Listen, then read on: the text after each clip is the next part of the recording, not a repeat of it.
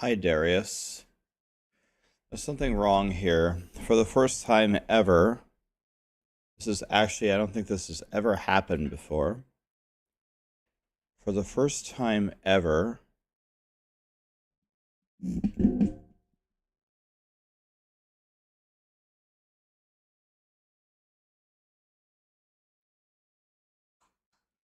my YouTube is working, but my Twitch isn't.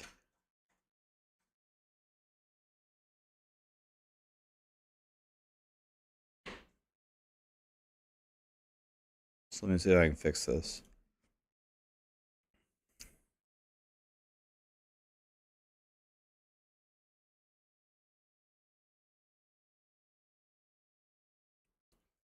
That's the way to make an entrance, Mr. Honors Seeker. Thank you, my dude.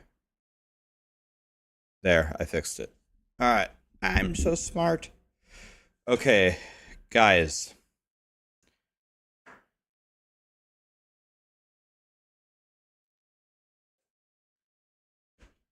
I have a dilemma.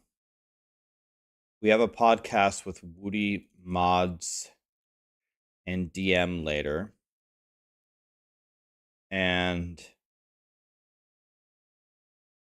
every time I do this, people say that the audio is delayed, but I don't know how to not delay the audio. Because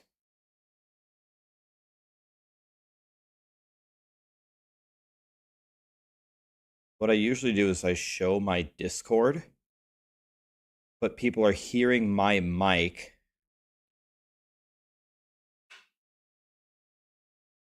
And then, yeah, I don't exactly know how to show everything in real time.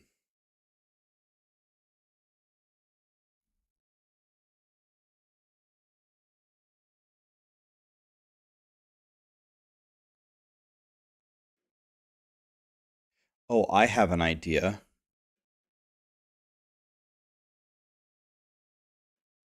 Okay, I think I have an idea. I think I have a great idea. Okay, I think I just solved it in my mind. I think I have a good idea.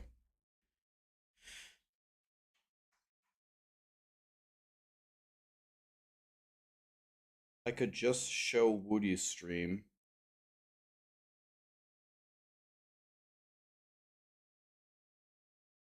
Maybe I do that. Yeah, that's a good idea too.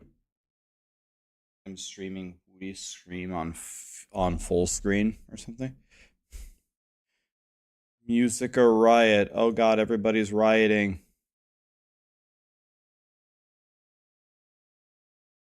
Oh yeah.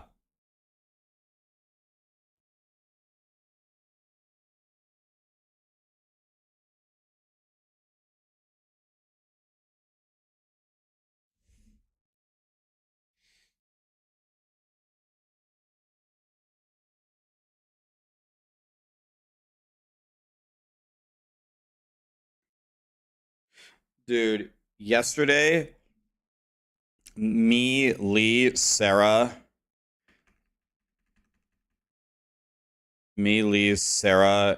and either Lee's friend Alex, who he's a good guy, he's a nice guy, so we like playing with him, but he's not as good as us at Fortnite.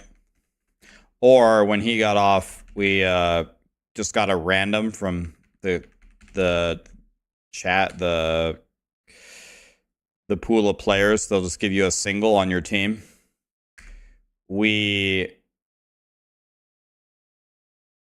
I've never won so many Fortnite games in a single night. We won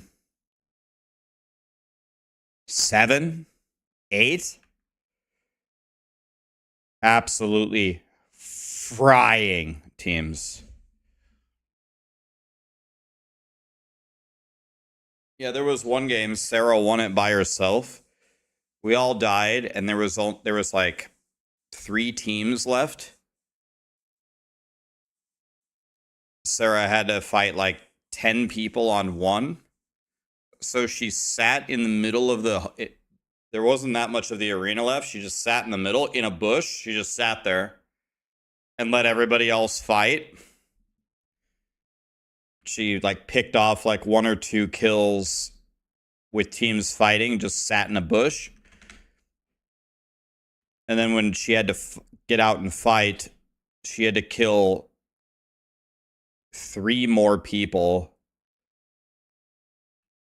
And she killed all 3 of them pretty cleanly. And so she just literally won the entire endgame by herself, sitting in a bush.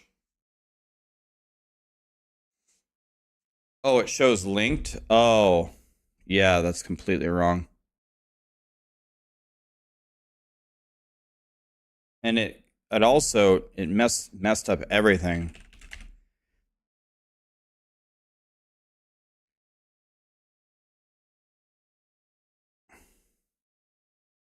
It messed up all my commands.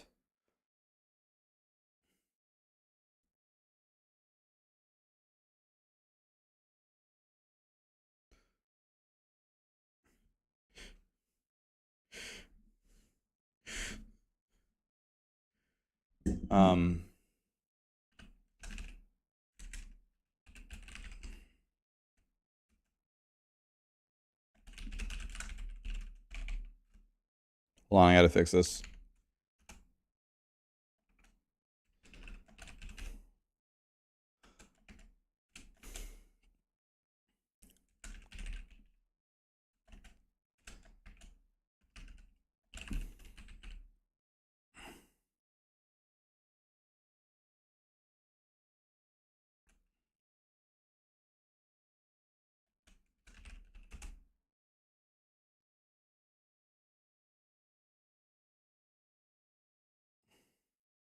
I think the podcast is in 2.5 hours.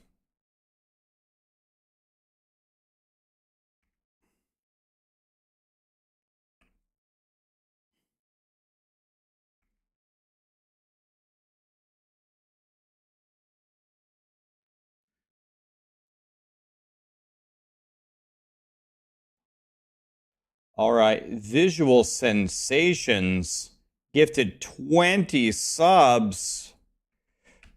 Visual, are you fisting me? 20 subs?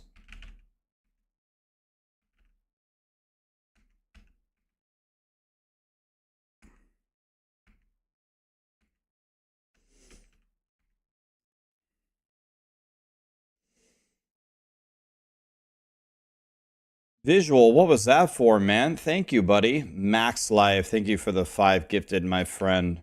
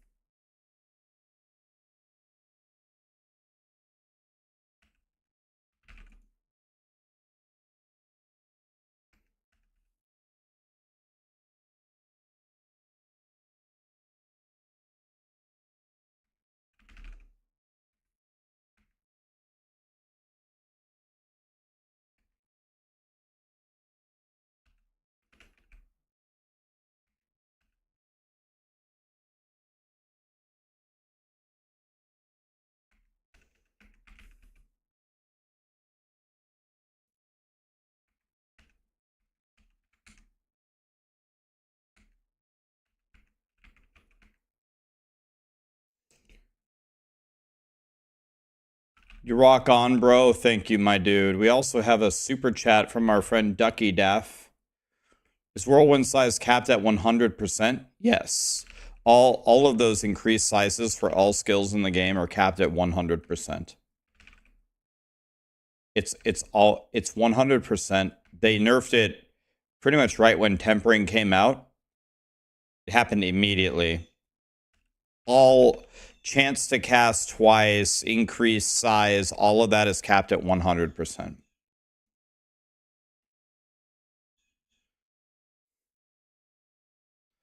Yeah, you're welcome, King of Nothing. You're welcome. Ducky Daff says, Rax, love you. What are the builds that you play? Pretty much I played 3 so far. Well, 4. I played Poison leveling up. Played Quill Volley in the endgame. I played Smash Ikarilli in the endgame. That's what I'm playing now. And I played Evade, obviously.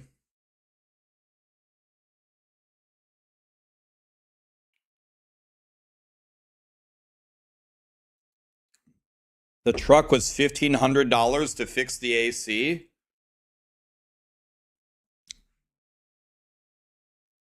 I wasn't gonna try Rake. I mean, is it good?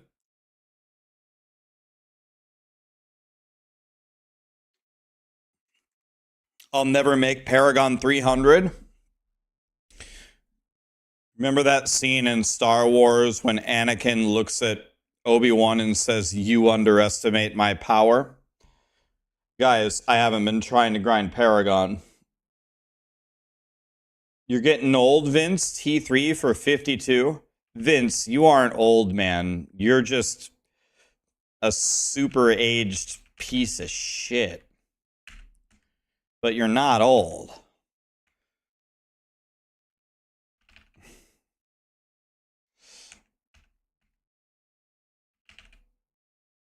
Just kidding. Toe Cutter V Soup. Thank you so much for the subs, guys.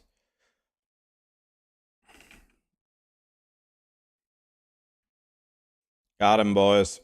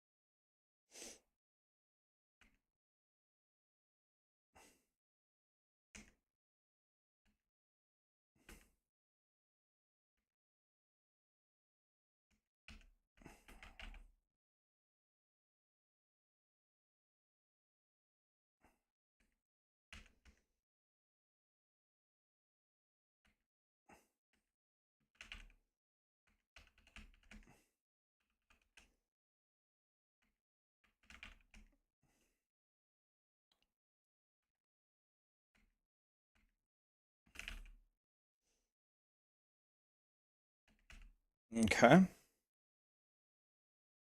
Thanks for all your videos and breakdowns. I gotta be honest, guys. Your guys' comments on my Halloween video were making me laugh so hard.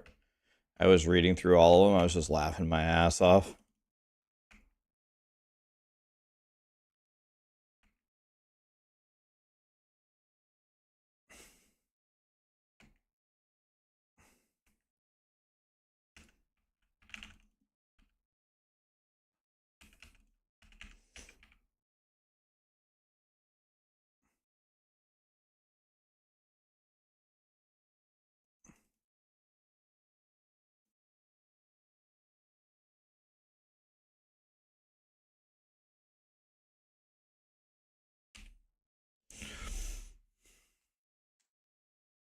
Dinner just arrived. What's for dinner?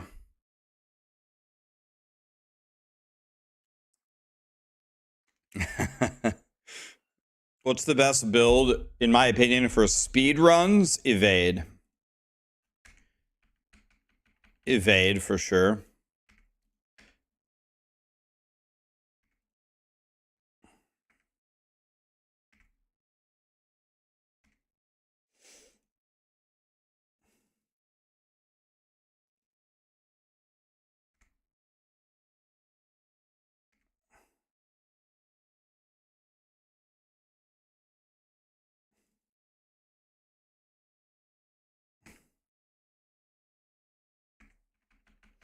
Rest in peace, Eddie Van Halen.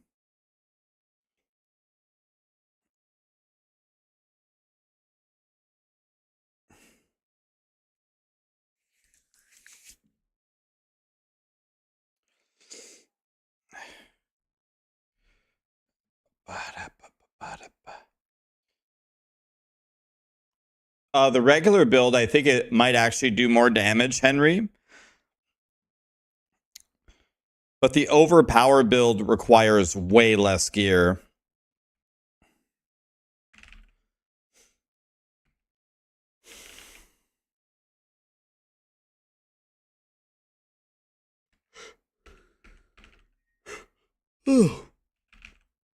Guys, last night I got more sleep than I've gotten in a very, very long time.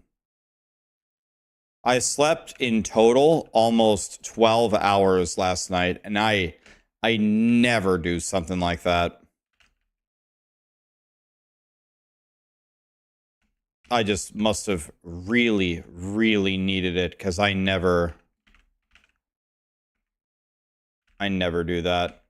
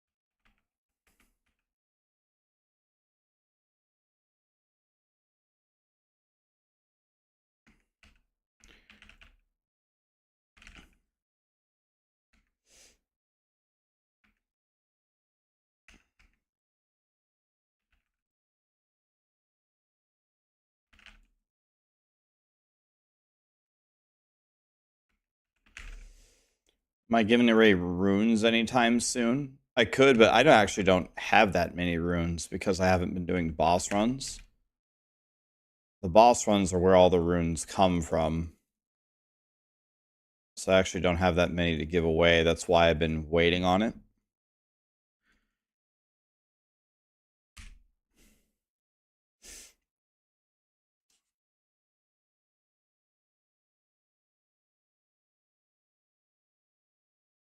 You're sick, Alloy? What do you have? Hope you feel better, man.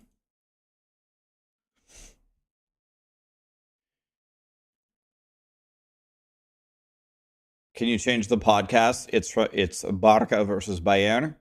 You want to know what, Icarus? I'll post it on YouTube. You can just watch it there. Watch the whole thing whenever you want.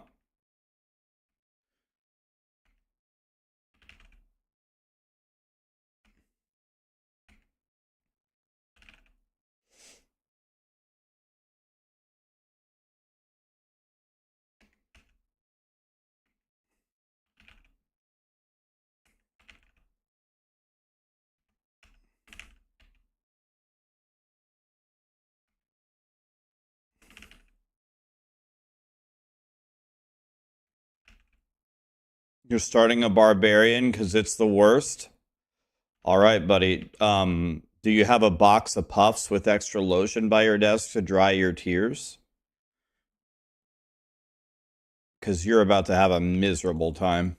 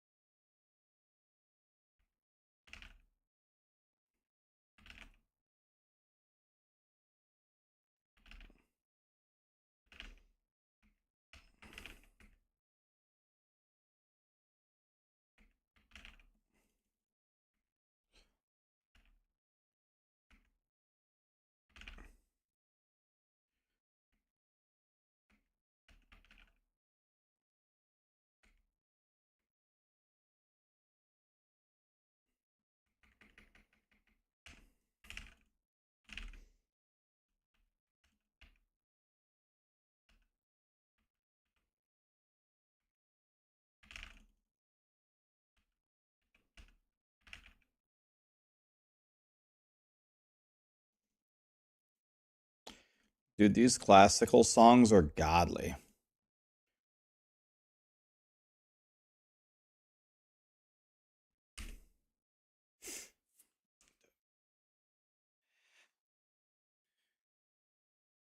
Ducky Daff also gifted 5 subs.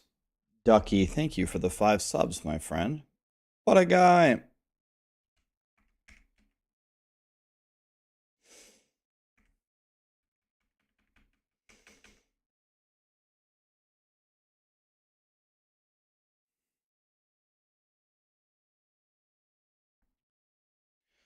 You have been blasting since launch and you're not Paragon 300 yet? How is that possible?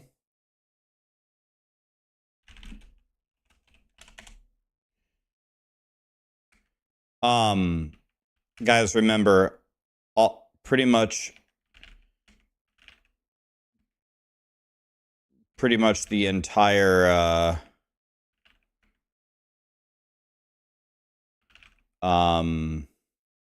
season I've been playing and helping you guys. So I've spent most of the season doing boss runs to get gear to give away. Boss runs give 0 XP. And then I sit in town and I hand out the gear, which gives 0 XP. And then I there were a couple of days there where we just nonstop ran the raid until we found out the raid was worthless. And then that gives essentially 0 XP. So the whole time I've been doing stuff that just gives 0 XP. That's why I'm 277. Now, granted, the grind to 300 is brutal. It's absolutely brutal. So it's not easy to get it, but I would have been 300 a long time ago if I had just farmed XP.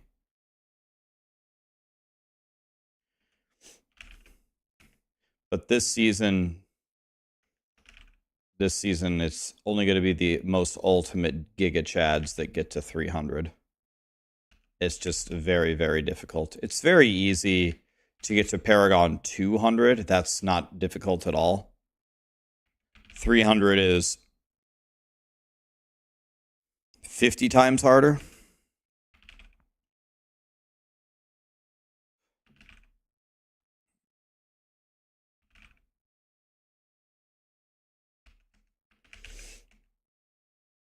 Yeah. So, I mean, not to make excuses, but that's honestly why I'm not 300 yet. It's because I do all the stuff that I've done the entire season doesn't give me any XP. That's fine. I don't care. I'll hit 300 easily. Not a big deal.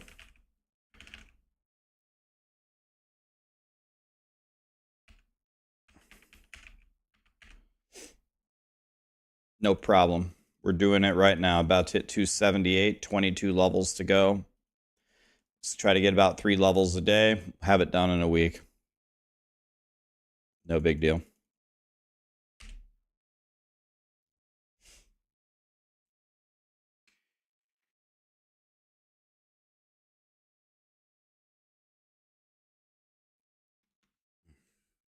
Is that the actual figure? Skizix? Is 200 only 3% of the way to... Is 200 only 3% of the way to 300?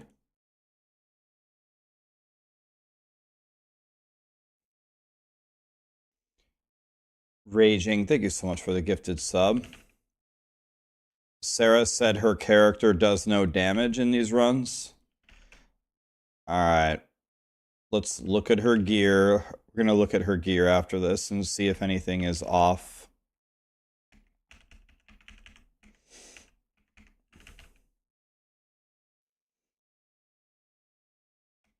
It is true. The total XP is 24 billion, 24.7.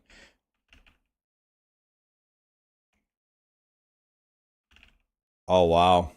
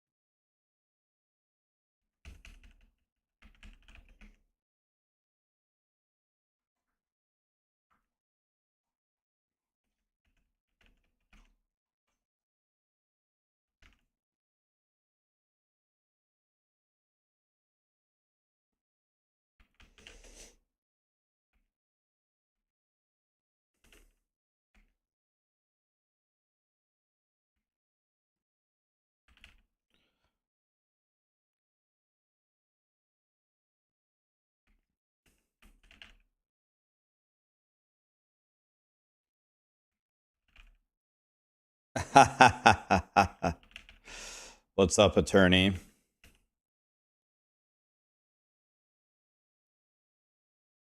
We're gonna be... Me, my brother, and Sarah have been playing Fortnite a lot. We'll probably play tonight if... I don't know if you're gonna be on. You can join us as our fourth if you want.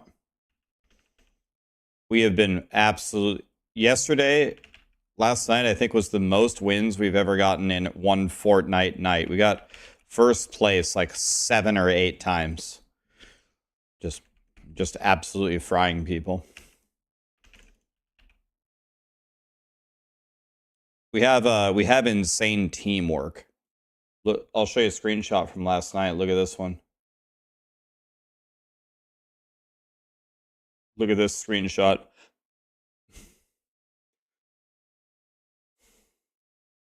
These are my stats from one of the games. I killed 4 people, and I assisted my team in killing 18 people. By the way, you want to hear a funny stat? There were 22 we had 22 team kills in this win.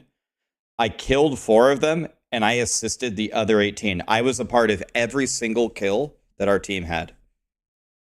All 22 kills, I at least shot 1 bullet into everybody.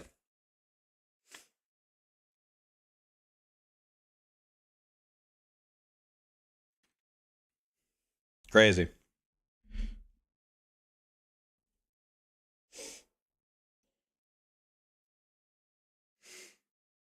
If someone calls someone out and they're fighting, by God, I'm going to go help.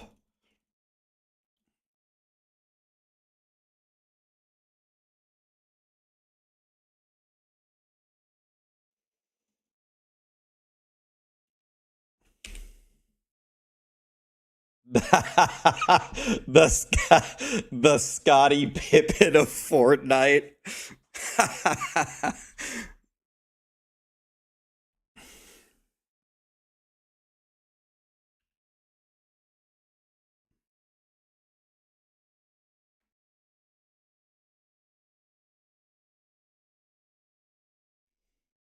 Sarah, I can tell you the problem. Almost all of your damage comes from resolve stacks. You don't have any masterworking. You don't have any masterworking into resolve stacks on your chest or on your pants. This is the problem. And this temper needs to be 2, not 1.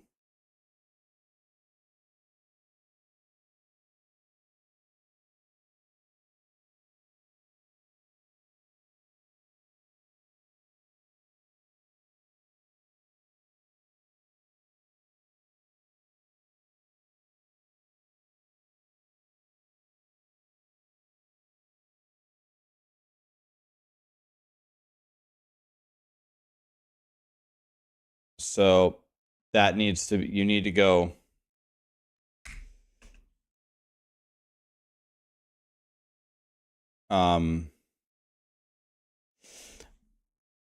even a single masterwork into it can double your resolve stacks. She's playing evade, cheesy. She's playing evade.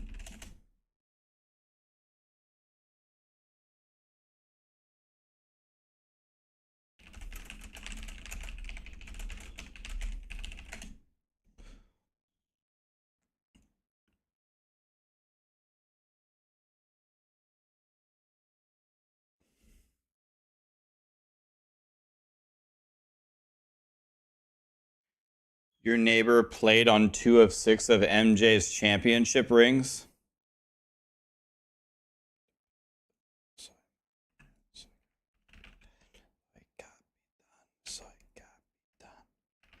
Hi, Fat Matt. What's up, buddy?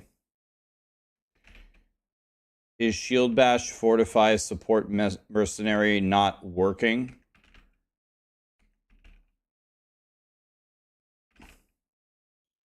But not when he's only support? You mean on the reinforcement? Reinforcements work differently than the main mercenary. Reinforcements only get one skill, and it activates only under a certain condition as you set it. The main mercenary is way stronger than the support mercenary. They get way weaker. Are the new drops free? The new drops are free. All you do is watch. You need to have your Twitch connected to your BattleNet or whatever, but the drops are free. All you have to do is watch my stream.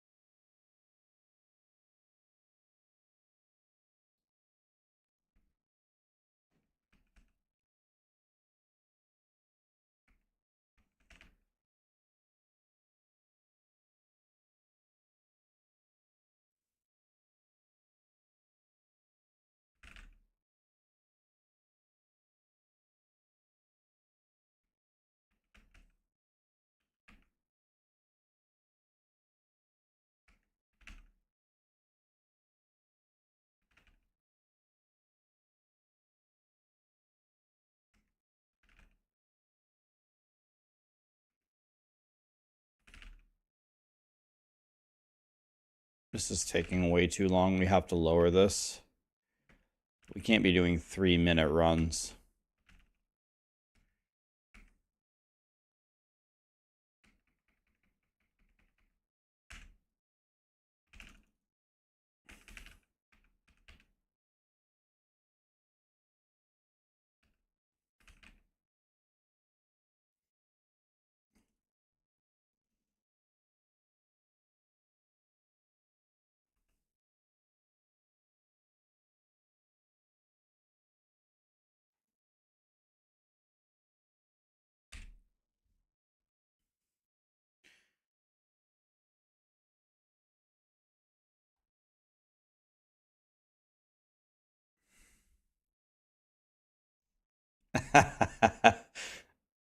It's not from anything. City Below the Sea, as far as I know, it's not from anything. It's just a really stupid thing that I say. All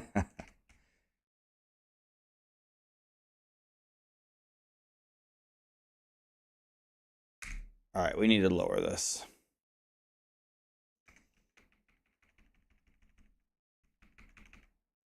We need to get these done in at the most 3 minutes.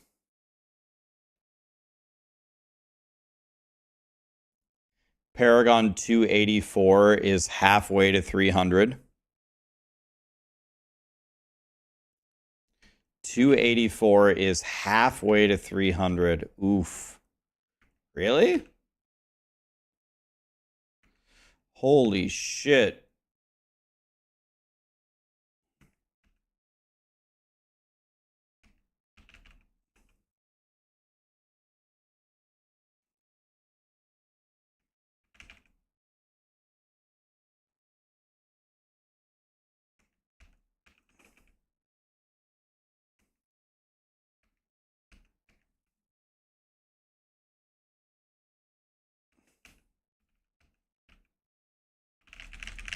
Attack, attack.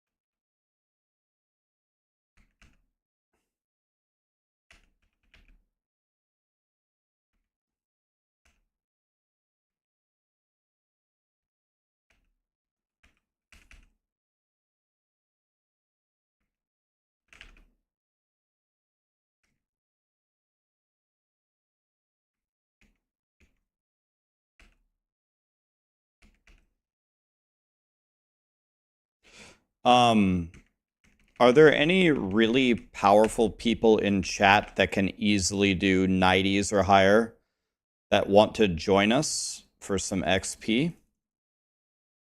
Post your account name. Preferably someone who hasn't had a chance to play with me before. Oh, somebody is already there. Okay. I like that. Son of Bobbin. I see this guy in my chat literally every day. Gotta invite him. Sent your friend request. Let's get a new elixir going and a new opal.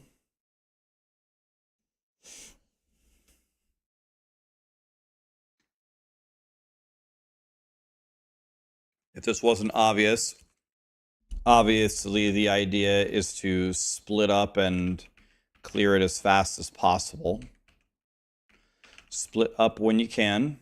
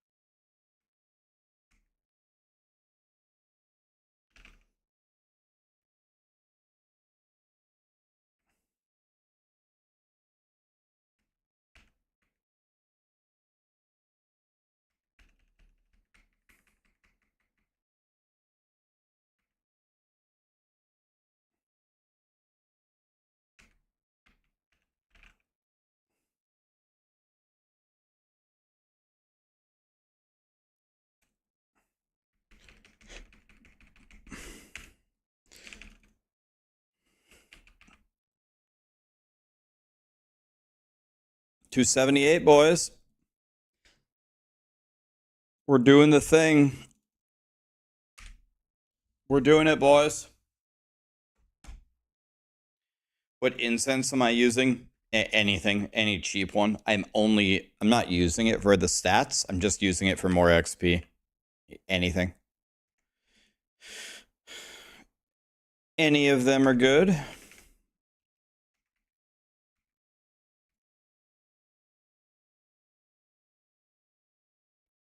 Use anything for it to be cheap. Termor, Leo, Zartuna. Thanks so much for the primes. Oh, there's the good one. Okay, kill everything on floor 1 and we win. Here's the godly map. We can one floor this if we kill all the monsters.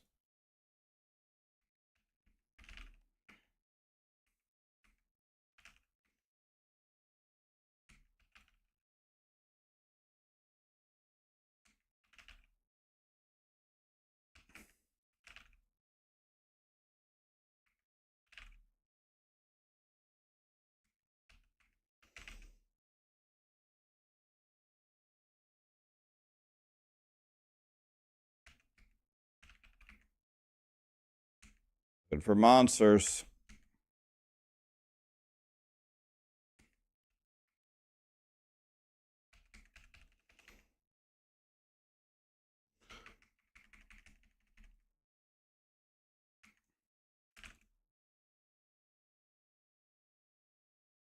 That was a beautiful run.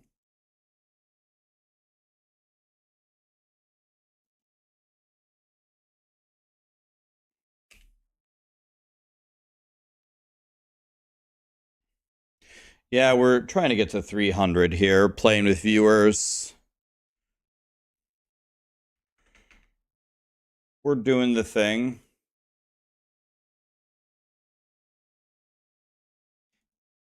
Someone informed me today that Paragon 200 is 3%, 3 of the way to 300. So you have 97% of the way to go after 200. I've heard that halfway is 284. 284 is halfway to 300.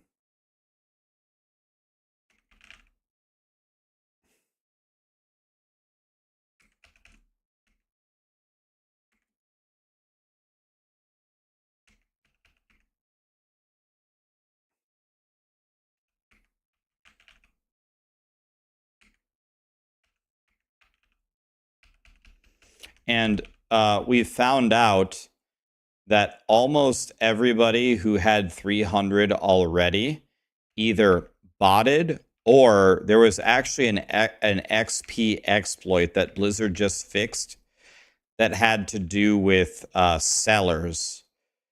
People were doing sellers or something while they were doing pits, which gave you extra XP or something. Blizzard just fixed it, whatever it was, something like that. And people abused that bug to get to 300 very quickly. And now it's gone.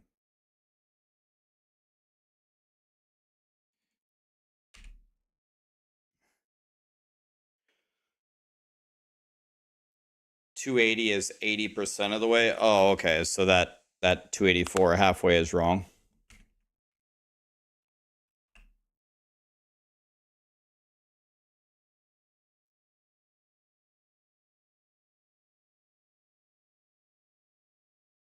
Yo, these pants are great.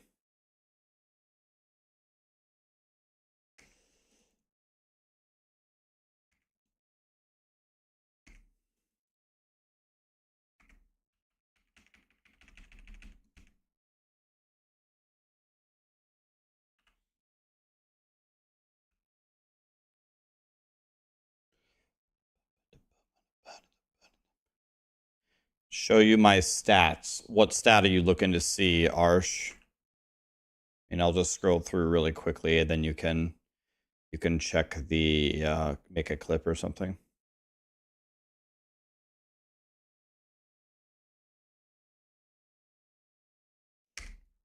There you go. Which Paragon is halfway? Does anybody have the new Paragon table? What Paragon level is halfway done?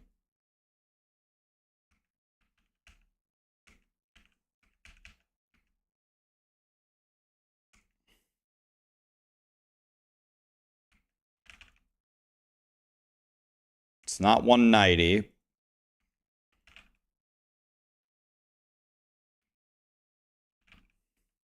It's not 150. People are just making up numbers.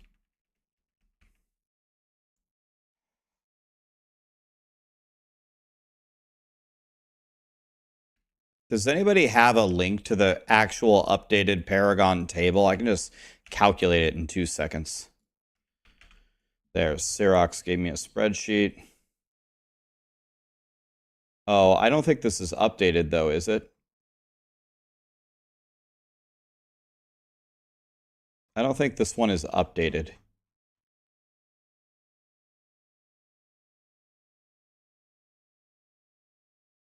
People are just linking Rob's thing.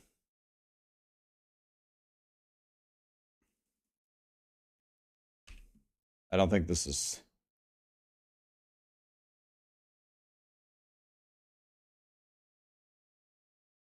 Yeah, I don't think this is correct.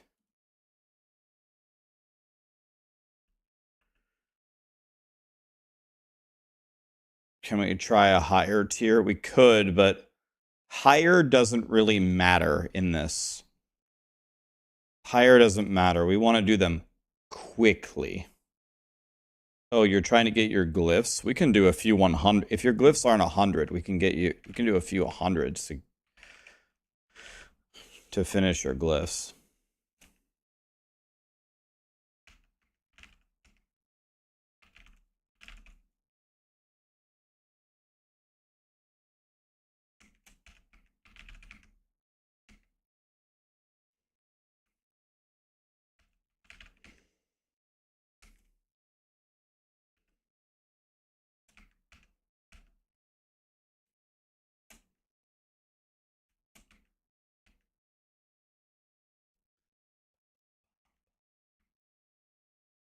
If you're ever behind like this, just come forward and kill all the things that are left over. See all these little stragglers? Just kill them. Because you probably aren't going to catch up to the other team, so just contribute what you can if you're ever behind. See a little straggler hanging out in the back? See this little room right here that we missed? Just clear that. At least you're still helping. Oh.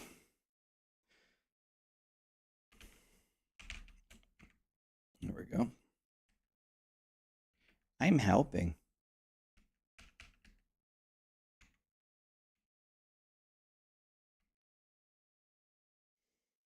How much XP does it take me to level up? 422 at 278. 422 at 278.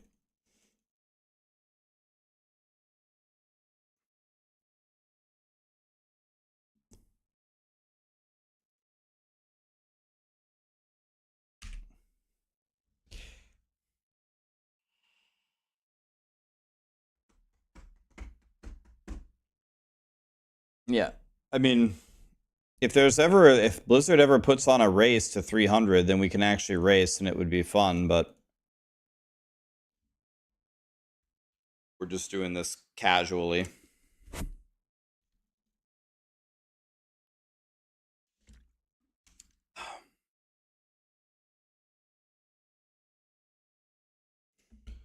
Okay, so maybe Rob he probably updated it then, so then it is correct. Okay.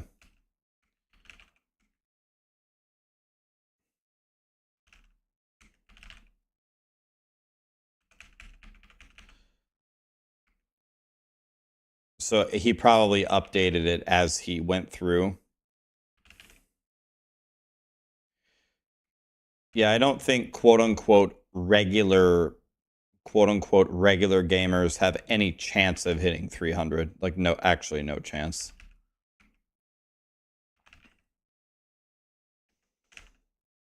300 is a mega commitment.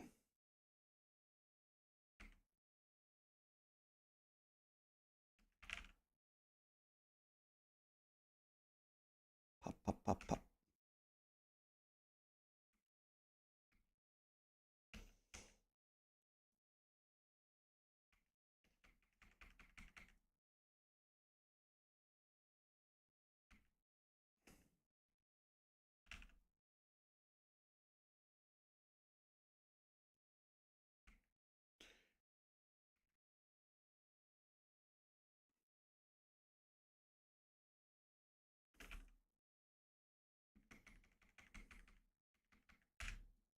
Let me know when your glyphs are 100, and then we can lower it again.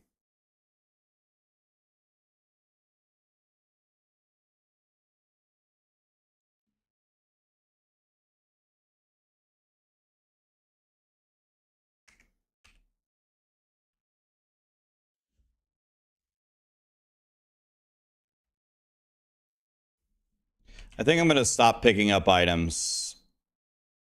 I'm going to stop picking up items because I only care if they're ancestral. So I'm going to stop picking them up if they aren't ancestral. I just don't care anymore. It's just a huge waste of time. We can lower it. Okay. Let's go back down to 95s then.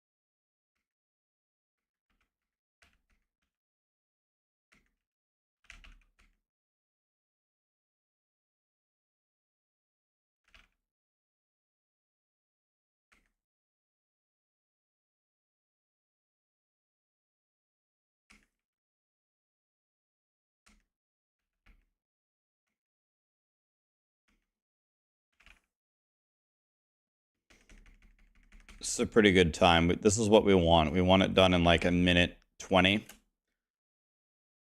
I'm only picking up greater affixes anymore. I don't care anymore. Take that, and that's good enough.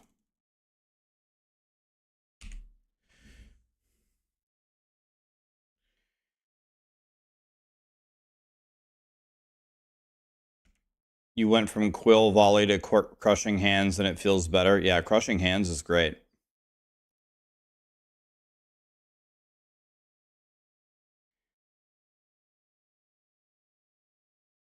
Ghost Runner is here and he gifted 3 subs. Thank you, Ghost Runner. What was that for? I guess why do I even ask at this point? He's done it so many times.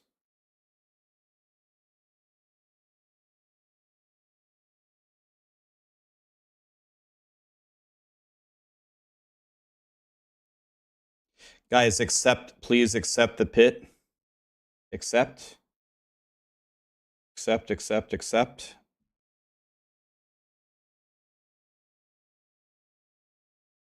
Oh, Sarah dropped out. Did she crash or something?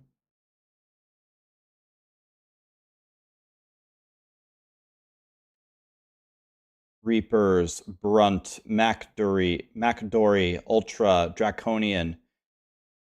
Thank you so much for the subs, guys.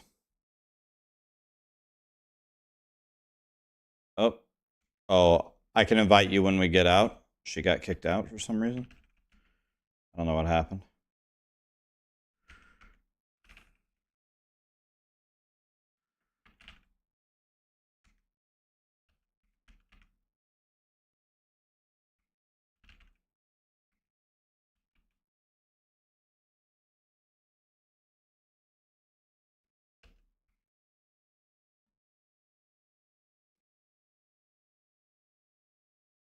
You played all the builds. You played Quill Volley, you played Crushing Hand, you played Touch of Death, and you made Rake. And your conclusion was the best build was Evade.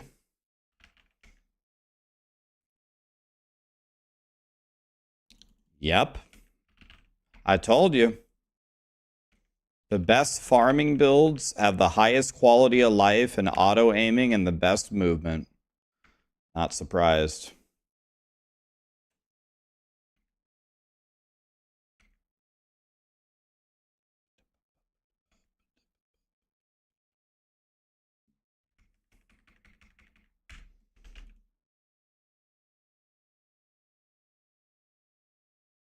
Wait, I said I'm not picking this stuff up anymore. I forgot.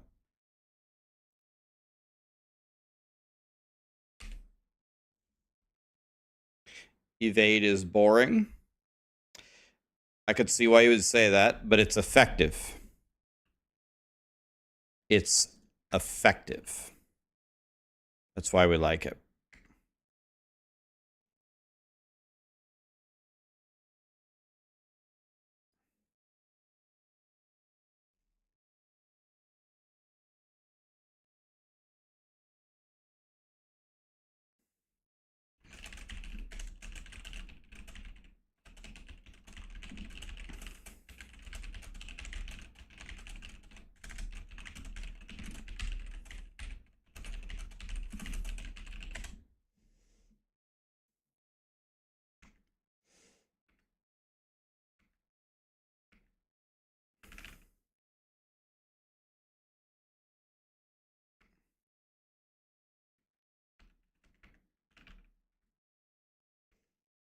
Guys, in an hour and a half, we're going to have our first Diablo 4 expansion podcast. It's going to be me, Woody, DM, mods, talking about I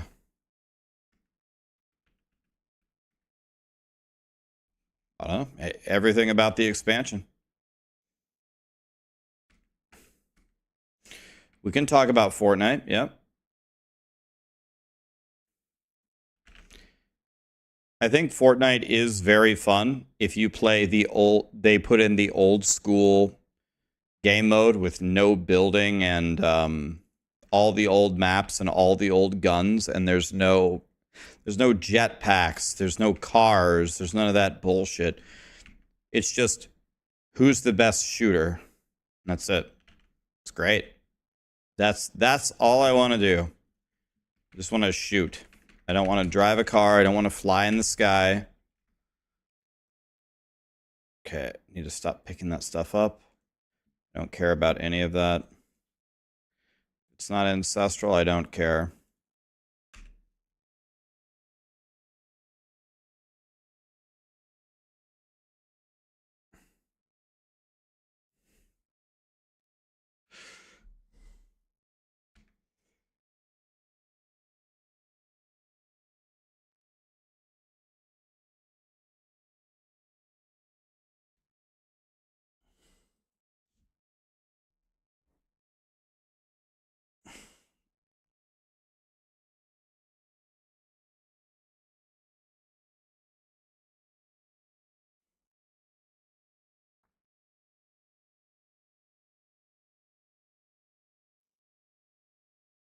Callie, how did you become such a cute little doggy?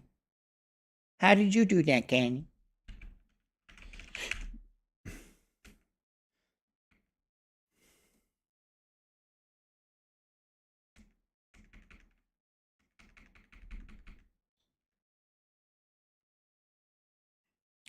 Guys, tomorrow. Well, actually, tomorrow I should have a fairly normal stream. On Friday, I will probably have a very, very weird stream. Weird hours. I have no idea when I will start. I have no idea when I will end. I have too many errands to run. I have so many things that I have to do lately. Just gonna mess around with my timing in the next 2 days. The next 2 days should be hopefully some of the only 2 days that are impacted.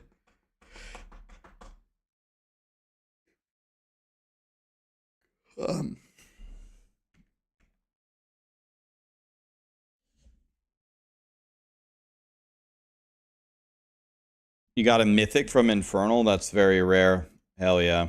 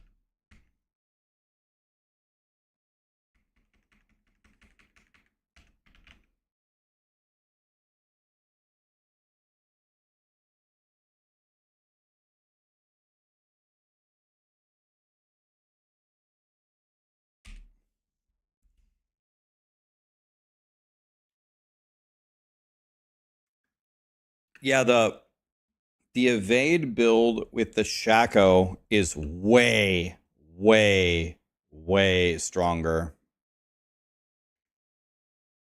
Way stronger. Like incomparable to the other version. It's 100x the damage. Like multiple zeros added to your damage. Do you guys want to switch it up and do a couple of Infernal hordes because Sarah needs masterworking mats? The new COD. Have any of you guys played the new Call of Duty game? Is it out yet? I haven't heard anybody talk about it. Is it actually good or is it... I guess if it was good, I would have heard everybody talking about it. Oh, it comes out on Friday? Oh. Oh.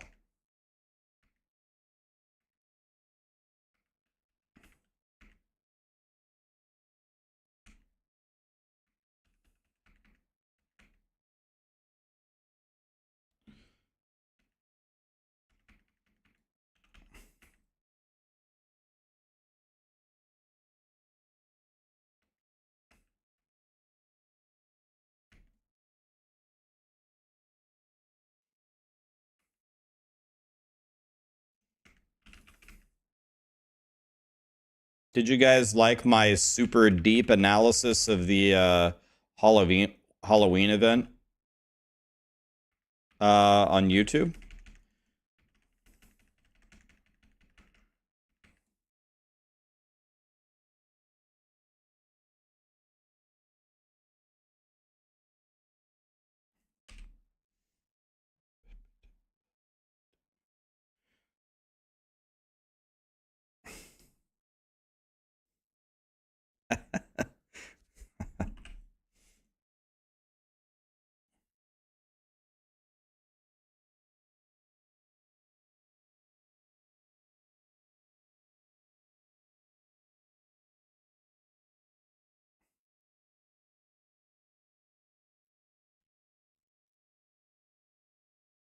Boom. Pretty good ring.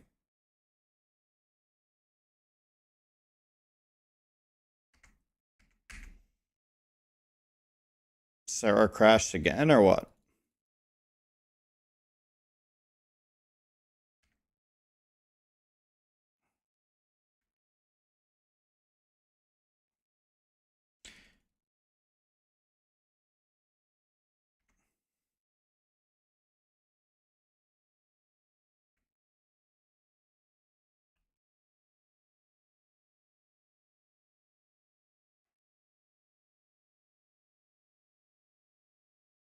I'm assuming this is a 10 wave one. I'm gonna go get my evade build. Let me go get my evade build for this.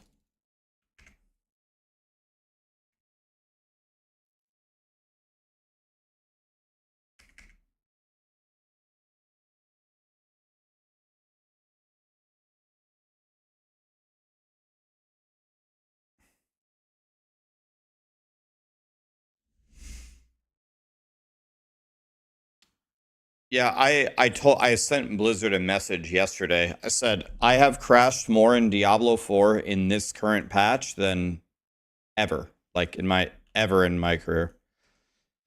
Can invite me? Invite me, invite me, invite me. Oh, okay. We're making a new party. We're making a new party, boys. Join me.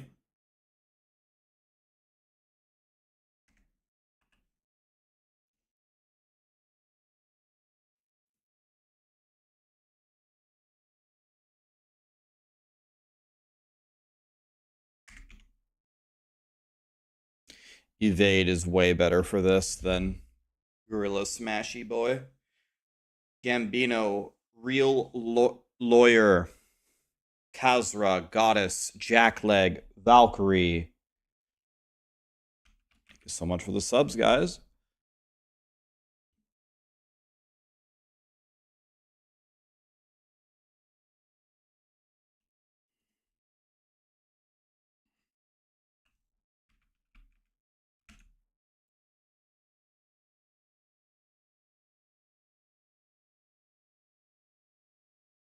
please show my evade gear and stats. I can show it to you, Wajita-matic, but it's exactly the same as the Maxroll Shaco version.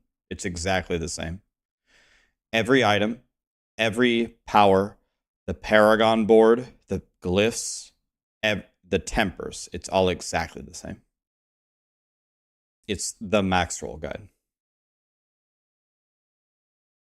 One shots everything in the game except for super high pits. I don't even have to press any of the buttons on my bar. I just evade.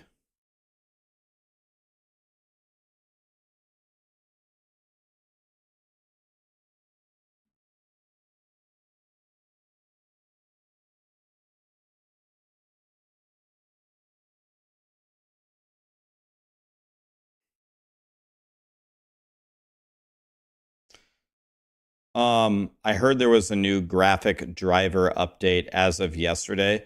You want to know what, honestly? I have had more graphical issues with my 4090 than I think I have with any other graphics card I've ever owned. Yes, it's like the most powerful graphics card I've ever had, but there's all these problems with like these newer games and constant driver updates and the ray tracing or the DLSS is busted. It's been disabled temporarily while we fix it. This or that. This is crashing. That is crashing. Oh, you don't have driver 3.71B68. So yeah, that fixes this issue, that issue. It's like, I don't know. I miss having a graphics card that's 2 or 3 models old that's been tested and has all the graphics drivers already done, and it's been very, very annoying.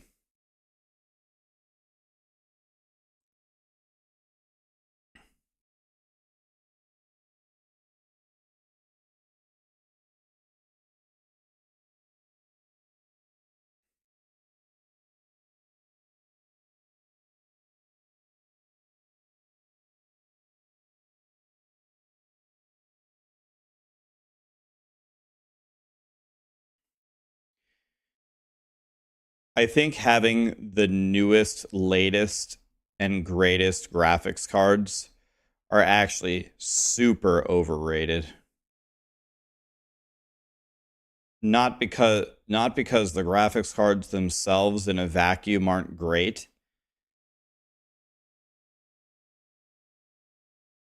It's because they just take so long to actually make them work with everything. Another thing is when you buy like a brand new graphics card, like when it's fresh out of the oven, it's like $2,000. If you wait like 1 year, the price is almost cut in half.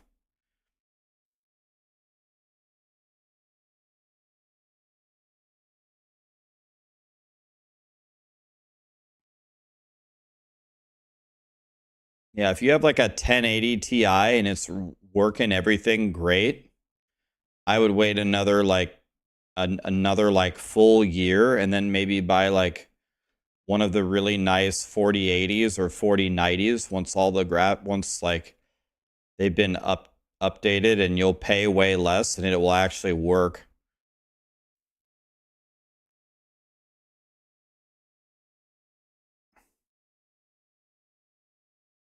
Wait.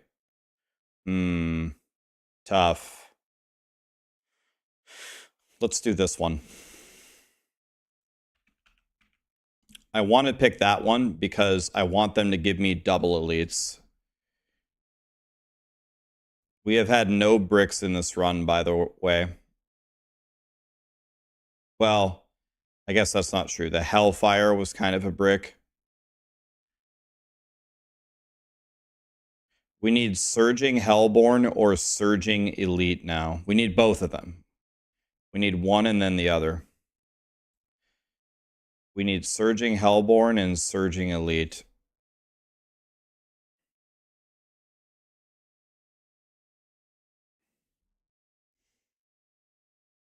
your 4090 is a beast. I mean, my 4090 is a beast. I have a 4090, but it's crashed and let me down more than any graphics card I've ever had. But I think I was one of the first people to have a 4090. That's probably why.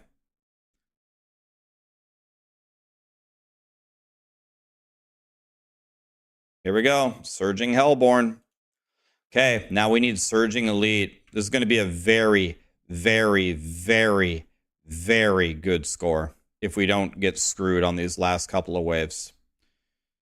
This score is going to be mucho el bigo goodo. For those of you who don't speak Spanish, that means very good. And don't even try to tell me it's muy bien. It's mucho el bigo goodo.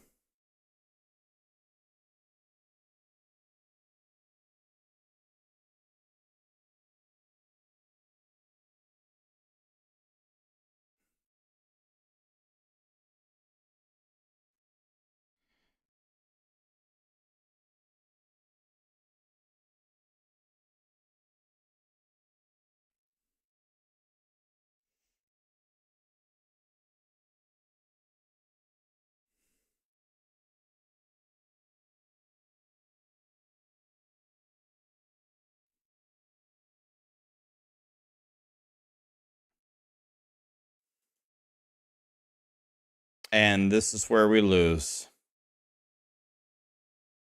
And we lose.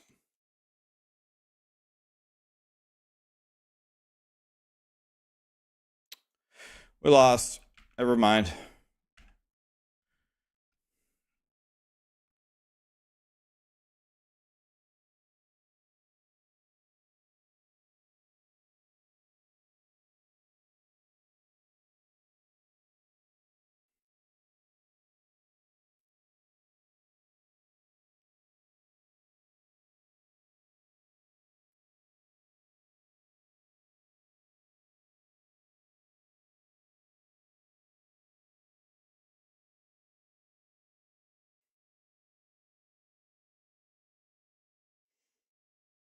We need Surging Elite or Surging Hellborn again, or +2 to Elites, or +1 to Hellborn.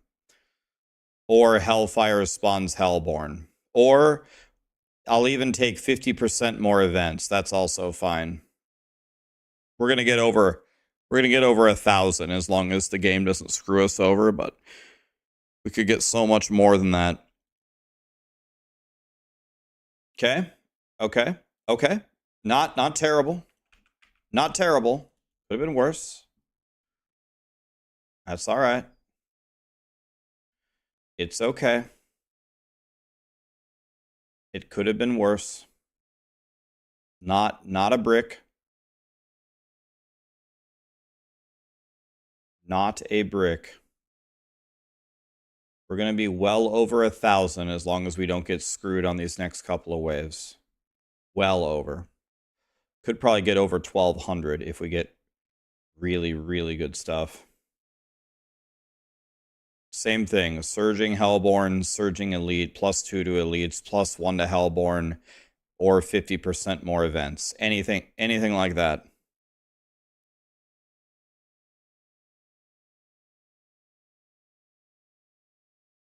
If we get Spires or the Council or the Butcher or any stupid crap like that, it's going to be a rip.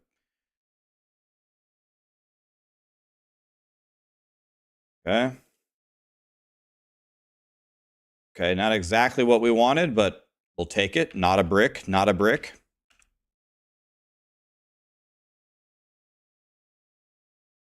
Pretty good, pretty good. Not the best solution, not the best option, but still pretty good.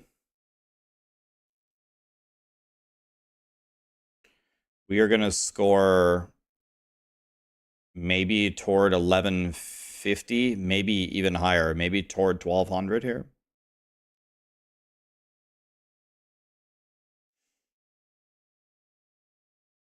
Especially if we hit something here. If we get Surging Elite, if we get Surging Hellborn, another buff to Hellborn, or 50% more events.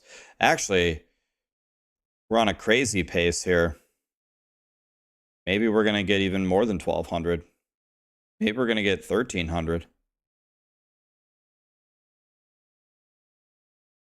Let's see.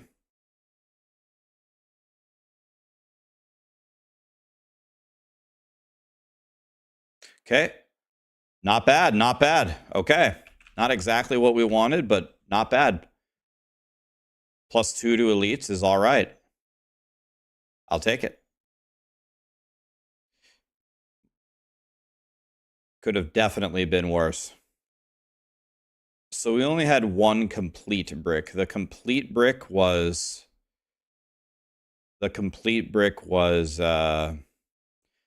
wave spawn a mass. Stupid as hell.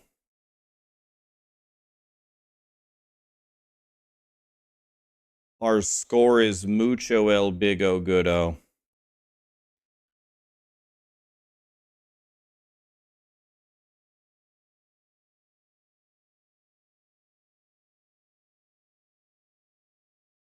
Wow. Look at that score, boys.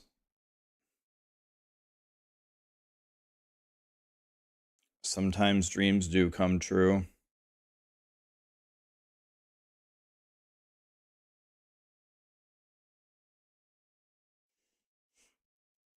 $13.75. Very, very, very good score. Could have been better, but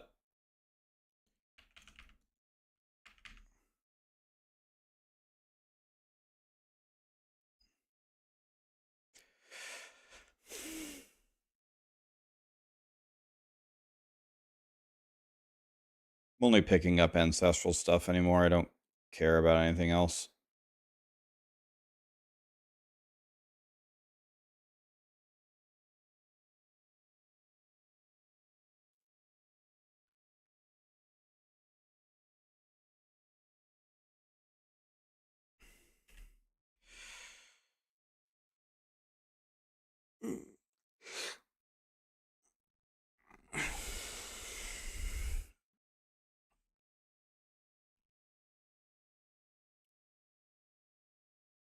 Oh, I got a Raxxanterax and a Yens. Cool, I can give those away.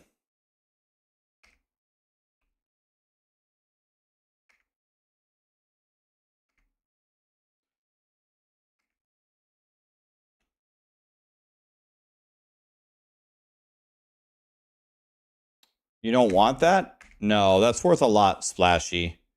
You need to sell that. That's worth a lot, man. I mean, I'll give it away or something. I can't take this good stuff from you, man. It's actually way better than even mine, but I can't take from people, I only give.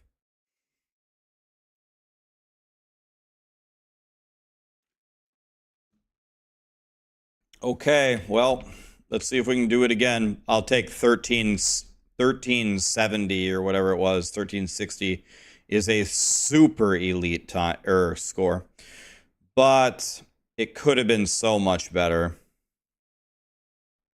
We had one brick and the order in which we got our buffs was incorrect. It's not what we wanted, so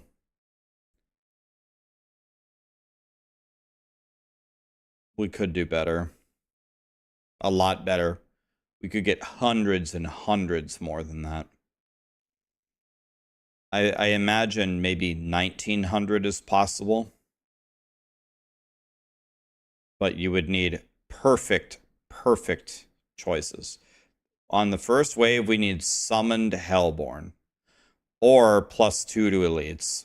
We need a godly start of some kind.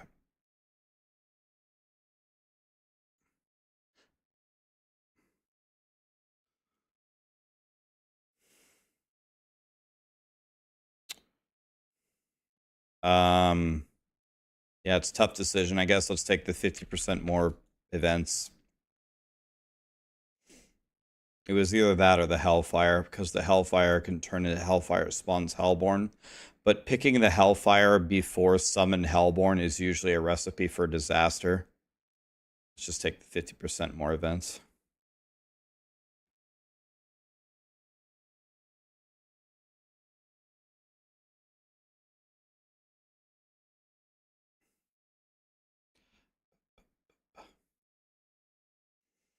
Yeah, the Hellfire is a good start, but it screws you as much as it helps you.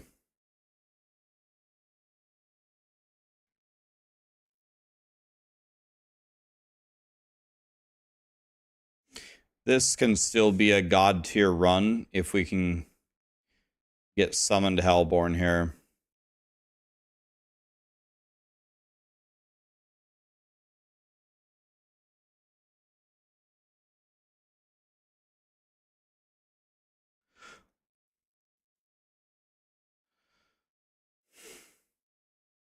Not good. Not good. We don't want... This is not what we wanted.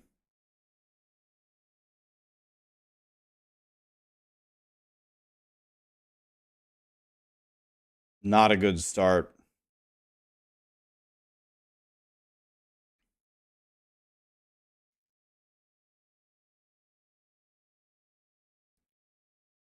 What is the Scorn of Earth with 2 GAs, Soars, Sword, deals damage on distance? What would the aspects sell for? I don't know the answer. It's Madara, but if you want me to give you a guess, I would say it's worth absolutely nothing. I don't think anybody plays that.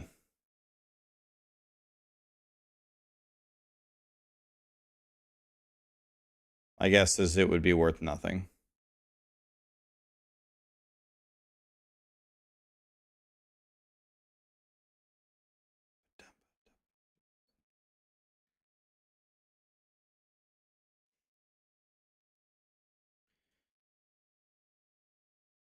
Okay, let's definitely go here for sure. For sure that. We're going to have to probably abandon the Hellborn this round and just go hopefully for doubled elites and buff the elites all the time. That is our path to 1,000 plus with this very rough start.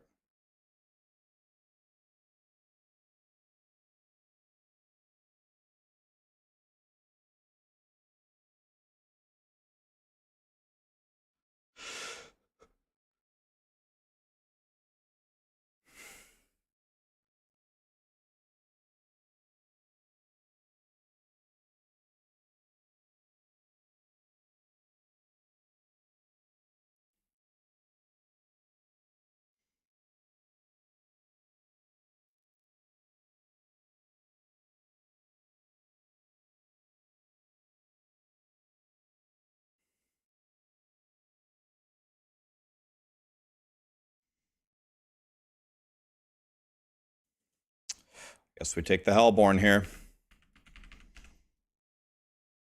Rough start, rough start. This is still salvageable. We could still get over 1,000. I'm just really gonna need some help from Blizzard here. We did not get what we wanted exactly. I can't actually say that we've had a brick yet, but this is definitely not the ideal order of operations for a start. I need Surging Hellborn and I need Surging Elite. Same problem as always.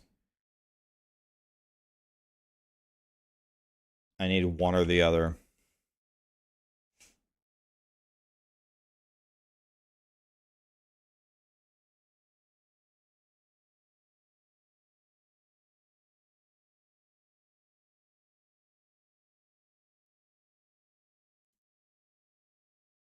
Okay. Okay. Okay. Good. Good. Wait. We're bringing it back. Wait.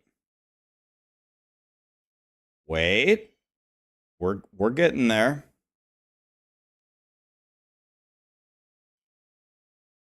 Okay. Okay. Wait. This is going to be a Mighty Ducks level comeback here.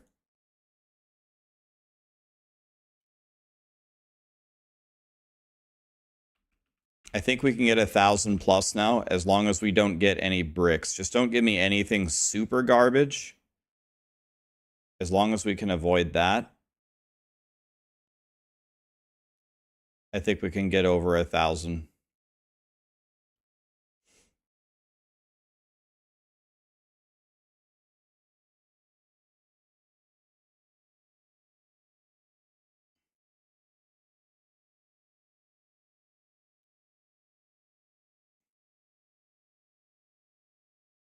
Excellent. Okay. We got it both back to back. Surging Hellborn, Surging Elite. Okay. Here it is. This is the run.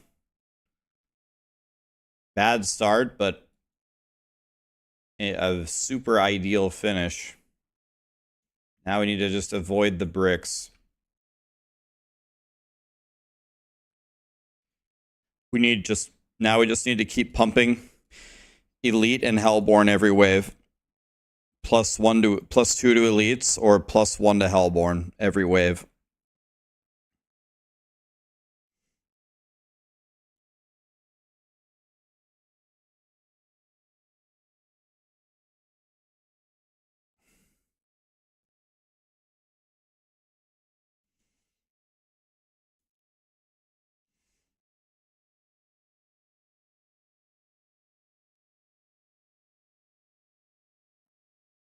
This is big good as long as we can keep pumping our Hellborn or our Elites.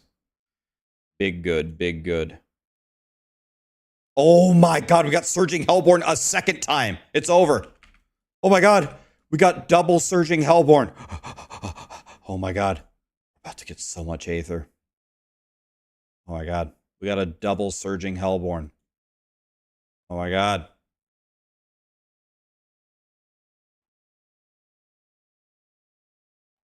Oh my god. This is it. He's beginning to believe.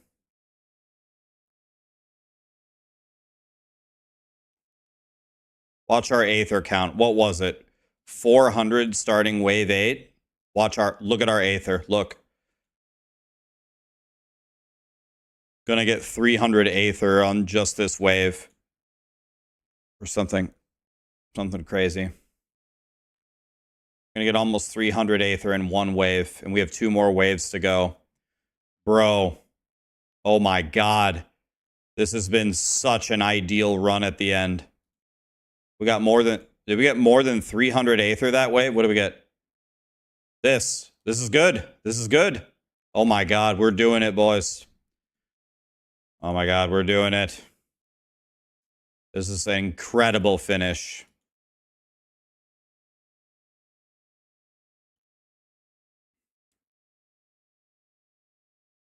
This is going to be incredible.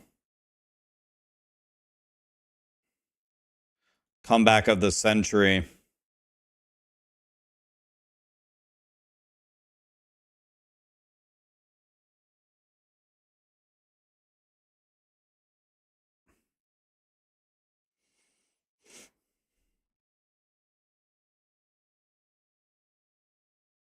I think there is a huge chance that we actually beat our previous score with this. Man, what a comeback.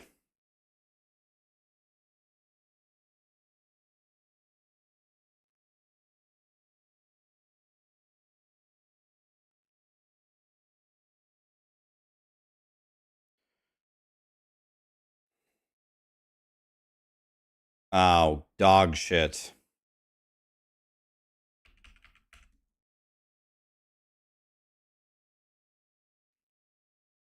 Okay.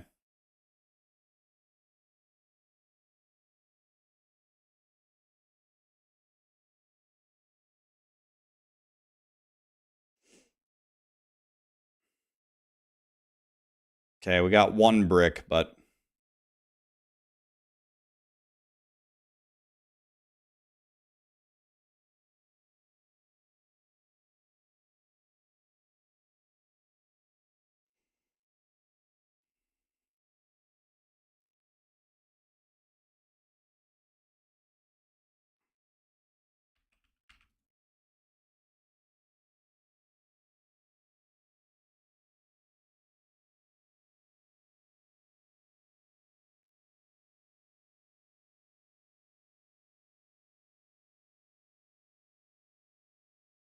Dude, we beat our old run.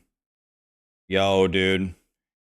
Yo, we just went our average of 2. We did 1360 into slightly above 1400. That's our two run average here was like 1380. That might be the highest 2-run average ever in the history of Diablo 4. 2-run average of 1380.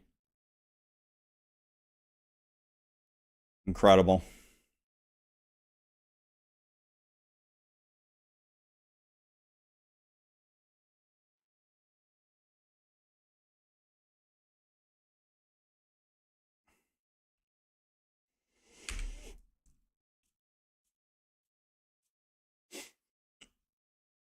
Ugh, wow. That was exciting. Lilith, Justice, Nick, thanks for the subs, guys.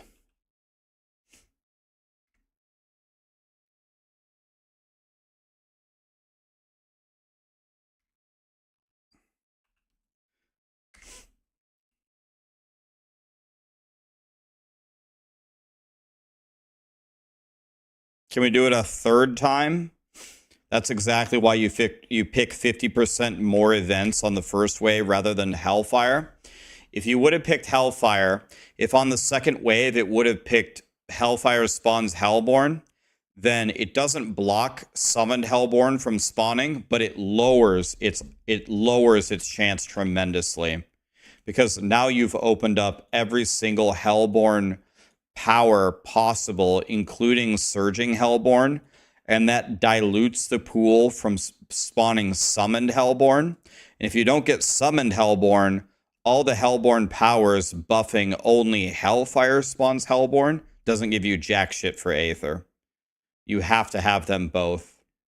So the smarter play is to do what we did. Take the 50% more events and then pray that you get summoned Hellborn and you go instead into double elites. That's how you really, really make the Aether. And that's exactly what happened. We would have done it in the opposite way. I bet we would have lost, on average, probably like 300-400 Aether from the final score. Hellfire is good, but it's only good on wave 2 after you get summoned Hellborn. That way that all the powers buff both of them. All right, here we have to go Hellfire. We have to go Hellfire and pray.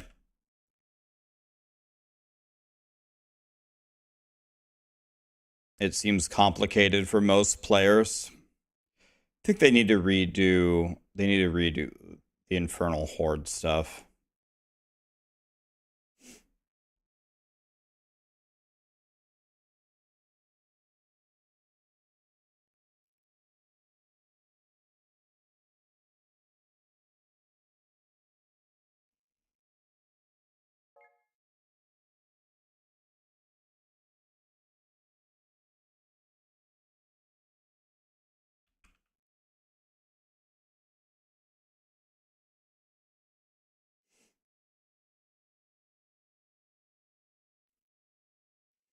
So what I'm trying to do here is I'm trying to avoid clicking Hellfire spawns Hellborn. I'm trying to avoid that.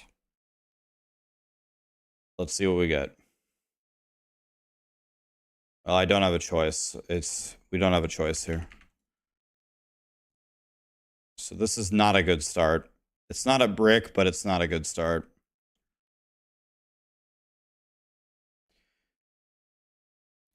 I need to click summoned Hellborn before Hellfire spawns Hellborn.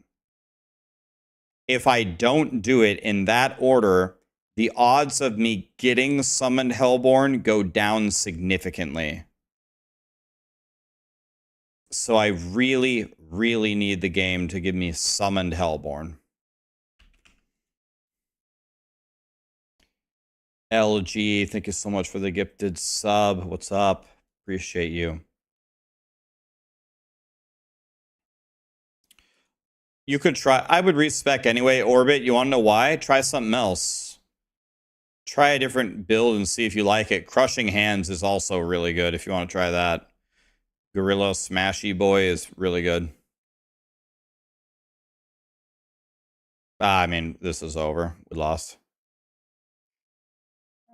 We lost. Yeah, I don't know. We lost. We could do a new key. I would just keep it. I say we just keep going, but this is dog shit. The way that these first 3 waves have gone, we lost. Like, our absolute best case scenario now is maybe like 1200. That's with perfect powers everywhere going forward. We won't get that, so it's probably more realistically drop down to already like 1000 as our ceiling or something. You got 1134. That's good. Yeah, we just did 1360 into 1400, 2 in a row. The best I've ever gotten is 1540, but you can get higher than that.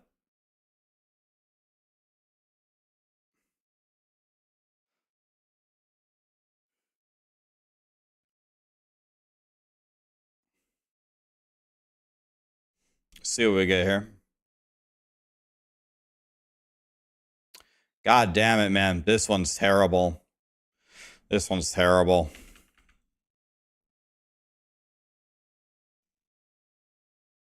We don't have anything that we want right now. We don't have a single power that we actually really need. We don't have Summoned Hellborn, and we don't have any buffs to elites. None. All we have is 100% more events. Not good. Really not good. Really bad.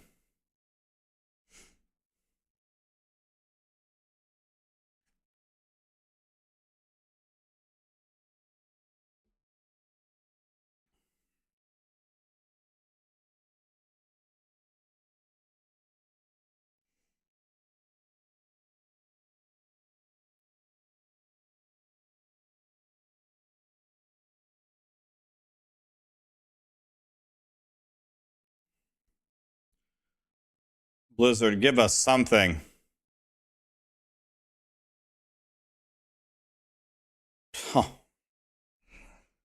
Oh, God.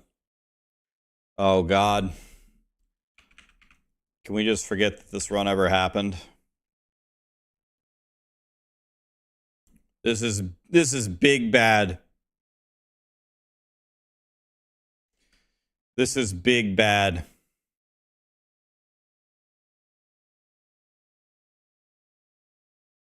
Yeah. Wait, if we do a 3-run average, do we get to vote out our worst run? Do we get to vote this one out? Guys, we're talking like 800 max territory now.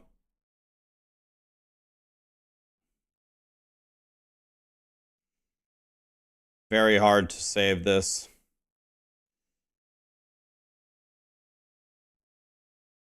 I guess Summoned Hellborn into Surging Hellborn into Surging Hellborn gets us to 800. Plus 2 elites into doubled elites into plus 2 elites gets us somewhere. Oh my god. Oh my god. This is actually the worst ever. I'm gonna take this to try to get double elites. Maybe this is a prerequisite to double elites. This is a complete brick. Okay, guys, we're in like 600 Aether territory right now. There's a new Diablo patch. What's that for?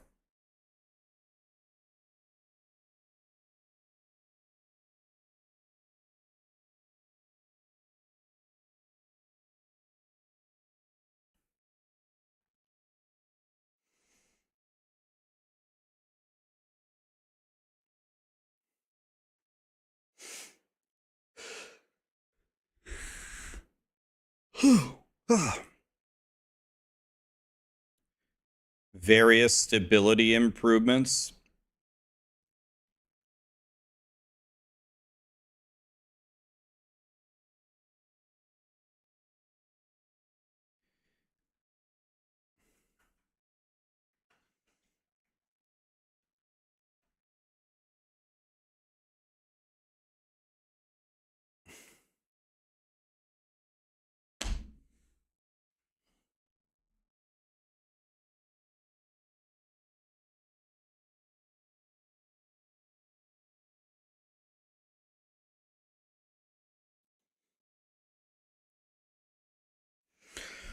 Oh my god, dude. Oh my god. This might be the worst run I've ever seen. We're on wave 8 and we have 270 Aether.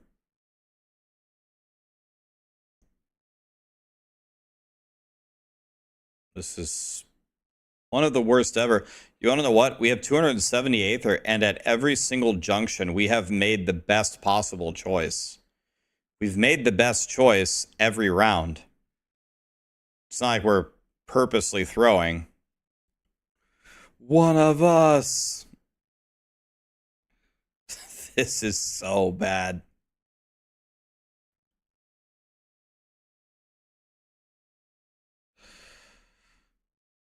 Wave 8, 270 Aether with a 4-player party. Sweet baby Jesus.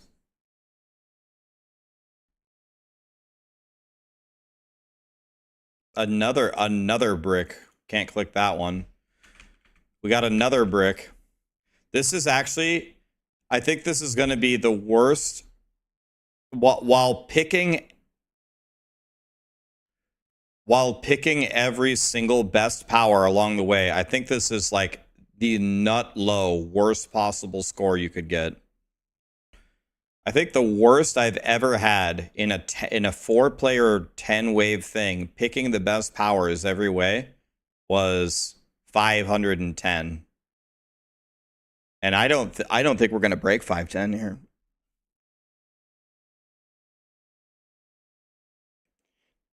Am I muted? I'm not muted. I better not be muted.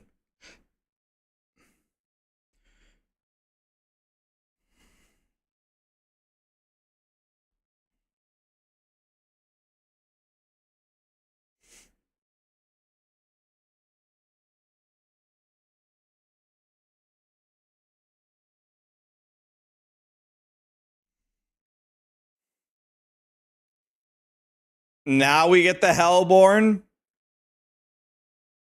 I don't know. Should I do? I don't know what's better, 25 Aether or the Hellborn for 1 wave. I actually don't know what's better.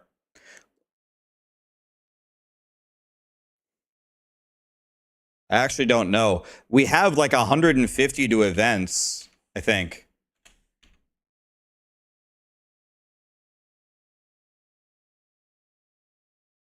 Yeah, we have 150% events. I think we have to go Hellborn here and pray that it's more than 25. We have 150% more events, so we got to pray that it just spawns us a lot of Hellborn.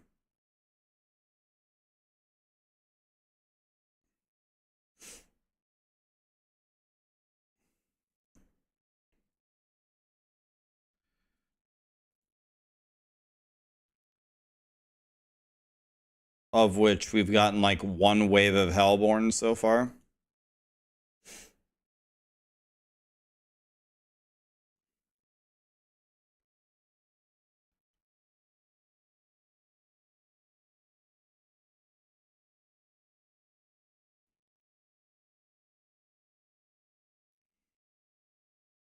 It's definitely going to be my worst score ever.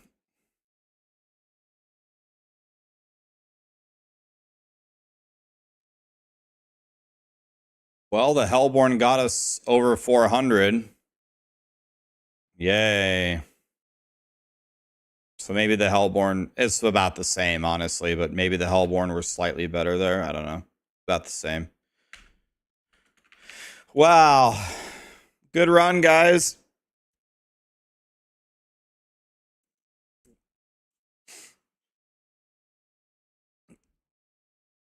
$450. Actually trying. 450, 4-player T4 Infernal Horde 10 wave. We got 450.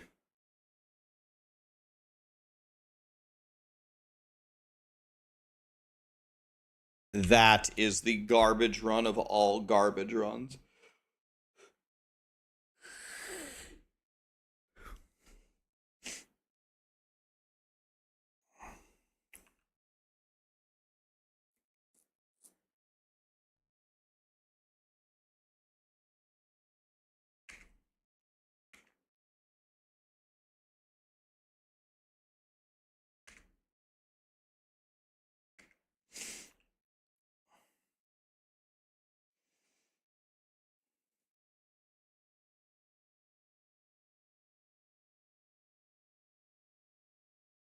I don't have any more 10s. Anybody have 10s?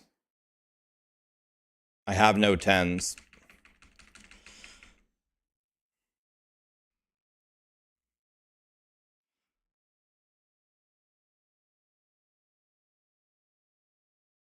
Any acceptors out there?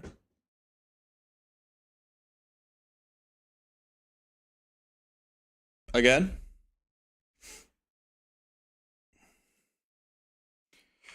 We need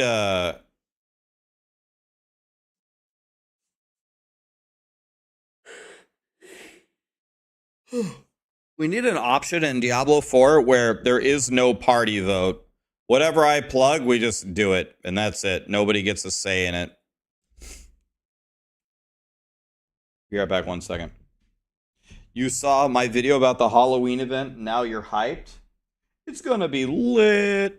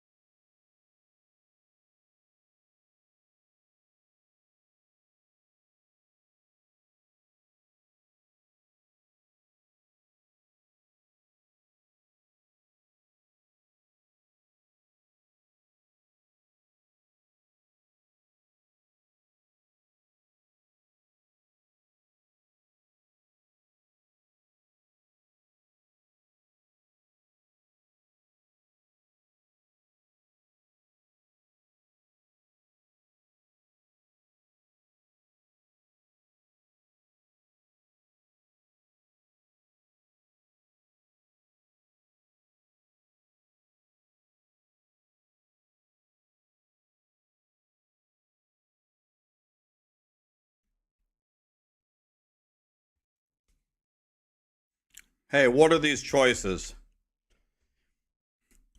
Who did this?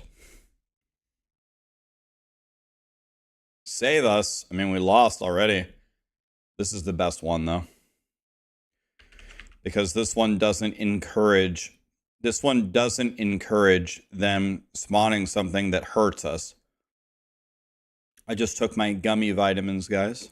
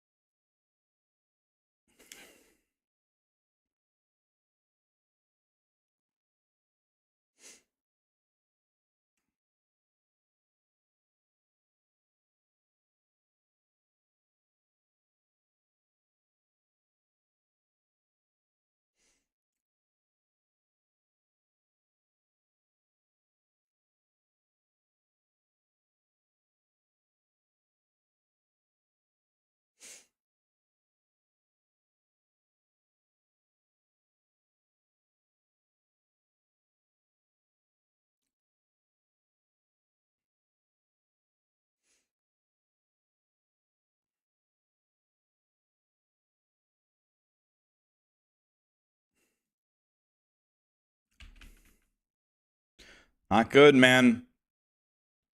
Not good. Noobish, Matron, K Jealous, what's up? Hayden, Mago, Nudie. Thanks for the subs and the primes, guys. I had the best music by far between me, Rob, and Woody. Suck it, Rob and Woody. Your music sucks. Thank you, man.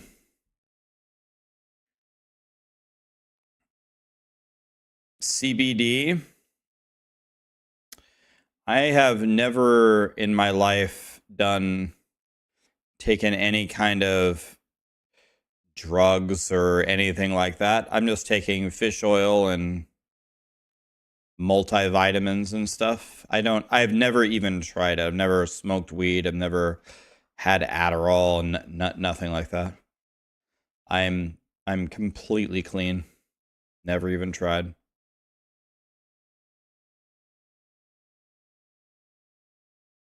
Well, we lost again. I guess we have to click Hellfire. This is going to be another terrible run. What's my playlist? It's my playlist. Exclamation playlist.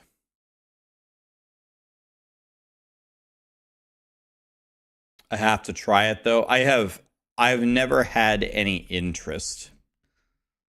I'm just not interested in it. I don't look down upon those who smoke weed or do whatever. I've never been interested in telling other people what to do or caring what they do as long as what they're doing is not harming others. Go ahead, man. I'm just not interested. Never been drunk in my life. Not really, and not interested in drinking either. I've had many alcoholic beverages before. I've never had a beer in my life. I've taken shots before.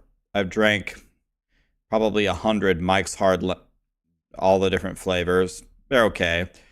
I like margaritas. I'll definitely have a margarita, but one margarita does nothing to me. I mean, all of this is the worst thing ever. Never been drunk. No interest.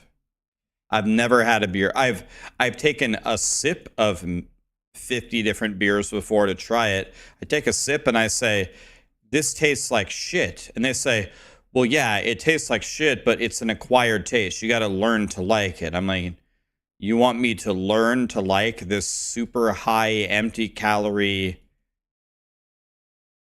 drink?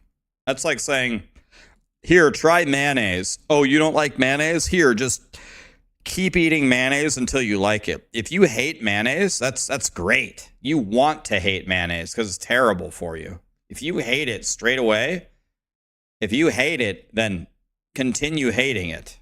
Don't learn to like it. You don't want to like beer. Beer is like on the empty calorie tier list. Beer is like the ultimate S tier empty calorie. Beer is exactly the thing that you want to hate. Mayo is the worst. Mayo is gross. If you feel that way, keep it that way. And don't ever order it.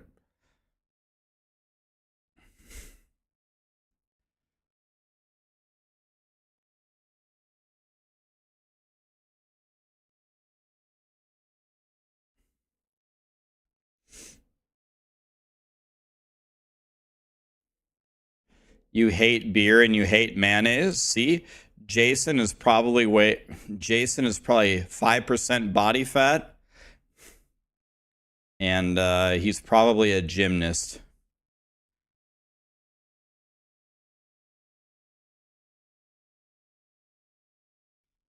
If a Mexican restaurant brings me out like a pretty big margarita in a glass, I usually won't even finish one. Drink 50% of it, and then I'll give it to one of my friends. They'll finish it. I'm just not a drinker at all.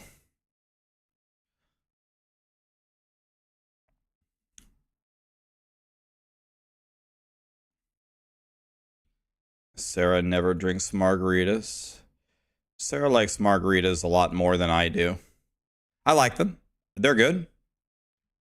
But I only want one. Actually, I really want like half of one.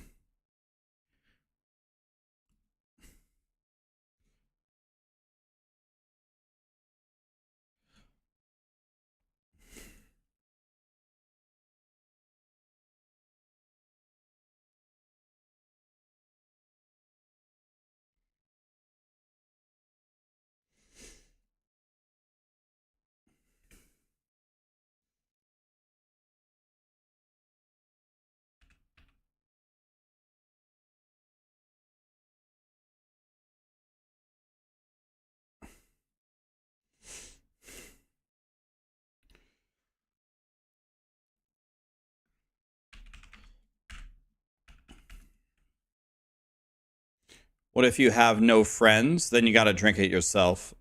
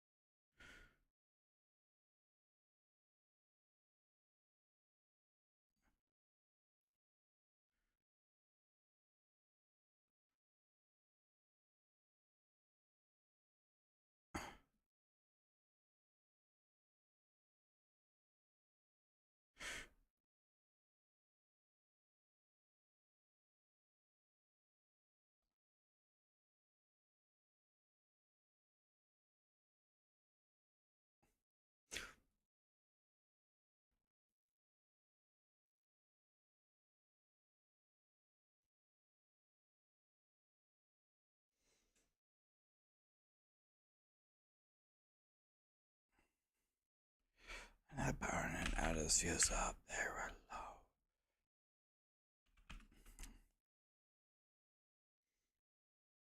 Ask them to move spires from the horde. They are atrocious. The reason why I haven't told them that is I think the infernal hordes need kind of a redo anyway, like completely. And who knows, maybe in the redos, spires could be godly. I have no idea. It needs a bigger rework than just removing spires.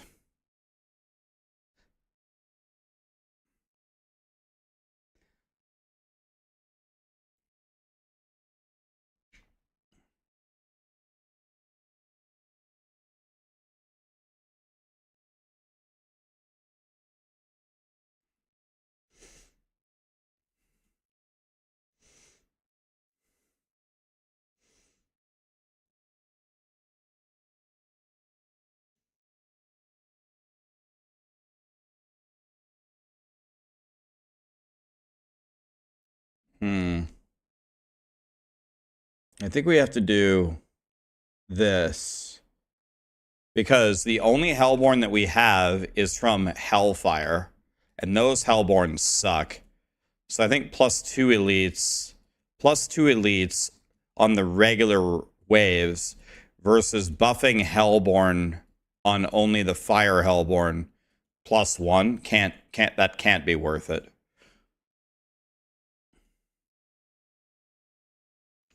The +2 on the elites gotta be better.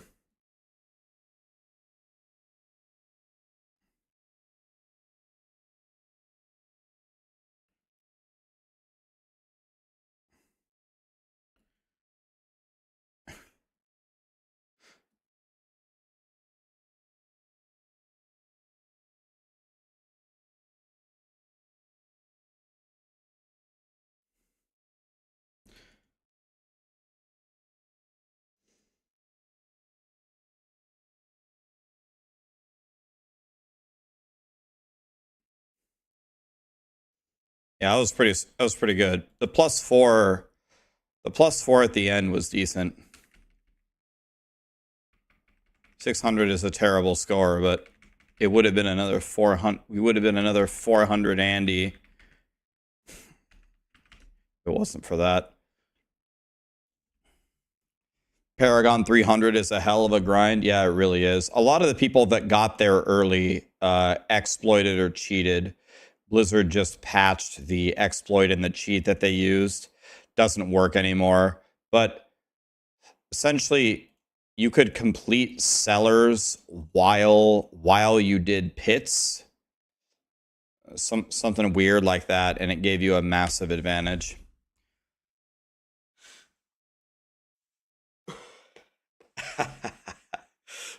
Snail. 58-month resub. He wants a refund for the first 57. Does that mean that you're good with the 58th one, though? The 58th one was fine, but the other 57 weren't worth it?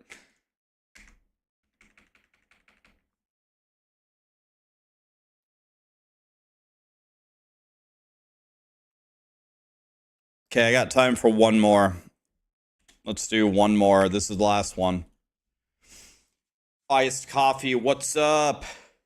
Yeah, everybody relax. You're here. Guys, iced coffee is here. Everybody relax. What's up, man? Dynastian, Doc, Tech D. This one seems all right for now. Snail, are you going to come visit next year when Alex and Boiler come?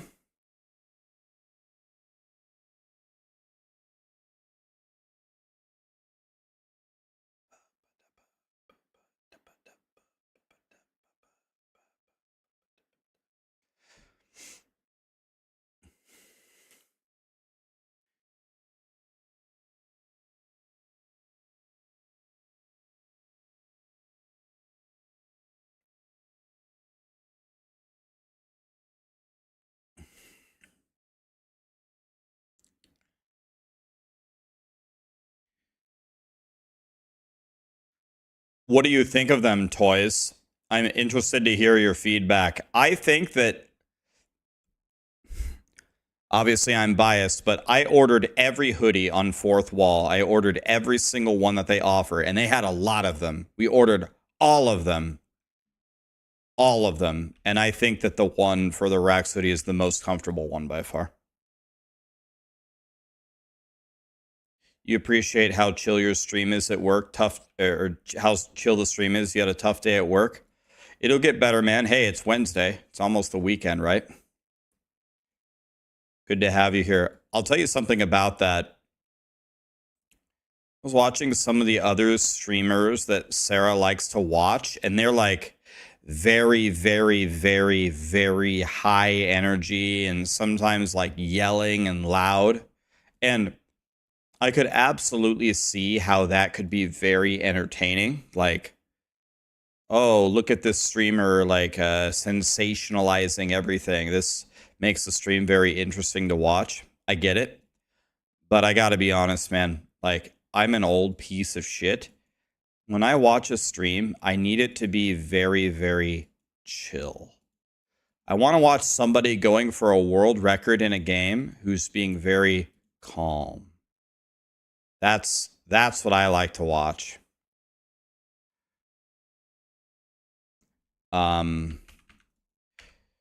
The whole blah, blah, blah, blah. I can't do it, man. I can't watch it. So I was thinking about it and I was like, what is my channel like? I was like, well, as long as Blizzard isn't screwing me over on something, which actually happens all the time, in Diablo, I actually think I was just very chill. I'm just big chillin', man.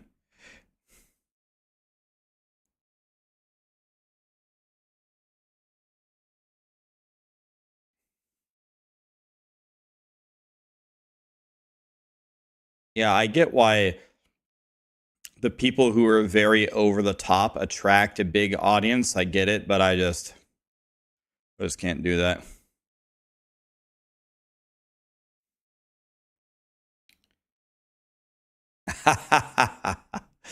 Iced coffee. You like to thank me for that over and over and over. I was happy to help you, buddy. It didn't need that much work, man. It was already almost really strong. I was happy to help you, man. Thanks for the super chats, man. Is it dumb to do Uber bosses on T2? Nope. Pretty good. It's better to do it on T4, but if you can't do it on T4, do it on T2. I'll tell you what's way dumber than that. You want to know what's dumber than doing it on T2? Doing it alone. You're supposed to team up and use the party finder because then you get way more kills.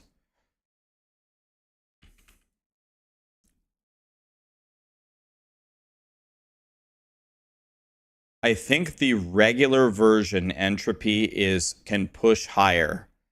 The reason why everyone's playing the overpower version is it's very simple to put together. You put on a Banished Lords and that's it. You're done. The other way requires more specific gear and more specific masterworking to get it to work well. That's why very few people go for the normal version.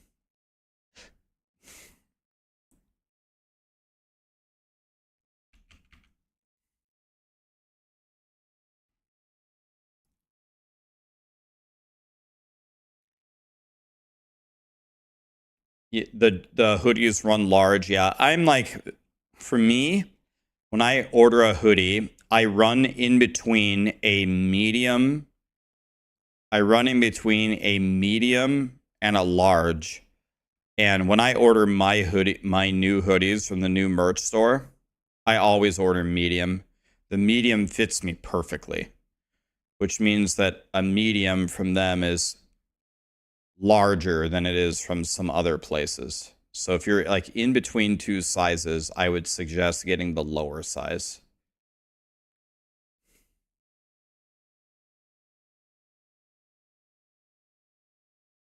You ordered a 3XL that was a bit too large. Yeah, 3XL you'd have to be probably for other brands a 4XL.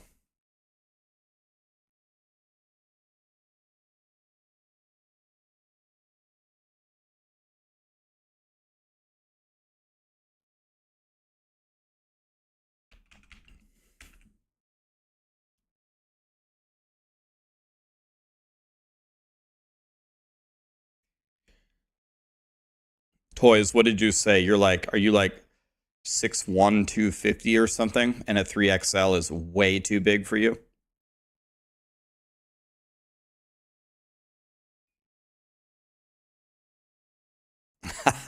So if you order another one, are you going to get an XL instead?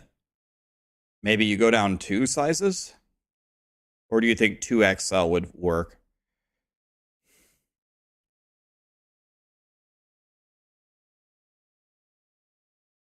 Yeah, I'm wearing a medium right now. It fits me perfectly. I think it is possible. Well, actually, probably not. I was going to say if I meet my goal of losing about 10 more pounds, I might actually order a small, but I don't think so. I think it's going to be medium anyway.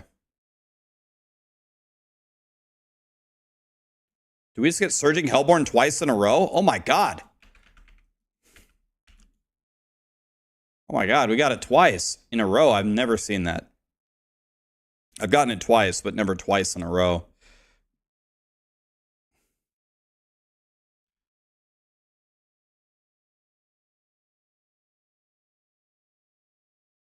I like to wear fitted hoodies. I don't want a baggy hoodie. Baggy hoodies really grind my gears.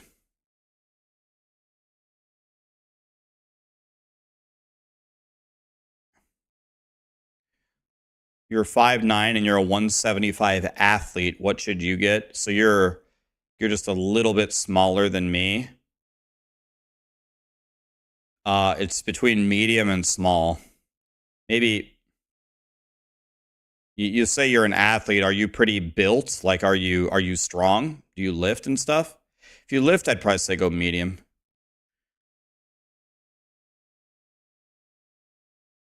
Well, we don't want these two. And this at least gives us more Hellborns. I guess let's do this one. You're 6'8", 75, and you wear a small. Yeah, you get a small and it like fits on your arm.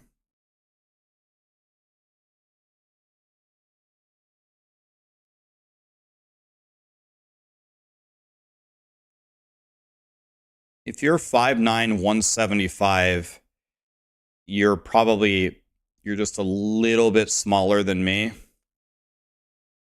So I would probably get medium, and it's going to be maybe a little big on you, a tiny bit. But I don't know. I've never seen a small. I'd probably go medium. I feel pretty confident that medium would be good. You put a picture in Discord for reference? All right, yeah, I want to see this.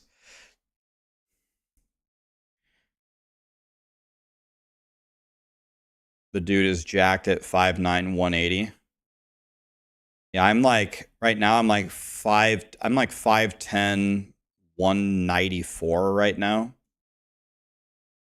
But I spent many, many years of my life lifting, and I've recently gotten back into it. So the webcam makes me look like I'm just a fat Pillsbury Doughboy, but I'm more built than you might think I am. Macro was quite surprised when he met me. He's like, dude, you're jacked. I'm like, I'm not jacked. I used to be jacked. I'm not jacked anymore, but I mean, you guys are gonna see in the hot tub stream. You might be a little surprised. I'm stronger than you think I am. The hot tub titty stream is happening. By the way, apparently Twitch is like cracking down on their TOS on how these things can go. So I'm gonna have to make sure that I'm titty streaming within the rules, which apparently are much more strict. So there's that.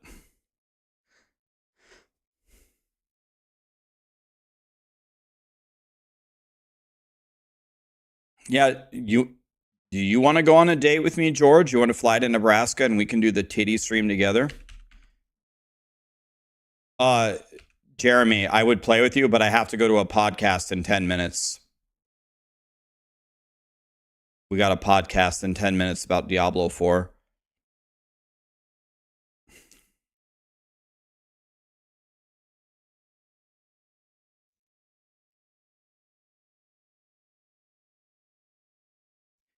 You're a liar. The camera is saying the truth.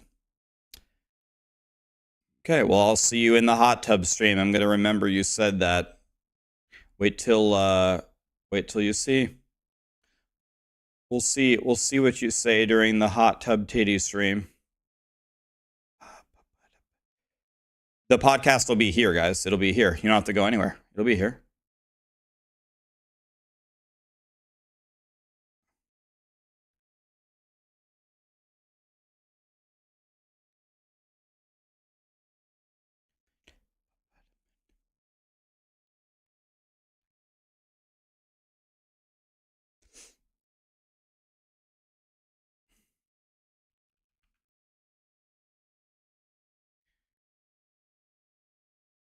I'll tell you who's really, really built, though. More built than me. You know who's more built is Filthy Rich. You guys know the community manager for Blizzard, Filthy Rich? I think he belongs to a kickboxing gym that he's like very, very close with. Dude, Filthy Rich could kill a man. He's very, very, very fit. But here's the real question, though. When I went bowling with Filthy Rich, which of us threw a 4-pound bowling ball all the way across the bowling alley?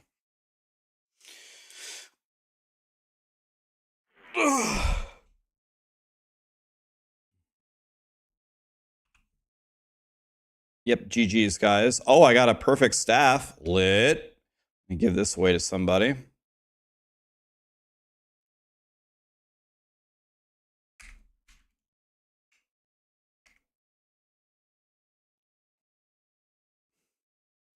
Should I brick my pants?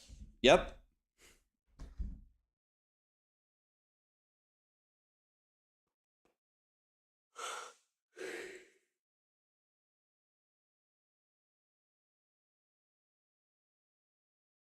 You should be able to get more barrier gen than that. You should be able to. Even if you brick it, it's not a huge loss, so I would definitely do it.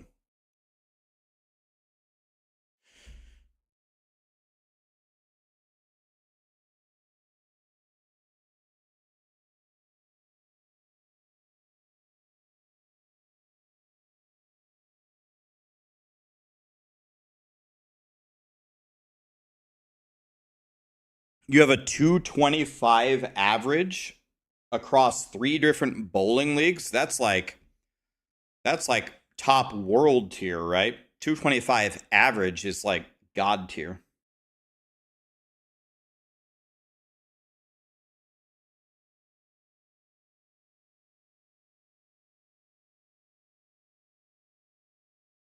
I never get to bowl very often, so I'm not super good. I have bowled like a 185 before. I was very happy with that.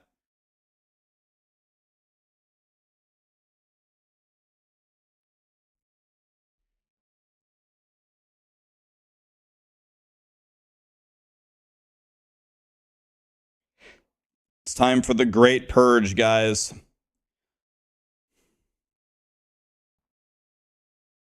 This number needs to be less than 80. The great purge.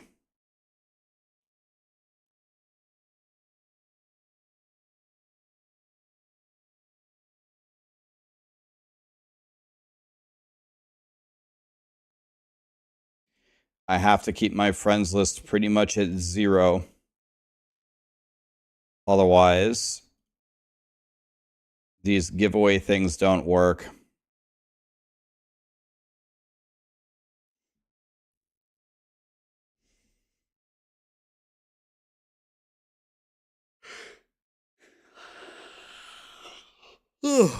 Oh my god.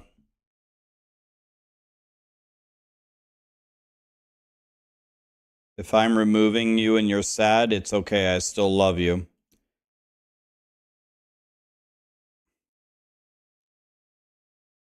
I do like beans, but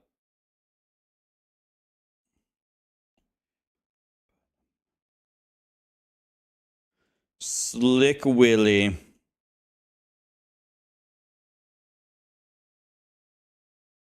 Slick Willy.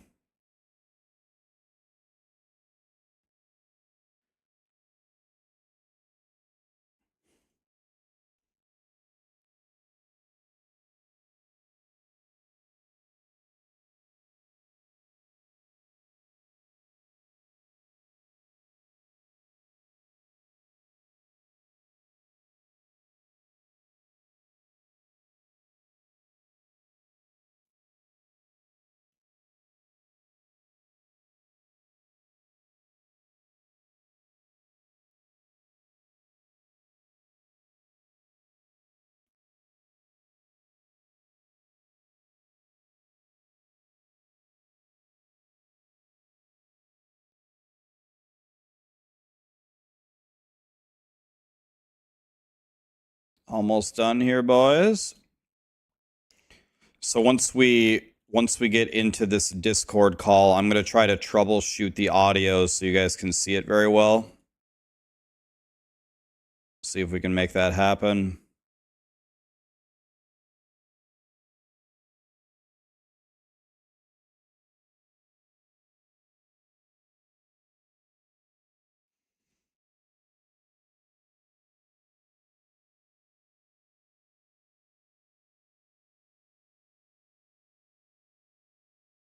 Cleaning up the friends list. I don't get to have a friends list. I have to use my friends list for giveaways. The only people that are staying are either usually Maxroll people or very, very long time friends.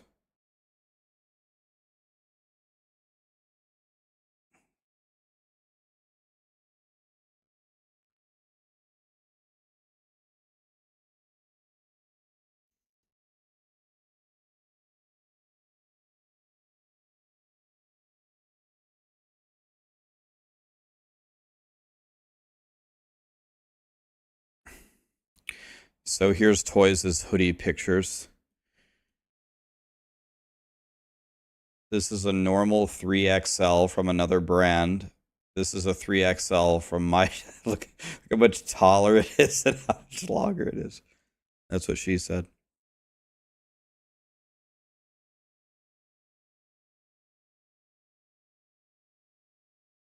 Yep, iced coffee got to stay.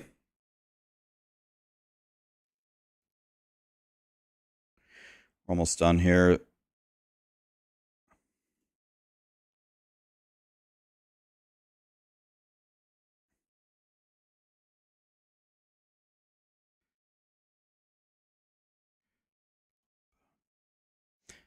Have to do this every few days.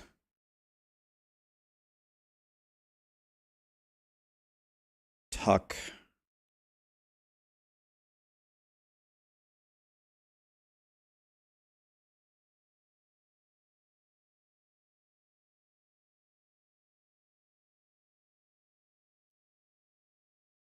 Okay, it should be under 80, probably. Yep, 75, see? Told ya. Okay, it's podcast time.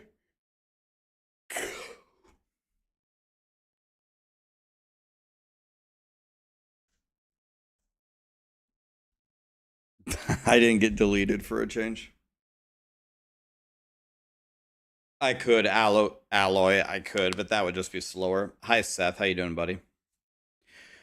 So let me make some changes here. Let's mute the music. Let's start with that. I'm gonna hide my webcam. Gonna hide the sponsors. And then when they call, I'm gonna drag the thing over.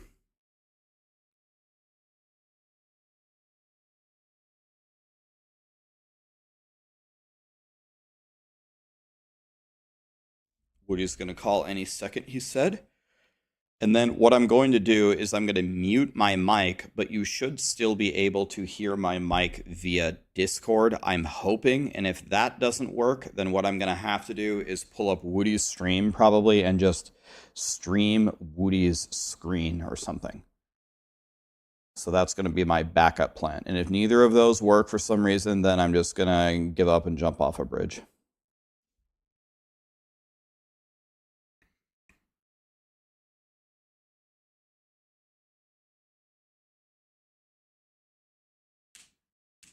Mephisto Squirrel shot out.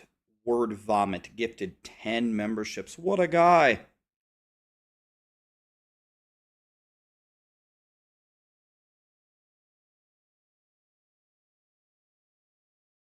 Okay. So it's time for, I guess I can change my title.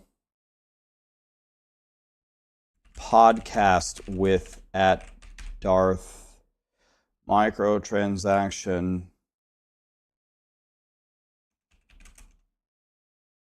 at datmods at Woody Joe. Let's delete this like this. Okay.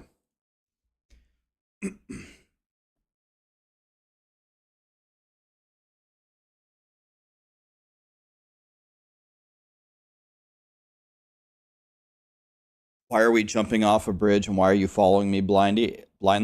It's just the way, my friends. It's the way.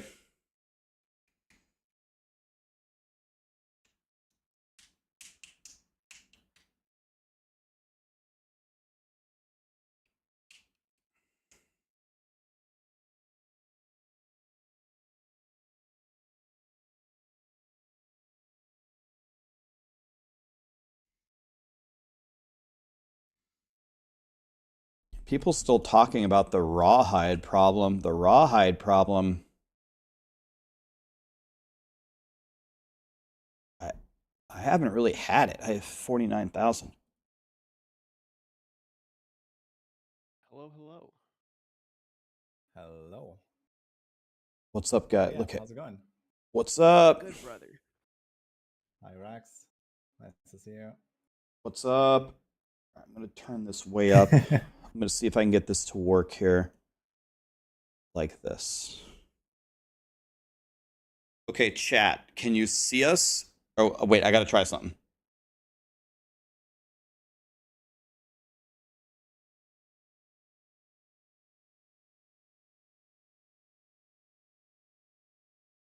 Is that a thing, guys?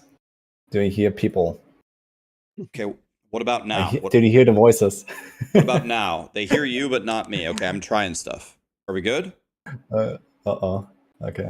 Lit. All right, same question on this side. I'm assuming it's working.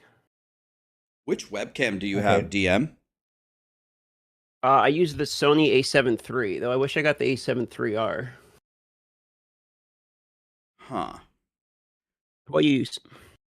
I just have the basic Logitech camera that every streamer uses, like what I got on day one, but I think I'm gonna change it very soon. I'm just wondering what I should get. I was looking at the Elgato face cam. They say that one's good. I don't know. I know a lot about the audio and video equipment. I went down the rabbit hole about that years ago, so I'd recommend a full frame. I'd do a full frame camera and like actually convert it, as opposed to going. What's the advantage of that? webcam. That's what's The gonna quality be is my question. significantly improved quality, both on recordings as well. I like how the two people that are facing right are on the right, and the two people facing left are on the left. Absolute dog shit. I love it. It looks good to me. I mean, Oh no! Oh no! Why am Okay, I I'm just staring setting at us Woody up. Joe? Hello. What? What did you say, Dotmus? Oh, nothing. I'm Darth Microtransaction now. Yeah, I'm from I'm fixing it. Just give me a second. I need to move you guys around.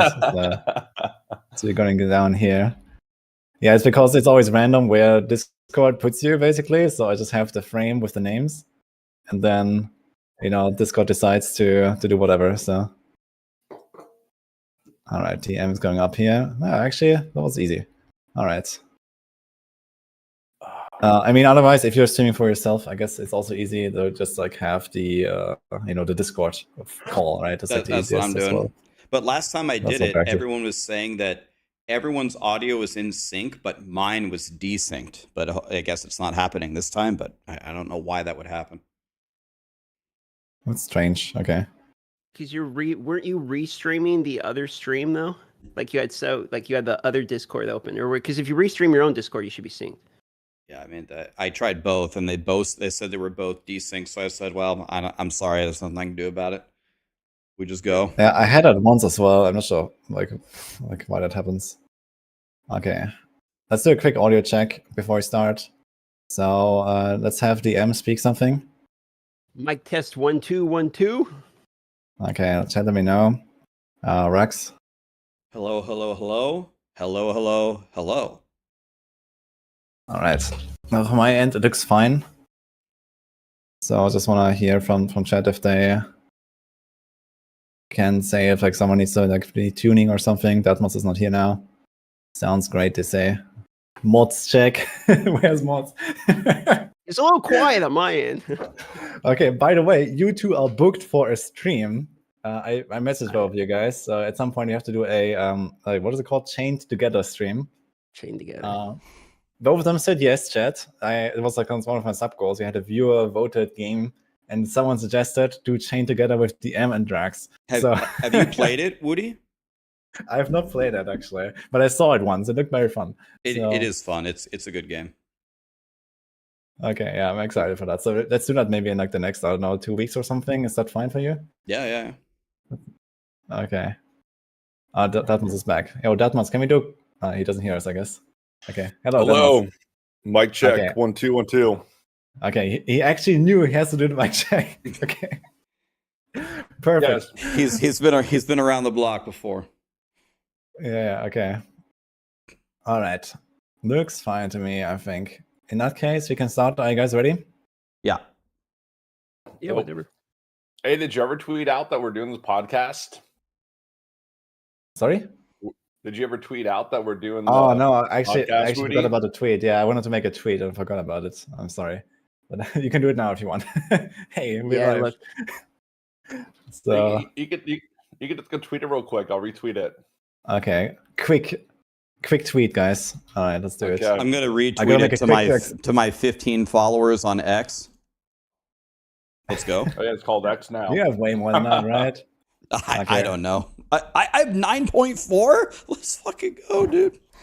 I don't know jack shit about Okay. X. I should Diablo probably 4 learn about it. podcast happening now with Rax, Datmods. Is it just Datmods? Yes, okay, and Darth Micro. Alright. On stream. Okay, I just tweeted it. Just a quick one. Okay. I look Very I look nice. very funny. I just took a screenshot of it. Alright. Guys, like, retweet, whatever. Okay. Alright, let's go. In that case, I think we're good to go. It's just 5 minutes 8, guys. It's okay, it's okay. Oh, I think my camera, something happened here. Okay, I fixed it. Okay. In that case, welcome to the podcast, guys. We're having our first podcast, at least I have my first podcast, since the expansion launch for Vessel of Hatred. So I invited Rax, DM, and Datmods to join us. We want to talk about basically everything that the expansion has to offer. So we're going to go through the Spiritborn, through the new content and the old content, just generally how the season has been going. There has also been like a lot of stuff with bugs and exploits that there's probably going to be a lot of discussion about. We can talk about the Paragon system, the pits, and just in general everything that comes to mind here. So the expected time for this is roughly 2 hours. I'm going to try to keep it to that and navigate the discussion a little bit. Before we start, I would like to have a short introduction though from everyone here, starting with DM, then Rax, and then Mods.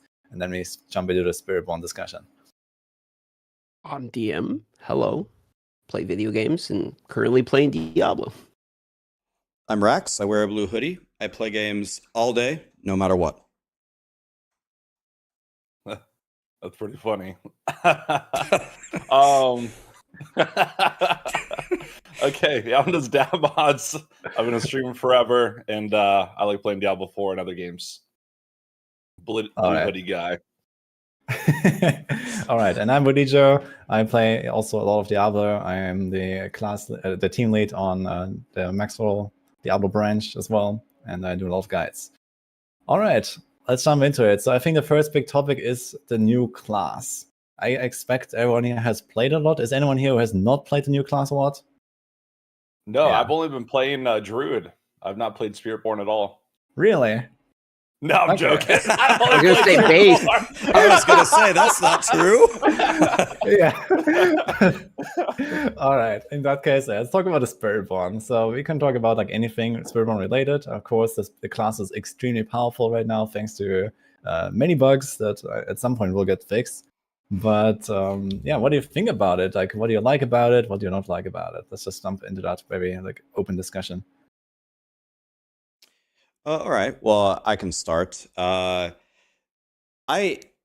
I actually love the Spiritborn class. I would say it's my favorite class out of all the ones in Diablo 4. I think the theory crafting possibilities, we still probably haven't unlocked everything about it. I thought it was so fun every week that there was this new build that did 10 trillion damage, quadrillions of damage.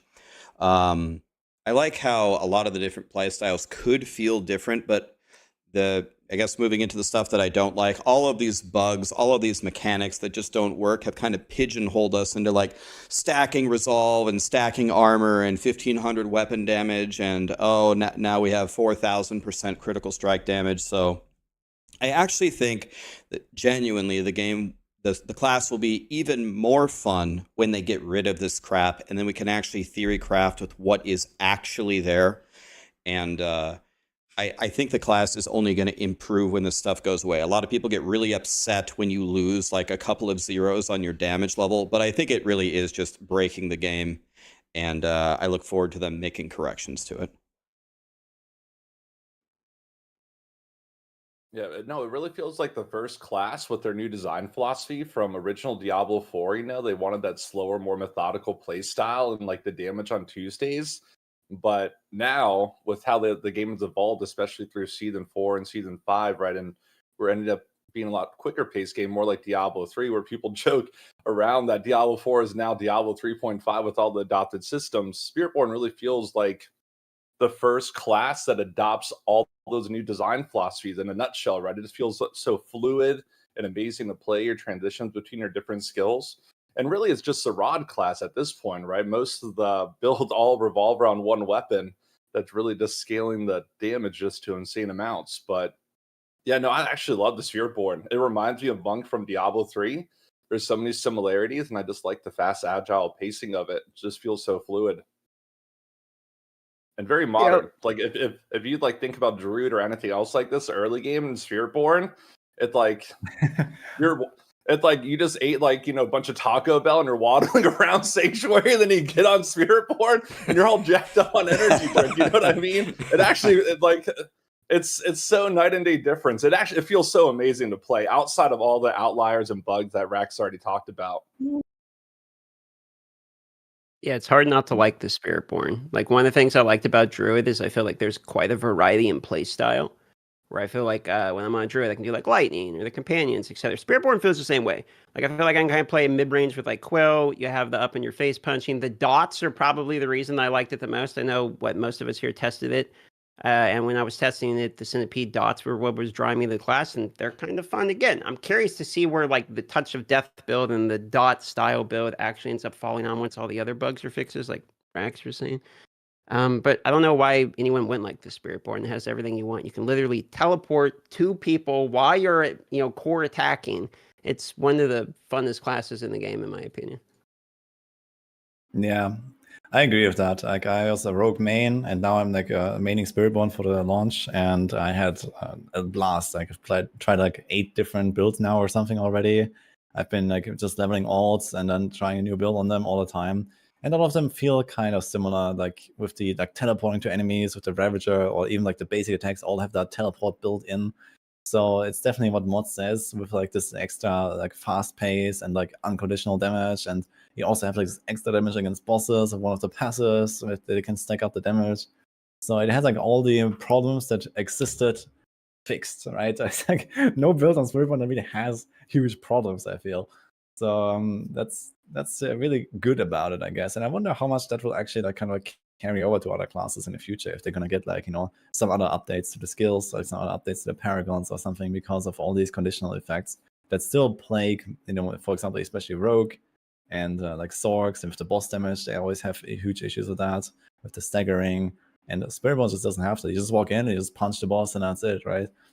So yeah, I do have to agree though, like especially like looking at what Drax said, pre-launch, like I was sitting here, like I was playing the early access, and then I was cooking builds, and then the early access ended, and we had like 3 days until launch or something, and I was just cooking builds and writing guides on Maxroll, and it was actually so sad to see that all the stuff that I kind of came up with has like evaporated right after launch because of all the bugs, and now we have to go giga life stacking, giga resolve stacking, and whatever.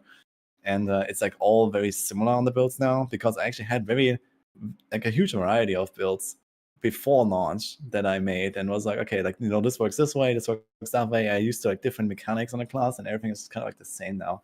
So that is like really sad to see. And I'm also sad to see that they're just not updating it, like not fixing the bugs and stuff. I think it's But gonna I think it's gonna be a very tough task to bring the other classes up to the Spiritborn's level. Now, it would be easy to just make them clear like the same pit level. Like there are very easy ways to solve that with just numbers. But for me, there's like a larger problem here that we're kind of alluding to. It's like the polish, right? As Mod said, all the skills interact very well with each other. There's so many ways to gap close. There's so many ways to solve your survivability problems. And there's just so many tools there that like I compare it to, like, let's say the sorcerer and let's say the firewall build, for example. Sorcerer for firewall is so godly for leveling. It's like one of the very best. You just delete everything. But the build for so long, for so many seasons, doesn't have a future. There's no way to make it like anywhere near as good as its other endgame builds. So you eventually just throw it away and abandon it for something else. But for the Spiritborn, a lot of their builds, you can just stick with it, even despite all of these bugs. I think a lot of these builds where you go Crushing Hand or Touch of Death or Quill Volley or Evade, a lot of them start pretty good and have a future. And so solving all of these problems for a lot of different builds on all the other classes is like a polish problem. And polish can usually only be solved through a lot of time, right? And design. It just feels like the Spiritborn got way more attention for way longer. And I think it's going to be hard for Blizzard to close the gap on that on a lot of these classes. Yeah, there's definitely going to be a 2.0 revamp, but I don't see that happening anytime soon. Just them totally redesigning everything at all. Or maybe they will. I could imagine that we're gonna see maybe the fruits of this discussion eventually, in the next expansion, for example, or so, right? Where now they realize, okay, we've made this new class, and Diablo 4 is modernized in some ways, and this is just how the game is played now. It's faster and so on. And maybe we're gonna actually see the removal of more conditional effects, and we're gonna get other stuff instead, or other ways to solve the problems that the classes have, right? Like the stagger problem I alluded to on the rogue, for example. Maybe there would eventually be an alternative to staggering the boss and actually killing it or something like that, right? So they could definitely take some time over the seasons, maybe implement some features and then do a big revamp later. Yeah.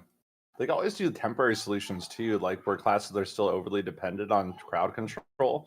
They could just remove some of the diminishing returns on bosses, so you could just stagger more often, especially for higher pit stuff. That's where stagger-based builds really suffer the most, right? When they're pushing really, really high-end builds, and you stagger the bosses enough time, and then you're just like, okay, I'm not going to stagger again. I want to do no damage, and then I want to fight this boss for 6 minutes while dodging Lilith effects, right? That's really how it is. So you front load your damage, then you hit the DR, and then it's like, oh man, what am I going to do now? Just play dance around Lilith stuff and try not to die. So that would be a good temporary solution. Yeah, it's definitely a huge problem. Go ahead, DM. You were going to say something? I was going to say, it feels like I'm sitting here thinking about what it is that draws me to Spiritborn over the other classes, and it reminds me a lot of when I played Rogue for the first time, because it was like the 5th class that I had played. I'd done all the other ones, and then I played Rogue, and I almost felt stupid, because I was like, the Rogue feels so much smoother and faster than these other classes, and of course I started with Druid, so I'm used to being, like that mod was saying, that lumbering guy would just say Taco Bell, you're so slow. And then you play the Rogue, and you're feeling fast. I almost didn't like the Rogue because of how much smoother it felt to play. And that's kind of the experience I have with Spiritborn. And when I play the other classes, I'm playing Sorcerer, and granted, you got teleport and stuff, but it's the teleport that I'm doing on the Sorcerer is the basic attack of the Spiritborn. You just move everywhere instantly. And I don't know how they're going to add the quality, maybe a new aspect or something, for each class. For me, it's the mobility and the time saving of the gap closing that is so appealing to me about the class. And I feel like the major currency in the RPGs is kind of your time. So if they smooth out the mobility of the other classes, it would feel a lot better for me. But I don't know how you're going to do that and stuff like Druid. You're not just going to teleport to them with Lightning Storm or something. So for me, it's like a 2-part thing, right? The first part is definitely the mobility. in this kind of an ARPG, if you have like a very slow, lethargic class, it almost never feels good. So there's so many ways to zip around that it feels really good. The other thing for me is the Spiritborn. You're constantly sitting there when you're making a build, and there's so many great things that you're trying to go for, and you can't get them all. So you're sitting there and you're like, all right, well, I would really like to build Resolve. Can I do that while building Ferocity? And I would really like to get these Jaguar or these Eagle passives. And then I have the option to make my skills Jaguar or Eagle. But if I do that, then I'm going to have to give up this one thing. So it's a fun problem to solve. It's like you're like a kid in the candy store. There's like 30 candies and you can have 5 of them. So you're sitting there. I'm like, all right, how do I get the 5 best combination of candies before I walk out of here? And that's where the theory crafting like gets really fun. And another cool thing about the theory crafting of Spiritborn, which again goes to like the polish, is it's not always just stacking up the damage and making a number go up. Like, oh, your skills are now basic skills, and now if you stack this other thing that you probably weren't stacking, now you're way stronger. So it actually changes the way that you might approach it. You would never in a million years stack life and barrier to do damage. But now all of a sudden you can if you pick this Paragon board. So just the idea of making your build is more fun than all the other classes for me, in addition to the movement that DM pointed out. I think one point to add here is that also just the late game scaling feels much improved compared to many other builds because of that. Because, certain stats, both, like, for example, you have like an ancestral item and you have dexterity and life on it, or you have dexterity and armor on it, and you have like, annealing hits aspect that gives you more damage with more armor. So you increase the damage in separate ways at the same time while also building your defenses. So it just kind of like feels you upgrade your character way more than normal when you get good gear. And that feels really nice. It kind of keeps you motivated to grind. Kind of hope they take that same concept for the sorcerer. Like I was trying to mess around with the mythic unique they have, and the staff is kind of dog, because the mythic unique stack you get, I get Conduit Shrine, yay! But you get so much resistance when you stack with Tyrios. It'd be kind of cool if the intelligence gives you res too. It'd be kind of cool if they did like a damage stacking sorcerer based upon how much overcapped resistance you have. They could kind of take the same concept across the other classes. Yep.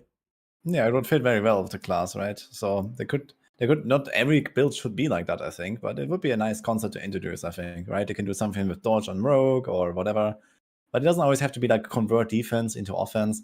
It's just that in general the scaling is improved, right? Because you have these multiple scalars and not just, okay, more main start, a bit more crit, and that's basically about it, or so maybe an extra skill rank.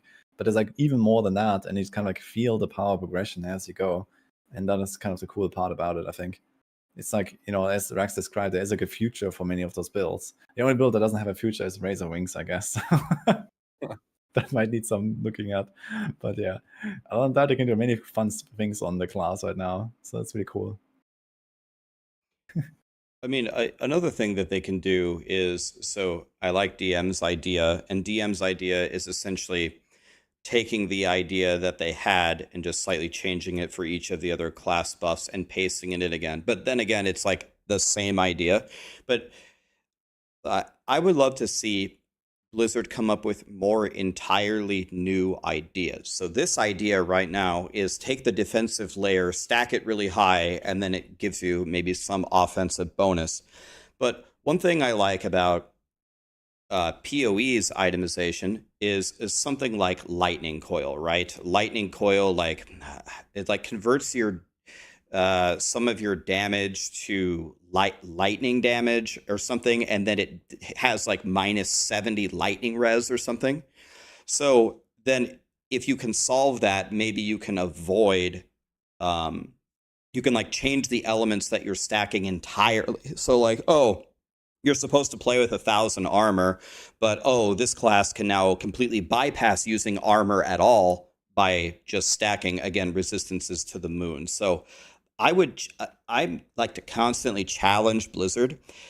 this is a great idea that you put it in Spiritborn. As DM said, if you copy and paste it into the other classes, that would be cool. But I don't think that would be as cool as if you keep coming up with new ideas of ways that we could completely build it differently, like not building armor at all. I like that concept, but do you think Blizzard wants that type of complexity to Diablo 4 with what we've seen? I guess it had gotten more complex over time, and I've noticed more people actually having issues digesting all the different systems, right? Because the endgame loop is more expansive now. You have different ways to focus farm. You have more stacking stuff. You have like the tempering, the masterworking, and I would say Diablo 4 has become more build reliant in the more recent seasons, right? Do you think Blizzard wants to actually like make the game a lot more complex, where you have all these additional defensive options and mitigation options? It's definitely fun as a theory crafter for sure, having more complex systems, but how far to the moon do you think they want to take it? I think that they don't want that because they actively say it all the time that they don't want it. Yeah. But what I would point to is they keep saying that they don't want it. They keep saying that they don't want to make it complicated. They don't want to make the skill tree. They don't want to expand it. They've actively said point blank they don't want the game to be PoE. I don't want the game to be PoE either because we have PoE for PoE. I don't want them to make Diablo 4 a copycat of another game. I want it to be its own entity. But my counter to that would be is all the times that they make the game more complicated seem to be universally liked. For example, we used to just click upgrade 4 times on the blacksmith, and that was our upgrade system. Now we have masterworking and tempering. Now, people have had issues with masterworking and tempering, but it wasn't that we had more issues with upgrading our items. It's that tempering bricked your character all the time, and acquiring the masterworking materials was bad. It was a bunch of details about it that could have been fixed. Before, I thought the best class to theory craft on was Druid, because you have the tornado build, and all of a sudden they had the Tempest Roar or whatever, and now all of a sudden you're a werewolf and you move at the speed of light and you're penta-killing the entire team when you get finally all of these uniques. That was fun, and that is the only thing that was even close to the Spiritborn, which is most of people's favorite thing. So I would challenge Blizzard's mentality and say, I know you don't want to make PoE, but every time you make it a little bit more complicated and give us some options and make it cool, it seems to go well for you. So why don't you do it some more? That would be my counter to that. I think, like, looking at especially Spiritborn, we already see that a lot, that the Spiritborn is a lot more complex. You know, you talked about this earlier. They have like these 30 candies, you pick 5 of them, you have to find the right combo. And actually doing that, if you really want to math it out to like the last detail, it does take quite a while to even get to that conclusion that is actually, like, let's say, the truth, compared to, you know, many other builds and other classes that are like way more simplistic. Like, okay, you have like your 1 or 2 important aspects that you put in every build on every class, and then you have like your skill tree looks very similar in many cases, and the Paragon builds look very similar. But on Spiritborn, this is not always really the case, especially when it comes to the aspect choices and then how you go about like stacking the stats on your gear, like the armor stacking versus the overpower. I get questions about this all the time. Which one is better? You know, do you want to play Banished Lords? Do you want to play Unyielding Hits? And that suddenly changes like 2 or 3 other things in the build as well. And I think that's actually really cool about it. And like all these Spirit Hall choices that you can make to like get certain effects one way or another. You can use the Harmony Helm to get more of your tags on your skills, and then you can use more passives. So there is a lot of this like complexity built in. And I think it's not like overly complex to the point where everyone needs to know everything, and you has to like sit there and like calculate stuff for hours. If you are not really like a theory crafter like myself, for example, it's fine to just like throw something on and have fun with it. But if you want to get down to like the last details, there is actually a lot of complexity already involved in the Spiritborn, and I don't see this as a downside at all for the game. I think a lot of people still have fun with the Spiritborn, not even looking at guides at all. And they're going to be fine anyway, because, stuff just kind of works, but there's always like this, can do this way, you can do that way. And as long as people don't kind of like, have too much redundancy, or just like take stuff that doesn't actually function, right? They have like, eagle passes, but they don't have an eagle tag. If they're like doing such mistakes, then okay, that's a problem. But if they're like kind of doing any kind of synergistic stuff, it still works. And I think that's really cool about how Spiritborn was designed. So that was a huge plus for me. Yeah, we have been talking mostly about some of the strong suits of Spiritborn. One thing we haven't talked about is some of the downside to Spiritborn. And for me so far, especially for the haul option, Centipede just doesn't really seem to have a lot of practical uses. So hopefully they end up revamping Centipede because Red Jaguar and Gorilla and your bird all have a lot of uses, and Centipede kind of just feels like it's lacking behind in terms of Spirit Hall options, where most of the times you won't even consider it. But I guess it also has to do with like what Scourge healing too, right? Everyone just picks Scourge. Yeah, the- I guess that it's definitely like, you have the damage, like Django Hall, primary, and the Gorilla gives you the barrier, which is kind of cool and gives you like easy access to other stuff. Centipede doesn't really have like enough like power behind it, I guess, in like passives and like the effect itself, right? I do like the Centipede secondary though for the healing. Mhm. I like running that on the Jackham Shell builds, for example. But this is like a specialty that mostly the poison builds do, I think. when I was playing the early access, the leveling up was actually pretty tough. Where you didn't have any of your renown, and you didn't exactly know what you were doing, so you're just throwing different stuff there. And I was playing on even hard difficulties. Some of the bosses just straight up killed me, and I was like, "Oh my god, this is actually difficult. I have nothing, and I'm down 10 skill points." And I'm like, "All right, let's look at the Centipede. Okay, the Centipede thing. I'm playing Centipede. I'm playing Poison. I'm gonna go all healing, and maybe I can just out heal anything."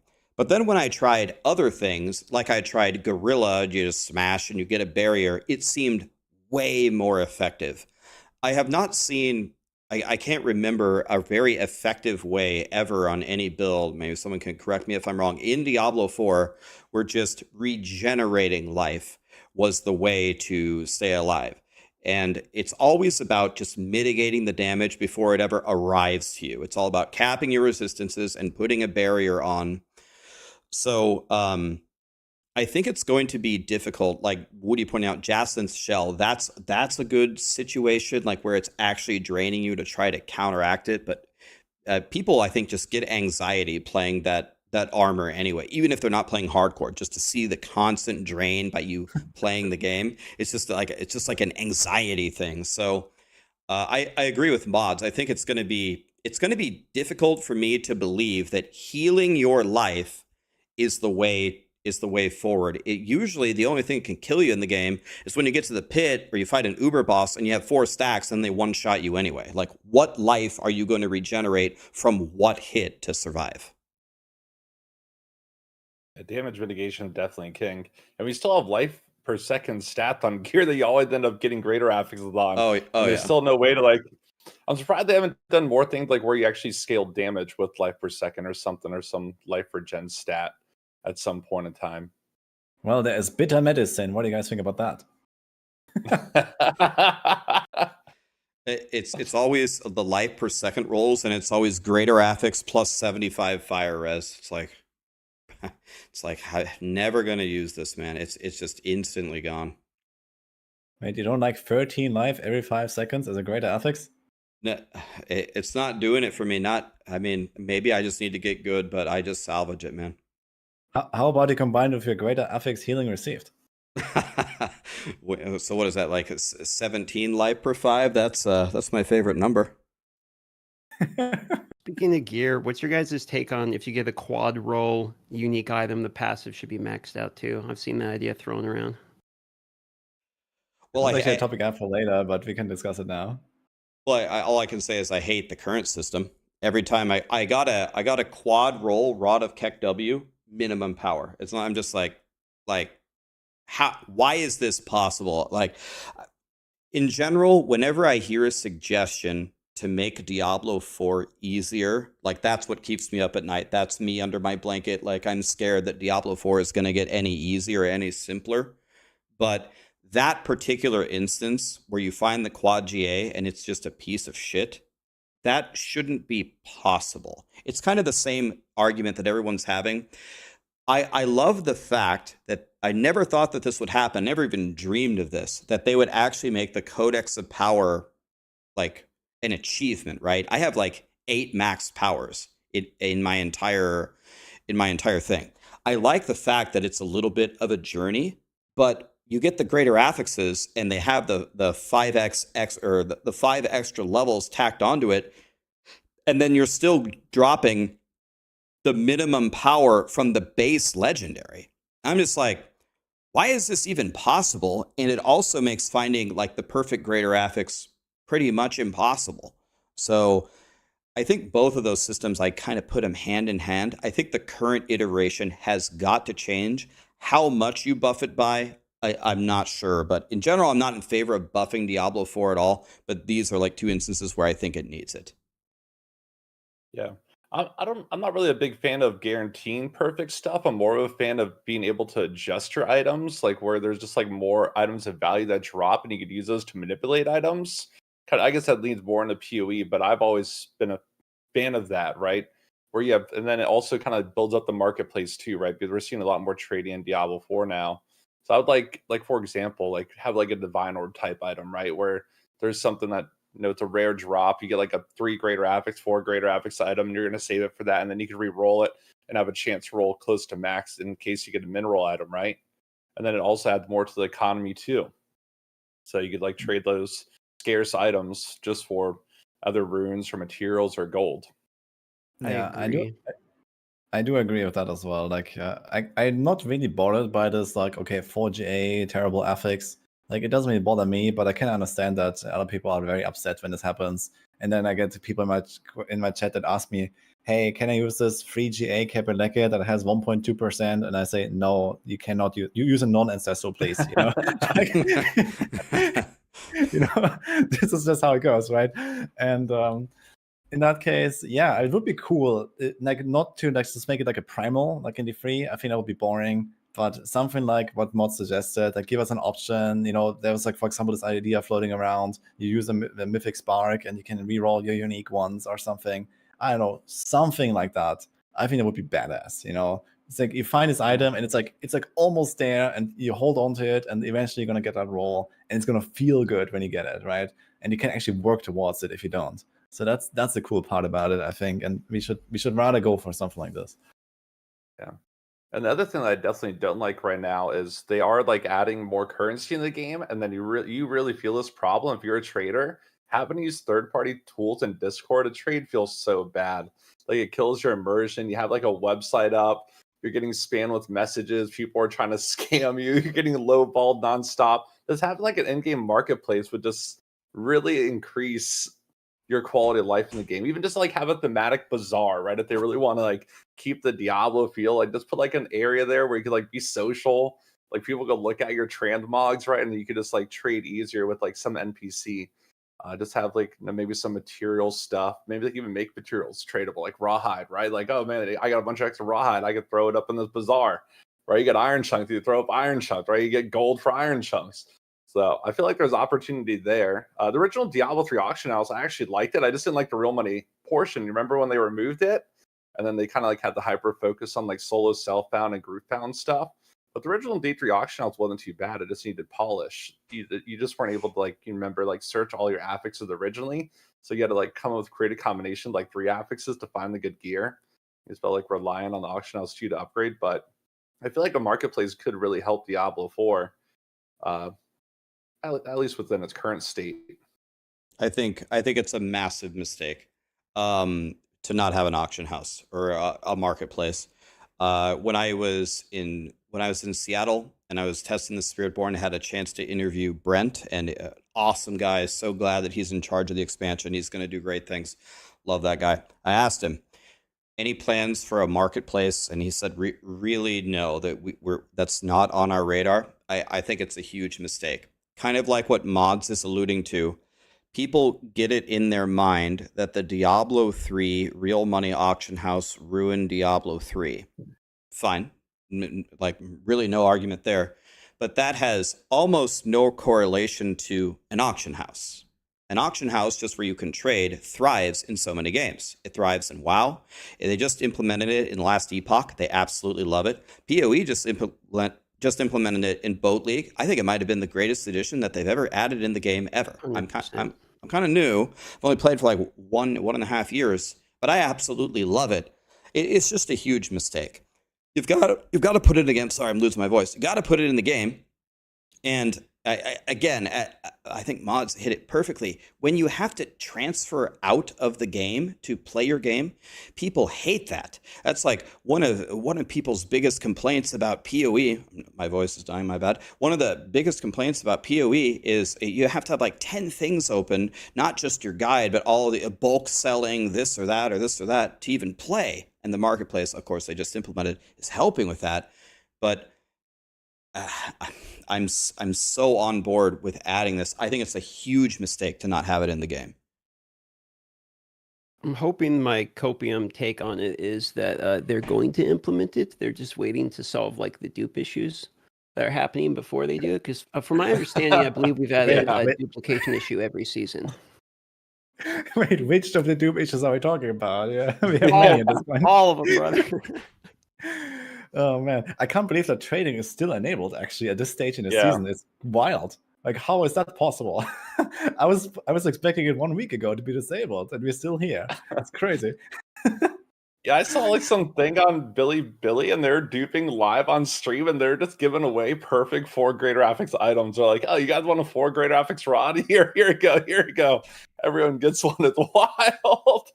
But it's not even just the duping, even like all just the exploits, like the new Dustite one with like nightmare dungeons and stuff like that, like where you're getting a lot more materials than what we had Infernal Horde too, like picking up 1 mat at a time and turn off your pet and running back and forth. It's like such silly things, right? Yeah. But I guess this what makes Diablo. Diablo's always been this way. Every Diablo game has been full of these exploits and hacks and stuff like that, and they're running Diablo 2 when people would dupe, and then you'd have to perm your items before you trade them. Like, don't leave the game yet, make sure to perm them. And that's kind of like Diablo 4 right now. It's not good though, but it's it definitely we can talk about the bugs the past Diablo games. Yeah. I have that on my list as well. There's like more stuff to discuss, I guess. Okay, I want to go back to the topic that Rex mentioned, which is the aspects. The ancestor aspects roll higher. A lot of people are actually confused about that, and they think that their codex is bugged or something because they find a non-ancestral with a maximum roll, and then they salvage it, and they think, oh, now I have the maximum, just like how it worked before. But now there is actually ancestral tier aspects that roll even higher than that. And what do you think about that new system, actually? So let's talk about that. And outside of like, okay, moaning, I don't have everything maxed out by week 2. Let's just hear what you guys think about the system. Okay, so I'll give you my take. I don't mind additional chases for things. Typically, I can find it quite enjoyable chasing mythic uniques. I think is like I like the dopamine and the gamba in the games. So it's enjoyable for me. I will say that there's times when it feels a little bit needless or not as exciting as others. And in my opinion, this is one of those times where instead of it feeling like an additional layer of achievement and like, oh, I finally got the greater FX one, I'm more annoyed than I am excited by the potential. So for me, I don't have a solution to it. Maybe they just put them back to universal like it was. I didn't really feel like this is one of the situations where more depth was needed. As Dadmods was saying earlier, I completely agree with the take that sometimes, opportunities arise for you have a need for something, for like re-rolling the greater affix, maybe with a spark or something. You can add new currency like Divine Orb. Sometimes there's opportunities that arise for more depth out of the mechanics of the games. It doesn't feel like one of those opportunities to me where we can get more enjoyable progression depth by making like another tier of aspect. I feel like aspects were kind of fine how they were, to be honest. So for me, sorry, No, Rex. No, go ahead. Okay. So for me, I think the biggest issue with the new system is just the way information is displayed in the tooltip. It's just really confusing.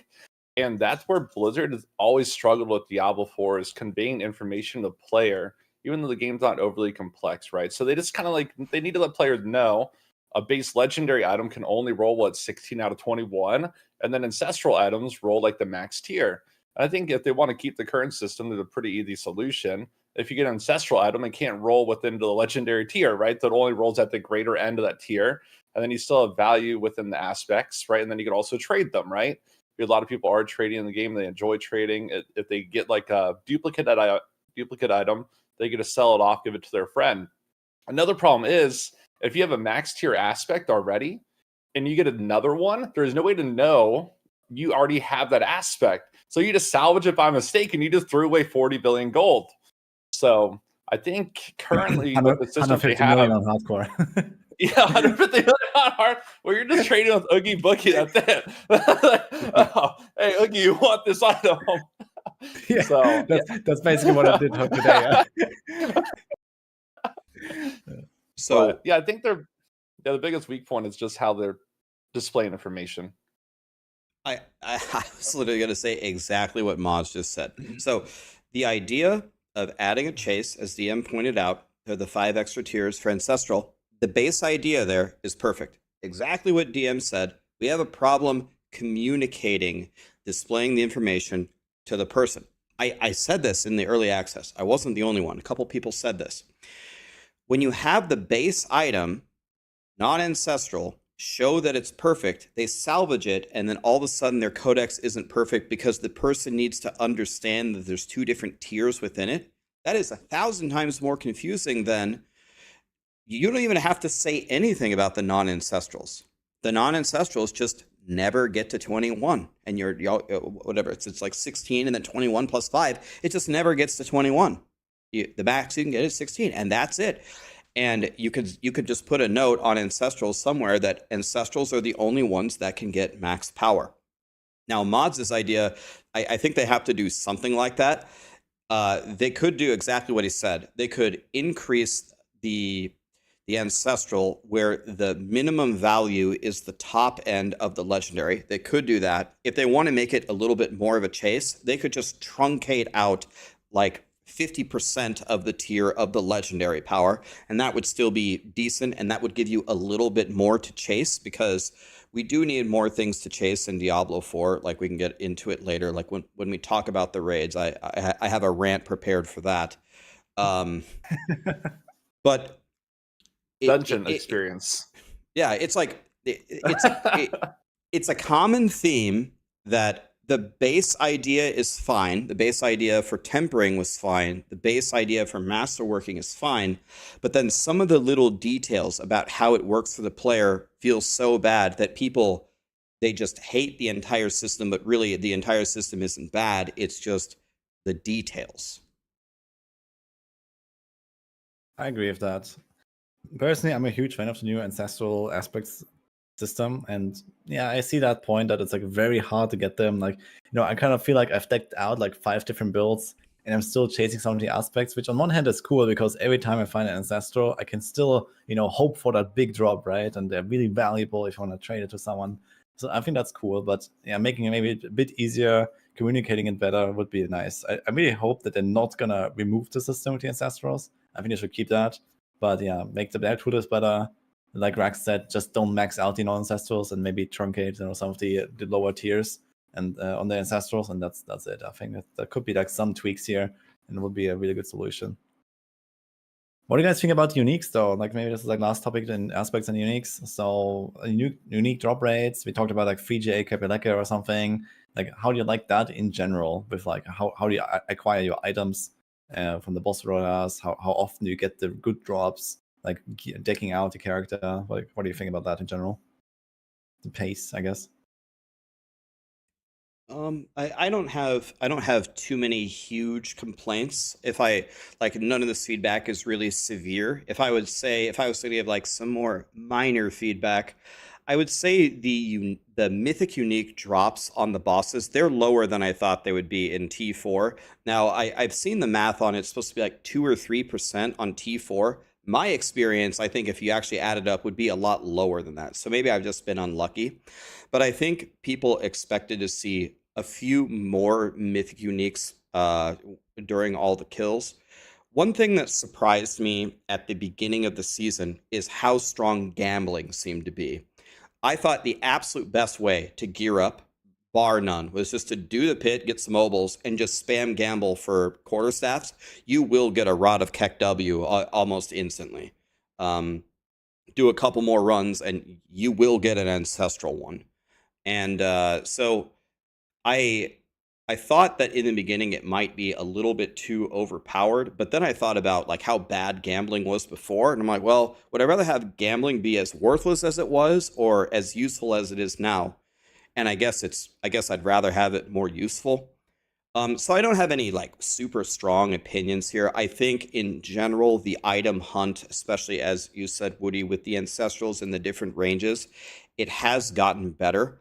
And maybe it's just because like we're veterans of Diablo, but you can assemble a build at light speed still. I just don't have the skills. I don't have the knowledge to do this in PoE. I'm constantly grinding. I'm constantly looking for stuff. There's always super major upgrades that I'm missing unless I'm doing Flub Guns build and I'm farming a mirror a day.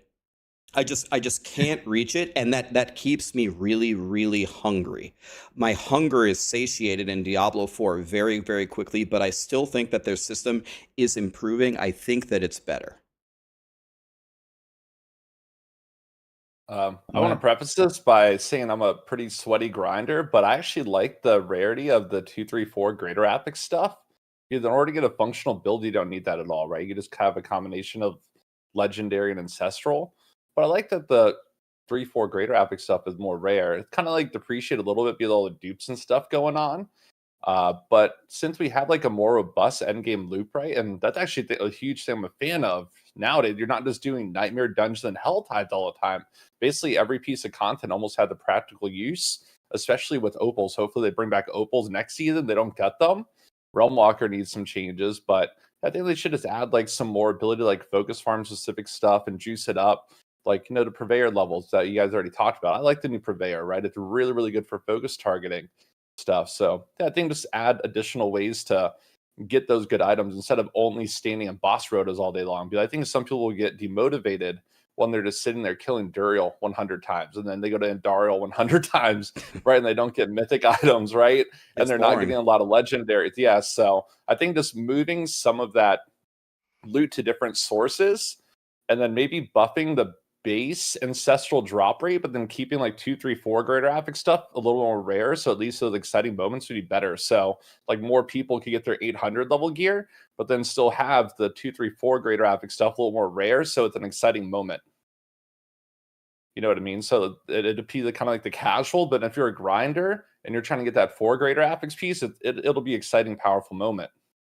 What do you think about the idea that there's a higher chance to get uniques with more stars outside of bosses? Because they're much more rare. I Like, like when you're grinding pit or something, or gambling or something, like you just get uniques like way, way, way slower than just like, farming Duriel, farming Vashan or whatever, right? Like you can just like chain them over and over. And even then, it's so rare to see 2 or 3 or 4 GAs, right? On like any item. So what do you think about that? I think moving item upgrades out of boss rotations will make Diablo 4 more fun. So anything like that, like as Mod said, you don't need these. You don't need 2 or 3 or 4 stars. You can go to Duriel, and he is going to give you or whichever boss specifically you need. You can pick up the unique that you need, and you can pick up an ancestral version of it. You can even get the right greater affix with a decent power. That's very reasonable, even for a casual to get. But these rare chase items, I think, need to be moved out of the boss rotations. So whatever way they want to do that, exactly as Woody said, I would be very in favor for it. One thing that I don't really do much anymore is I don't do much Helltide. I really don't have a reason to go there. I can get all the boss mats from the Kuros Undercity, for example.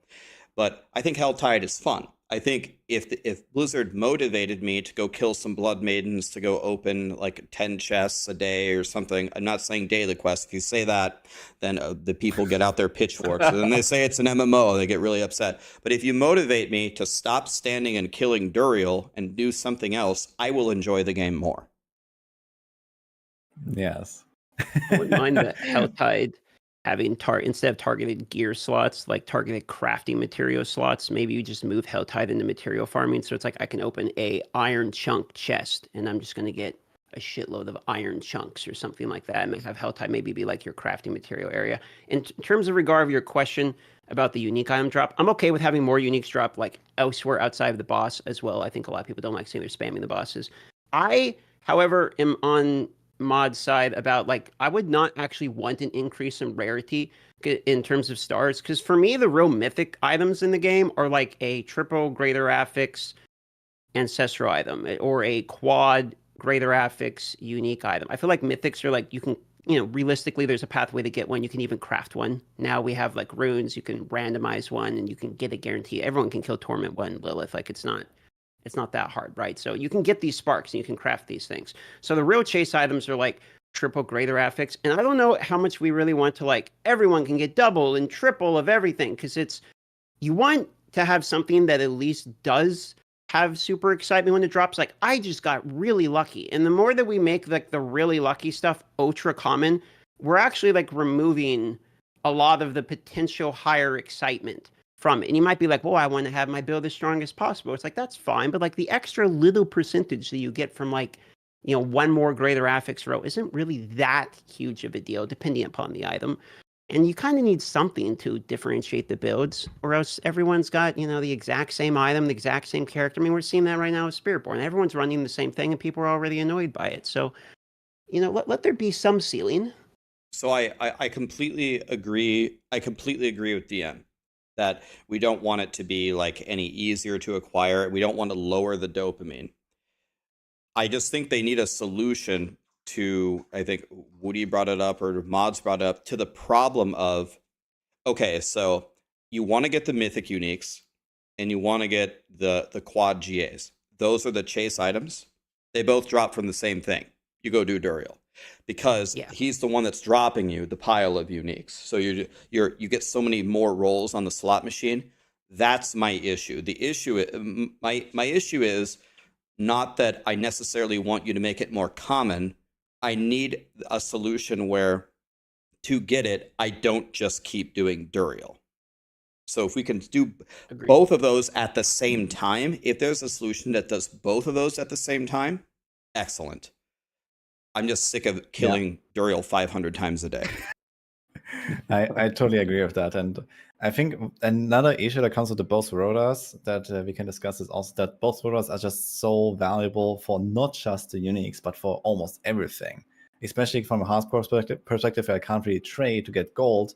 The both rotas are by far the best way to get gold. You just vendor all of the uniques, you salvage the ancestrals, you get a ton of iron chunks, a ton of rawhide, you get all the gold. This is where you get everything, and I get tons of items I can give to my viewers. And the legendary runes. Whatever, right? And I get the runes as well. Yeah, exactly. The boss rotas are just so much more valuable than everything else for almost everything they can get outside of like legendaries. I really like that they removed legendary drops from the bosses. It's like, some people were moaning about this and I say, oh man, I got so much loot from the boss rotas. Yeah, because you were chilling in the Duriel rotations all day long, every day. Yeah, of course you get lots of your loot there, but do we want that? And the answer for me is no. I want to be done with Duriel Hell. I know I play a season and I go into Duriel Hell, I get my mythics, and then I want to leave Duriel Hell, until next season. I can stomach it so much and then no more. Please leave me alone, I have my mythics, and I don't want to go back there, but I have to because there's muds, there's gold, there's everything. It's just so good. I don't even want the mythics anymore. I have 20 mythics in my stash. What are I gonna do with them? Like I have everything. I have backups of everything on hardcore. Like who cares? So it's like I don't want to go there, right? After I've paid my Duriel tax. I pay my tax, I know it, and then I want to go do other stuff, and I can't. So that really bothers me. Yeah, and like kind of like the loot pinata. And again. So if I'm trying to put on my game designing hat, it's not that the final pinnacle boss of a game cannot have the best loot table. I would argue the opposite. The final pinnacle boss of a game should have the best loot. The problem is with the way that the game is currently set up, we're killing Duriel 500 times a day.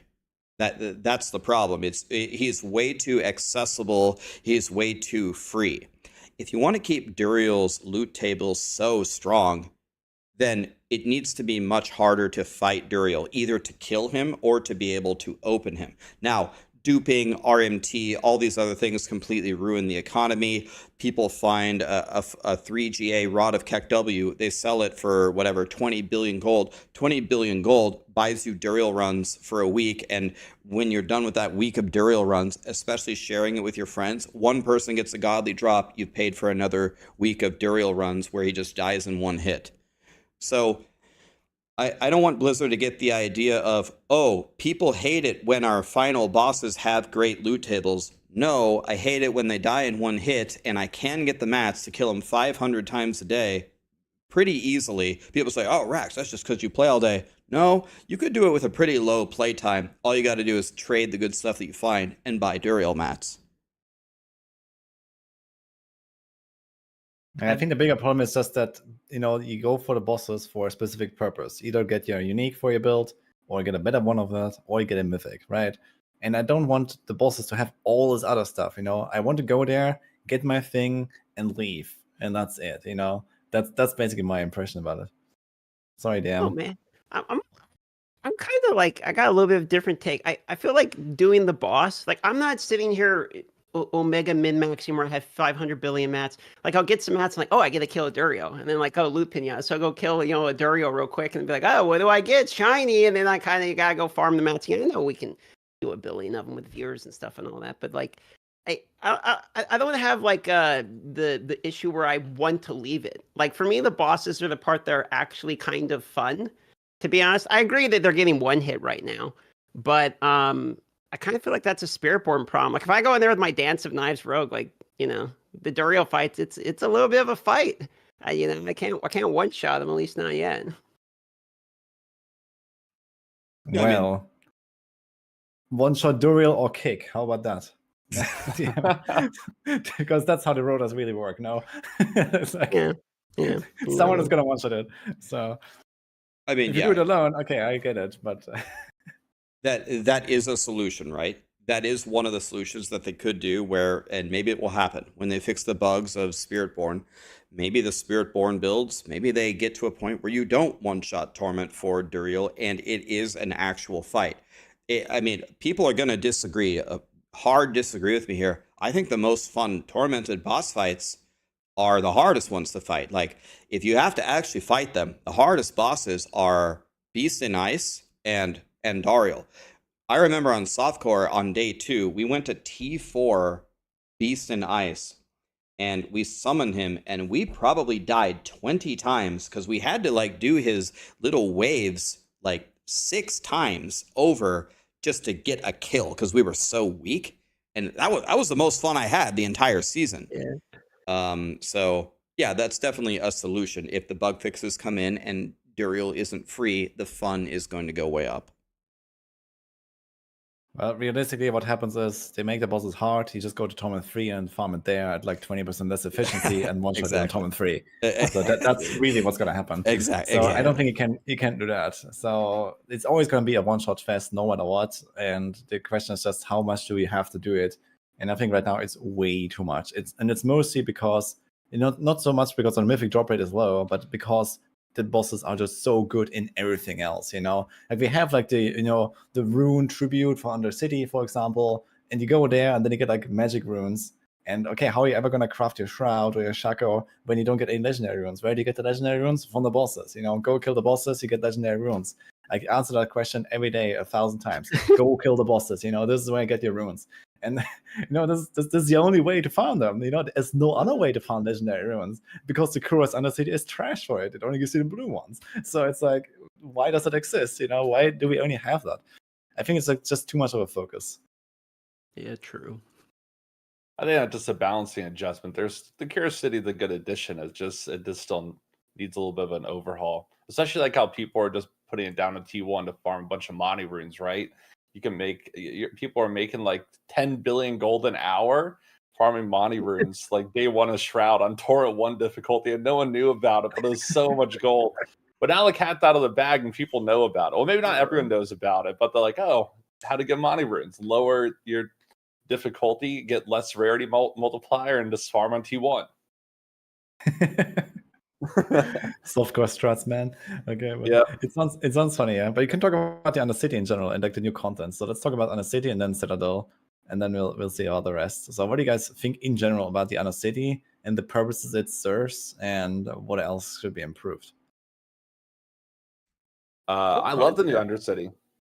Yeah. You go first, Darth. No, I was just gonna say, cool concept. I mean, I like the concept of it. I don't find myself farming it that often, to be honest with you, because the kind of what Willie's saying, like I just do bosses or do the pit for glyph. But I mean, I like the concept of it. I think it's fun. No, I love the tributes. I do think it needs a little bit of a little makeover, a little revamp. But I love being able to target farm. You could do like Rhoda's there. You could go solo if you want. I like the time attack. You don't look like pylon. It's like almost a better gauntlet, essentially. My biggest pet peeve with it is like when you put the bargains on, right? You attach like some of the multiplier where you want like more defensive aspects. And then you have like the legendary ones, like where you get like plus ranks of skills. Your 5 and your 50 million gold option. Then you have your unique tributes where it's like a 50-50 chance of getting mythic items, which is pretty fun.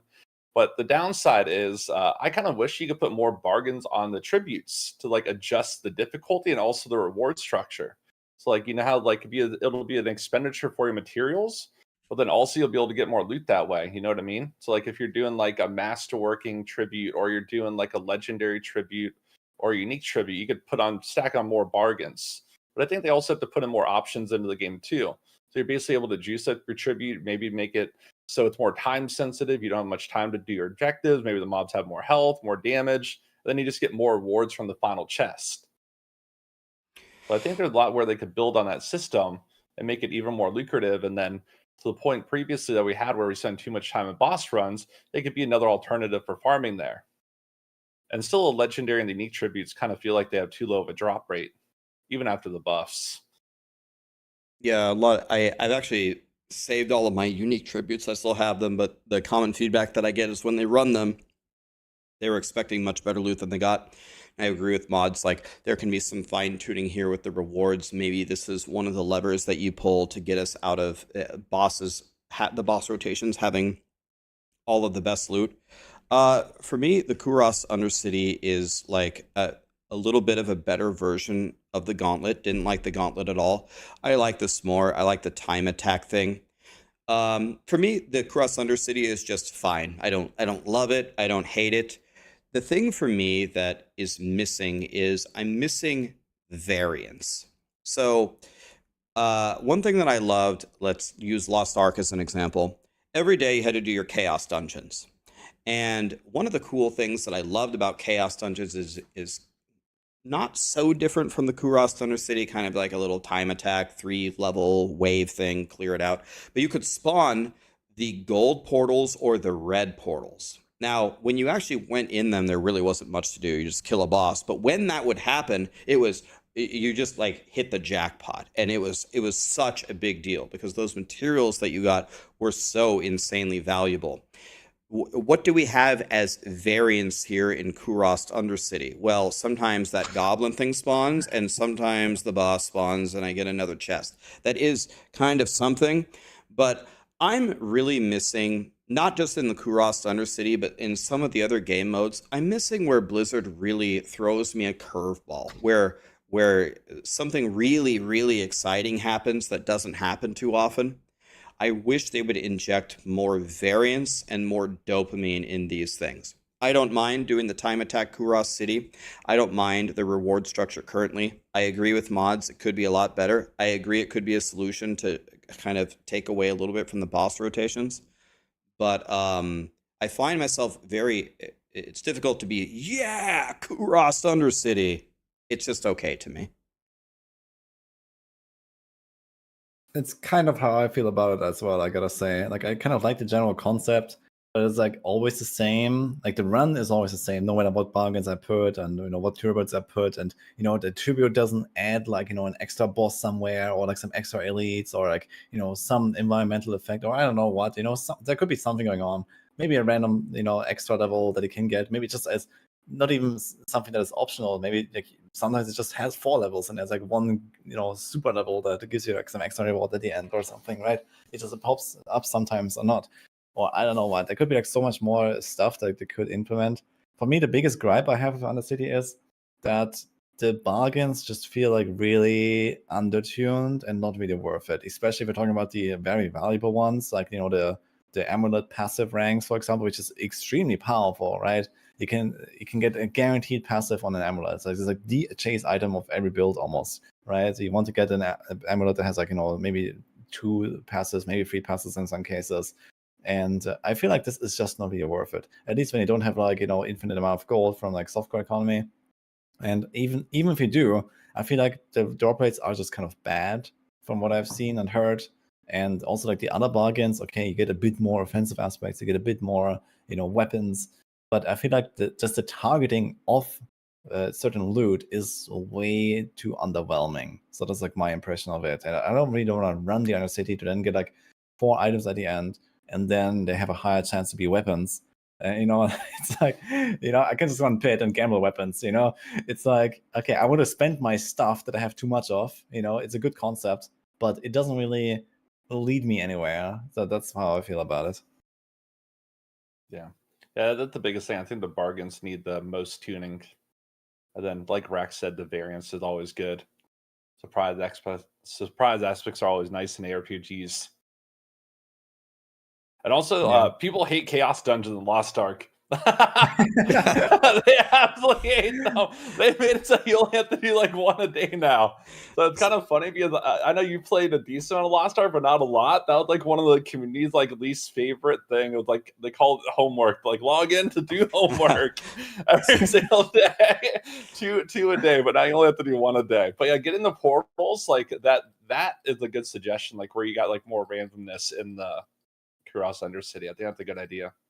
Yeah, just in case I didn't communicate, maybe I didn't communicate it correctly. I don't love doing chaos dungeons every day. I love when I do a chaos dungeon and I get the portal. I like the portal. That's what I like. Okay. Yeah. DM, you want to chime in here? I mean, I'm with DatMod's take. I think juicy maps and PoE is one of my favorite things. I think the Undercity is very uniquely suited to be able to do that. It sort of seems what they're doing here. One of my favorite things about the expansion is that you are able to target farm things a little bit better than before. It kind of seemed like before you just do anything everywhere and you get whatever. And now it kind of seems you can target farm a little bit more, which for me is massively improved quality of life, at least. I think they could just take it a little bit further. So yeah, I agree with the bargains take. I think you improved specifically what you're trying to target farm.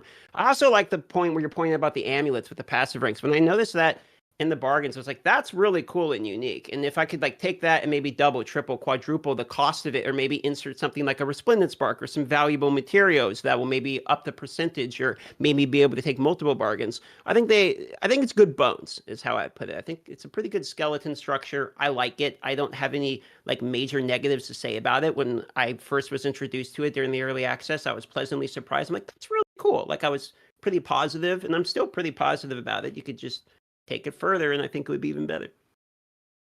I got pee. Be right back. All right. Currently with the legendary tributes, I don't know if you had to farm them too much. They're the best way, like by far, to get greater affix skill rings on gloves, right? You put like the 5 million gold juice on it. I have like 6 pairs of greater affix quill gloves in my bag. Same thing with like crushing hand. You get so many if you put the 5 million gold option on there and you're doing your united ones in a rota. So like whenever gloves drop, add that chance to roll the skill ranks, and you have the ancestral proc, so you just get so many plus skill rank gloves. So if they just added more stuff to that, I think it would feel a lot better. Yeah. I think it's fine if there's like some way to like game the system a little bit as well, like with like okay, have the right combo of a tribute and a bargain, for example, like that. So that I think that makes sense. It's like there's like also like this bit of like mastery of the game, right? You understand, okay, like what are the odds of rolling the skill and the GA, and then you get something really valuable out of it. I think that's cool, but I think in general, like there needs to be some tuning. So maybe we can like wrap it up here on the Undercity. Rax, yeah. Well, one last thing. Yeah, one last thing to piggyback off of what you said. I was very surprised because in the campfire that they had going into the Vessel of Hatred, they specifically said, I'll never forget, I'll remember this. They said that they don't want to build in mechanics like that where if you have like you need a specific knowledge of the game to get more rewards. And I was just sitting here like shocked to hear that, because I thought like that's the entire point of playing the game. Like when you acquire, like let's take Diablo 2 for example. When you're playing Diablo 2, if you go to the Countess and you know to farm a Tal Eth for stealth? I mean, bro, the stealth is so good. Like, it feels good to play the game as a beginner. Okay, Diablo 2 is fun. You get your ass kicked. You learn a little bit more. The Countess drops runes. Okay, what are some low-level runes I can make? Oh, I can make a stealth? I can make a stealth in Act 1? Oh my god, I'm a god. Like, that to me is, stuff like that is very, very fun. I'm not talking about the exploits. I'm not talking about the stupid duping. I'm not talking about exploiting the XP. The guys are doing sellers while they're doing pits. That's why they're Paragon 300. I think they just hotfix that. I'm not talking about exploits, but learning combinations like that and just getting better at the game, to me, that's so rewarding. When they explicitly say that they're not building that into your game so the systems don't work like that, I think that is a huge L. It can still be fun as a new player when you don't know anything, but if you play for a while and you gain knowledge and you learn how to use the systems better, that is also very rewarding. If they aren't built that way, then you don't get to have that experience and everyone's just playing the same game for always. I do not think that that is a good thing at all. I agree. I think like there's like some discussion I see in chat about, okay, the casuals don't go online and look it up and stuff, but that's also the part of the playing the game, right? You don't have to go online and look it up. Maybe at some point you just have the elimination, right? It's like, oh man, I can combine this tribute with that bargain and it's super juiced. Hell yeah, you know, like this, you can farm counters in Diablo 2 and get runes, and then at some point you realize, oh yeah, Tal F, I've heard about this. You know, boom, I found both these in like two different characters, and now I can combine them, and now, okay, in the future I can go, right? You don't have to go online, look it up, or have a guide or whatever for all these things. It's just like part of like learning the game, I think. And there needs to be much more of that. I agree with this. I think as far as the looking online thing, the way I feel about that is if you have a game that does a good enough job at leading you into the game to get you committed and interested in the game, that you want to then start engaging outside of the game with the community and looking things online, then the game's pretty good, is what I've noticed. So I noticed even PoE's kind of noticed they got this problem too, where like PoE 2 is now starting to introduce mechanics like better in-game with videos, and they're removing some of the more annoying mechanics, etc. So I think when you get a game that kind of holds your hand for a little bit and teaches you, and then you're like, wow, I'm really into this game, and now I'm going to start looking things up. Then it's a fair enough balance. There's also a chance you don't look something up and you find and stumble upon it yourself. There's always that discovery aspect. A lot of people forget that. You don't always have to look stuff up. You might be able to figure out yourself. I didn't look it up, but everyone already knew about it beforehand. Yeah, you look it up like, oh man, everyone already knew about this. That's what happened to all of Woody's work leading up to the Spiritborn. He theory crafted for a month, and then all the bugs threw away all his work, and they found something else. And there it goes. Well, I might still have some old planners that I can pull out of the closet at some point. Yeah, so. But they will be valuable next year. I mean, they're going to make updates to the class, of course, besides bug fixes. But it will be valuable, just not today, in a month. Yeah, or so. Exactly. So it is what it is. Anyway, next topic. I want to talk about the Dark Citadel, and I heard Rex has a lot of thoughts about that. So maybe let's start with his opinion. Okay, so again, hi Callie, nice to see you. Want to join me on this? Okay, so I have a problem with the Dark Citadel. So the actual, I think that the game mode has the brightest future in Diablo 4. If they continue, like let's look at Helltide. Helltide on launch, almost none of the game modes really worked. I thought Helltide, comparatively to the other game modes, was one of its better game modes. And then, even though it was one of its best game modes, they continued to iterate on it. And Helltide is actually really fun. Now you can level through it. It's one of the best leveling options. When they adjust the rewards, it's very valuable to farm, even though I'm not farming it right now. Dark Citadel, at its core, I think, has a lot of potential. I like that there's actual mechanics. I like that there's teamwork. It's not so easy to build into ARPGs versus MMOs. It's cool. They could have mythic versions and make the bosses insanely hard. I would salivate for that. Please make that. Here comes my problem.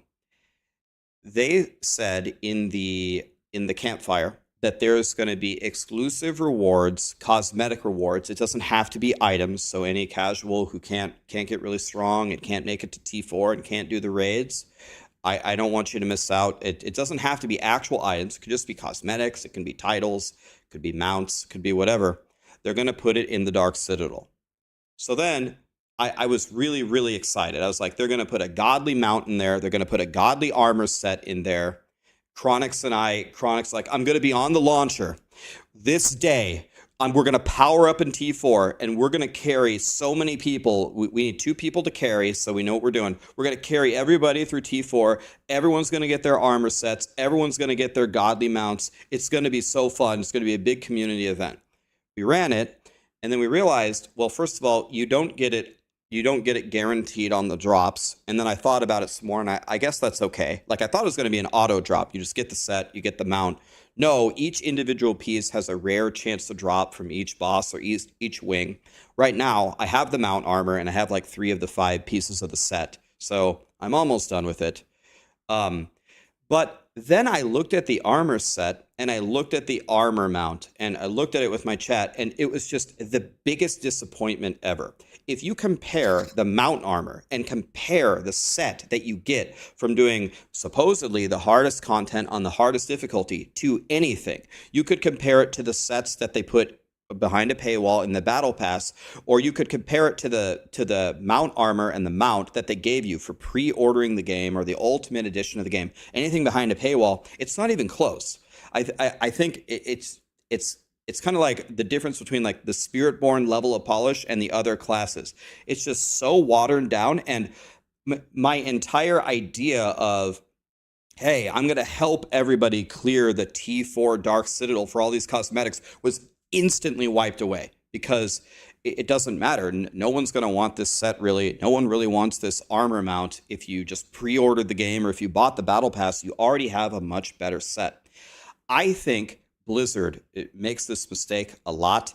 They don't put enough dopamine. They don't put enough chase items to go after in these end game activities. There needs to be an awesome title. There needs to be a super awesome mount. I'm talking like the Phoenix, the Alar mount from Kael'thas, from beating the T4 Dark Citadel. I want to fly around on a Firebird. I want to be glowing like I want to be Barney. I want to be purple and glowing like I have full Tal Rasha's set in Diablo 2 for beating the T4 Dark Citadel on mythic difficulty. I understand that they want to make money. They want to sell you an expansion every year. They want to sell the battle pass. Everything has got to be behind a paywall, but they have got to put really godly rewards at the end of these T4 things in the game, because it has completely deflated me from running the Dark Citadel at all. It's pretty cool. I think as a game mode, it has like the biggest future, and it could be really fun, but the rewards are absolutely not there for me at all, like not even close. Yeah, the Dark Citadel for me is easily my favorite thing they've ever added into the game, and it's in my opinion the best job they've done in the game. Like, it's super fun and actually well implemented in my opinion, right? But when I realized the cosmetics are RNG, I have ran it 15 times and I have gotten 0. So when I realized that, and then the mount itself is kind of like, it's like the plain brown horse of cat mounts, dude. Yes. It's just, it's a little bit of a bummer. And they also have like the lesser cosmetics that drop in tier 4. So you have the normal Khazar gear, and then you have the greater than gear. So you can get the lesser than drops as well in tier 4, which in my opinion should just like not be a thing. If you get a cosmetic drop, you should get the greater drop, in my opinion, which is kind of frustrating as well. So, yeah, when I realized it's RNG, I kind of just stopped carrying entirely, because it's going to take like 60, 70, 80 runs or something like that.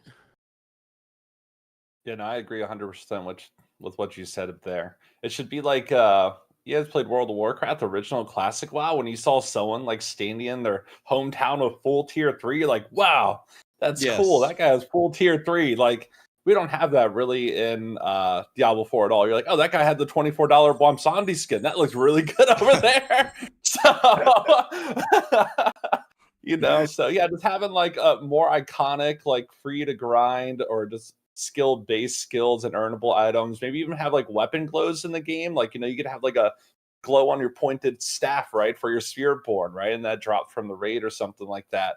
So I think you hit the nail on the head there. Like really, really work on refining the cosmetic rewards there. And then outside of that, for the new raid, it is fun. It's like baby's first raid, right? It's not too complex. You have a detailed list underneath the mini map on like what objectives to do. I think having a harder difficulty that doesn't have that, maybe having more mechanics, eventually could possibly be a thing, like where they expand upon that. And maybe they'll add the primevals there.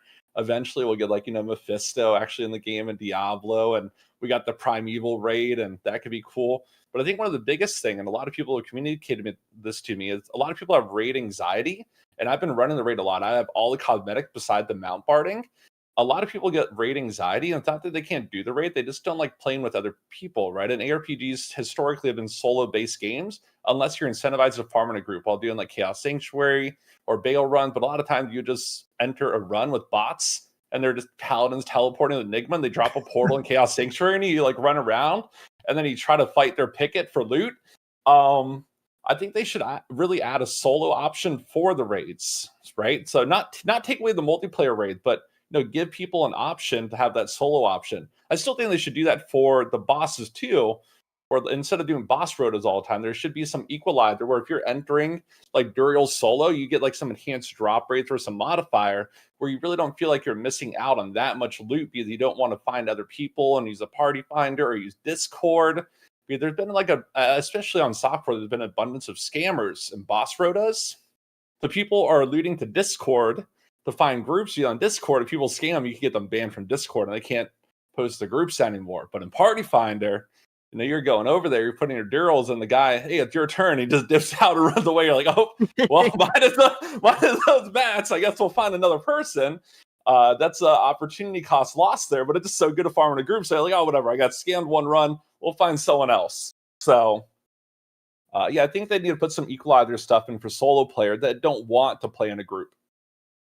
Yeah, one more point about the cosmetics too is, I believe it was pre-launch of the game, they were talking about the cosmetic drops, or the cosmetics of the game, and I think they kind of stated that the cosmetics in the game are always going to be the best looking from the in-game awards, from like actually playing the game. Yes. I think we've kind of gotten to a point where most of the really good looking cosmetics are either like premium battle pass or shop purchases. Like don't get me wrong, those cosmetics look quite good, but like the best looking ones are definitely the shop now. I mean, yeah, it's not even close. It's by far the thing that, so I want what mods ask for. I want there to be an option for solo players, but I know Blizzard, and I've seen a historical theme here. When you request something, you are way more likely to get a change into the game that does not require a lot of development time. Some of the ways that they've designed some of these bosses, it's like they're going to have to do some serious work on even the existing boss fights to make them soloable. Like, part of it is maybe you just extend the timer so one person can just actually take the time to go do all of the mechanics. But I think there's even, as I think about some of the different fights, there's even more required to it. Like, how do you press both pressure plates? Okay, you open one door. When you get to the end, you're going to have to put another portal, go over here. There's a lot of development time there.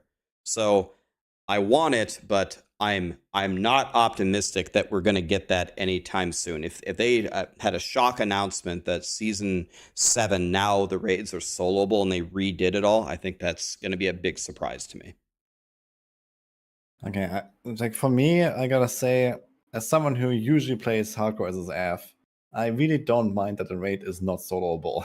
It's like, I actually had fun grouping up with people and trying to do the raid, and it kind of got me out of the solo player role, and I think this is really what they're trying to accomplish, and it has done that pretty well. I really enjoyed doing the raid, at least for a few times I've done it now, and especially on hardcore, there's like this extra component to it. You have to rely on your teammates, and you have to try to get through it, and everyone has to get out alive somehow. In fact, yesterday I did a Party Finder group Citadel on hardcore run. that was actually some of the most fun I've had, man. It was awesome, man. Unfortunately, one guy, I think, DC'd and died somewhere, but otherwise you got through with everyone alive. And it was actually going pretty well. And there was one guy who had no scroll and has not done the Citadel before, and we got him out alive. So that was cool. I love that. That was amazing. Yeah, and stuff like that. It was actually kind of interesting to like do something like this. My first run I've done this with Chronix and Ugi when we tried to do like the world first on like launch, and then I hadn't really touched it for a while, and then I did this run. And it was a completely different experience because I didn't do it with people on voice comm, with my friends or something. And that was actually cool. So I'm not really sure if like this raid anxiety is a huge problem, really. Like, I don't know, like you don't have anything to lose going in there on softcore at least. You can just group up and try to do it. And if it doesn't work out, okay, tough luck. Maybe try again or try on like a lower difficulty, right? You can do it Torment 1 and just one-shot everything if you have to. At least you kind of see everything once. And once you have seen everything once or twice, then you kind of know what's going on, right? And if it's a point about making it soloable, I think this would be kind of a mistake. I think this is the content that is kind of just reserved for group play, and that's okay. And if they try to water it down so it's soloable, then it will lose a lot of its charm because they have to make the mechanics so simple that one player can do it, or people ask for like a mercenary can be the second guy, but how are you going to teach a mercenary to stand on the plate, right, or like get you out through the portal from the other side or whatever, right? So you can't do that. So I think there's no way to really make the raid a solo thing. I think having the flexibility for the devs to design fights where you need two people just makes the fights way more interesting. And I think they should rather just focus on that if they want to make more raids in the future. Yeah, so one thing to add onto Woody's thing at the end there, if to make it soloable, then they are going to, as Woody said, water down the fights. I think that's going to take away a lot from the raid. The fights only need to get harder. We need a mythic version of it. We need to get it more difficult with more mechanics. That'll be more fun. So if they're going to make a solo version, again, very unlikely that they would do this, but we almost need them to just actually retune the boss fight for a separate solo instance. If instead they say, oh, well, yeah, now the raid can be soloed, and now all future design will make sure that we'll just design it so a solo person could do it. I think that's going to hurt the raid more than it would help it. So if they're not willing to actually make like a different fight or slightly different mechanics for a solo player, I don't know if I would vote for that. I think what we maybe really are looking for here is another game mode that we can add that would actually satisfy this feeling for like a solo player. And there's one example that I have been kind of envying Diablo Immortal players for here. So funny to drop that, but there is, I'm not sure what it's even called, but there's some game mode that's like a roguelite mode where you start with like nothing and you kind of build up your character. It's a bit like the Torghast from WoW. And I know that Torghast WoW was not really super well received because of, the grind and whatever. But the concept behind it, I think, is amazing. Like you start and run, like, like with the same power level with any character, right? You go in as a Spiritborn, and then you after the first level, you get your first skill or your second skill or something, right? And then you get your first item, and you choose like one of three options. A little bit like how Hades does it or something. And I think in such a game mode that it's actually like let's say a long-lasting run, like a kind of like a long-term run, right? That you can come back to if you want or whatever, right? You can make it like very complex, very long if you want, and like keep adding stuff over like 50 different levels, and then you have like the final boss fight, and you take it down or you don't, with like all the choices that you made along the way. And I think this would be something that I would be looking for here as well. So that would be amazing to have such a game mode. And I think this would probably really satisfy the people that want this like more complex, more interesting, like hard boss fights and like mechanics matter. Because I think in the current game, with like the imbalance between builds and classes and anything, it's very hard to make a like this mythic game mode that Rax alludes to that is like super tough and you have to like coordinate and whatever. And I don't think that this is ever going to happen, because at some point we're going to get to the point where we just overpower it and we don't really care about much anymore. So I think what we would really need is something like the whatever it's called in Diablo Immortal, right? Just roguelite basically. I forget the name of it, but that mode would actually be really nice. Just basically copy paste it in. You would have a shop. You earn coins from killing things, and you could literally buy your build. Like, oh, you have 3 options. It was sort of like you're saying a survivor mode or a roguelite implementation. But the coolest thing about it is the reward at the end of it you get to pick an item from the build you made. So you would take all of these, you could like put your unique in, you could put your aspects in, etc., from depending upon what you're offered. And then at the end, it's like, which of the piece of your build you want to take back with you into the real world? So if there's something you're specifically trying to target farm, you're like, I have to get this aspect. Well, you can do that, but now you're going to have to beat the mode with that aspect that you desperately need. So I actually really liked that element to it as well. That's even cooler, yeah. So the thing that you're describing, I think, is what they were hoping the Infernal Hordes would be. But the Infernal Hordes are nowhere near as cool as that. The rewards, like the gameplay and the building and the rewards at the end, are not as cool as that. You're kind of just essentially fighting the same mobs over and over, unless you throw in the Aether Fiends or the Hellborns. And all of the rewards are just kind of just, this is what I have constantly said is the problem. The powers that you pick, the boons and the banes, all they do is multiply up your Aether drops. They don't actually change really the gameplay at all, which is, again, goes back to what we were talking about earlier. It's the variance. If you close your eyes, or I guess don't close your eyes, but if you just look at two different Infernal Horde runs where you picked completely different powers for 10 waves, they look exactly the same. I mean, it's you're spinning in a circle, standing in a red circle, killing pretty much the same monsters with plus or minus 200 Aether from the previous round. I think that this is what they wanted the Infernal Hordes to be, but it didn't turn out that way. Yeah, exactly. And now I think we already, like, at least personally, I gave that feedback to the devs, like in the season 5 PTR and the, like all the talks and whatever. That the idea behind like this choosing and like building up your run with like different boons and banes, and that's kind of cool, and they can keep Infernal Hordes as they are. I think that's okay.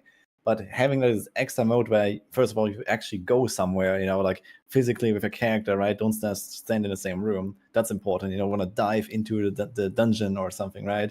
And then you go deeper and whatever, right? And then you find something, and that is like outside of the regular like reward loop. I think that would be really cool. They had so many opportunities there to kind of just like, okay, man, I have 2 hours on this Sunday now. I'm gonna go do one run of this thing, and just it's gonna be a completely different experience every time, and that would be badass. And also, it kind of like gives everyone a chance to have like a good run or a bad run, or like sometimes you just get you just have no chance, right? You just get screwed, and that's it. Like if you compare this, like, I don't know, dungeon runs in Hearthstone or something. I love doing dungeon runs in Hearthstone. If anyone remembers that, it was exactly that thing. You build your deck as you go, and it was just amazing to do. I don't know, I loved it. Every time it was something else. I would try to do like a certain combo that I had in mind or whatever, and yeah, that was so much cool stuff. And I couldn't do something similar in D4, I think. That would be so fun if you started an Infernal Horde. Obviously, like the monsters and the gameplay within it also need to be better. But imagine you started and you have like a new character and you choose your class and you start off with, I don't know, 20 skill points, and maybe you pick one of 3 Paragon boards, and then they give you 50 Paragon. So you spend like, I don't know, 5 minutes of putting it in or whatever. And then, yeah, the first reward is either, oh, you get 5 more skill points or 20 more Paragon, or you get to pick a legendary power or this or that, and you're just kind of crafting it as you go with 10 waves. It would probably take a while to do a run. Like it would be like a 1 hour run, but the rewards would have to be like, excellent if you got through it. But that would be so much more fun than what we're currently doing. It just sounds infinitely more fun. Before we get too far off the topic of the Dark Citadel, there is one other thing about that I wanted to mention, which is, in my opinion, it would be great if they actually made it co-op viable in terms of couch co-op. I think one of the coolest parts about Diablo 4 is you can couch co-op with somebody, your partner, whoever, you can play through and you have a great time. A lot of people enjoy the couch co-op, and I feel like more games should have couch co-op. But the Citadel, you can't actually do it as couch co-op. Now, maybe the argument could be, okay, well, then get someone else in the party that can fulfill the other part, but actually working together and having like you go on this side, I go on the outside, and you can play couch co-op. It's the only part of the game that you can't actually experience as couch co-op. And in my opinion, it's the best suited for it. So I feel kind of bad for the people that maybe just play all the way through the game with their friend or whatever, and then they can't split up and do it because there's no split screen or something like that. I was actually very surprised to learn that. I kept, like, someone told me about this, and I was like, what? Like, I could not believe that this is not couch co-op viable. That's crazy to me. Like, how did that happen? I wasn't even aware. Yeah, that kind of sucks for couch co-op people, I guess. yes. I didn't because know that this either. this is the thing for it. This is Yeah. the thing. Like, as DM said, it's crazy actually. But yeah, maybe there's like some solution to that in the future. Maybe they can do a split screen and when that you have to split up or whatever. But I guess they don't want to do that, or maybe it's too complicated to introduce now. So who knows? I guess they thought about it at least.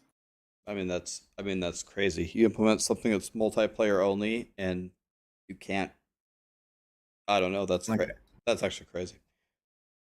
Okay. And another topic I want to talk about is the pit. So we had like a huge revamp. Glyphs are now in the pit. They work basically like Diablo 3, legendary gems. Just you can't share them between characters, I guess. But how do you generally like the place of the pit in the game as like, the difficulty structure, as like a pushing mode, and for the glyphs, or whatever else you want to share about the pit? I think it's improved. I think the pit was less fun, less rewarding before. So I think in general it has only improved. I think a lot of people's opinions on the pit are very skewed by how powerful the Spiritborn is with all of these bugs and these crazy mechanics. Like, if you get to pit 65, you're in Torment 4, and then it's supposed to be like quite a grind to even get up to like pit 80. I remember when we were talking in the early access, a bunch of people were not only trying the Spiritborn, but trying a bunch of other classes. Again, we don't have our renown. We're a little bit more nerfed, and we don't have that much time. We're not blasting as hard as when it's actually out. But people were saying, man, I think the cap for this build might be like pit 80, pit 85. And I actually thought that was a good thing. Like, I think that like 165, once you get into World Tier or Torment 4, I thought it was going to be a lot more fun if the difficulty ramps up really good. And the only reason why it goes to pit 150 is just to identify outliers. When I compare Diablo 3's progression, in the season 1, it was a miracle. Like, the world #1 clear was like Greater Rift 54, and clearing pit 1 or GR 150 was completely out of the question. And then as we added, so then as we add zeros and zeros and zeros and multipliers over 8 years of development or whatever, now all of a sudden it's rank 1 cleared GR 150 in a minute 17, and world #2 is a minute 17 and 8/10 of a second. It's just like, and people who experienced that almost universally agreed that on the leaderboard pushes, it was way more interesting when someone cleared a 143 and no one else did, versus everyone's time attacking GR 150 for the perfect map, the perfect mobs, the perfect density, the perfect pylons, and the perfect boss with a power pylon. Now, that's not what the pit will ever become with how they designed it, but I think the underlying philosophy is still there, that if everyone's just speedrunning pit 150, I think it's worse than if it's actually a climb after pit 65. Are other classes clearing 150 like quickly at this point, or at all? I think the highest other class is like 110 or 115, something like that. Yeah. Someone was saying there's a new bugged throw barb that has perma overpowered that I guess they're running on Chinese servers that did 150. It just came out last night. It's like some perma overpower bug. I was trying to like look into it to see how it's done, but yeah, it's like an extreme outlier. But it's not intended like an exploit. Nice. Yeah, but I agree with Rex though. Like, yeah, 150 just seems silly. Like, working your way up is a lot better. So I think the main problem. Yeah, I think from my perspective, the main problem comes with like the 150 clears is that we have exactly the same problem that we were trying to get solved with the expansion launch, which was, every outdoor content is completely trivial, and you one-shot everything in whispers and hell tides and whatever, right? And now we had torrent 1, 2, 3, 4, And we're basically back to exactly the same spot we were before with World Tier 4, where everyone was moaning, please give us a World Tier 5 so that we don't one-shot everything. And, we only have to look in the direction of the monsters and they already explode, right? And it's just kind of like, now we have the new system that is supposed to solve that. And we're still so much more powerful than Torrent 4, right? That it just happens all over again. So I generally like the progression curves that we have now with going through the torments and leveling the glyphs and all that. And I think the pit is a very good system that I have made for that. But it's we go way too far, I think. And what Rax said, for example, with oh yeah, this build is probably gonna cap out at 80. Maybe this one goes to 90. Maybe you can even max out your glyphs if you really try with this build. Get them to 100, and that's gonna feel really good, right? When you accomplish it and do the grind. And it doesn't really feel that way, at least from the Spiritborn perspective. And even on other classes, we have many builds that go beyond 100. And I think that's actually too high. This is my opinion. I think we should not even go to 100. Maybe the extreme top-end builds. And, the 100 should already be an incredible benchmark, I think. So this is just what I believe here. Yeah, I think the other... Go ahead. Oh. Go ahead. Yeah, just... Spiritborn's obviously the outlier, and everyone knows that. So I just look at the other classes in terms of pit. Well, they already said it's going to get nerfed. They're not going to bring every other class up to Spiritborn damage. Doing speed running 150, that would be quite silly for longevity of the game. They just have to have more torment tiers, more pit levels, right? They'll probably have to do another stat squish and redefine everything next expansion again. So it'd just be silly to boost everything up to Spiritborn levels. But yeah, if you just look at every other class outside of some of their design issues, like Druid, them nerfing landslide build and stuff like that, them killing off some old fun builds, they need to bring some of it back. The other classes are within a pretty acceptable range in my ideas. It's 118 to 105, 105 being Druid's lowest. But outside of that, my opinion of pit is I think they need to work on some of the layouts. You have some of the dungeon layouts where you have the one long road and then you have to double back and you go down the next long road. So I think they need to work on making some of the layouts more linear. That's one thing. A lot of times you don't have enough mobs, right? So you kill this one last mob and it filled up 20% of your bar. You're oh, what's this? So I think, adding possibly more floors, just work on some of the layouts, making them more linear. That would help out too. And I think obviously more boss variety. They have these bosses from the Kuros Undercity. They have some of the different dungeon bosses from the expansion, throwing some different boss variety in there. So it just kind of mixes it up a little bit. But yeah, I think the pit's in a lot better spot than what it was before. It just needs to be cleaned up. Yeah, so the backtracking is a big problem. Not having enough monsters to clear the pit. I've had situations where you're on floor 2. You clear floor 2, you have to go back to floor 1 because you went straight to the portal and you actually just don't have enough monsters to finish it. And that just feels so bad. They have to fix both of those things. One issue for me in the pit, more specifically for pushing the pit, is there is almost no opportunity to exude any skill. So if someone comes up to me and they say, I have cleared pit 100, the translation into my brain is your build and gear are good enough to clear pit 100. In greater rifts, you could, with your knowledge and with different gameplay, you could make up the difference of 10 GR tiers, which is it's a 17% increased damage if I remember correctly every single tier. So it's 1.17 to the 10th power harder just by playing smart. Now, of course, there were a lot of problems with it. The fishing was stupid, and the mob types were balanced, and you have to fish for certain pylons and that. But I'm not just talking about that. I'm talking about the gathering, doing this, doing that, knowing when to skip this, knowing when to skip that. This is just completely non-existent in the pit. You just run through, you fight the boss, you dodge the red waves. That's about the only skill that you exude in at all. And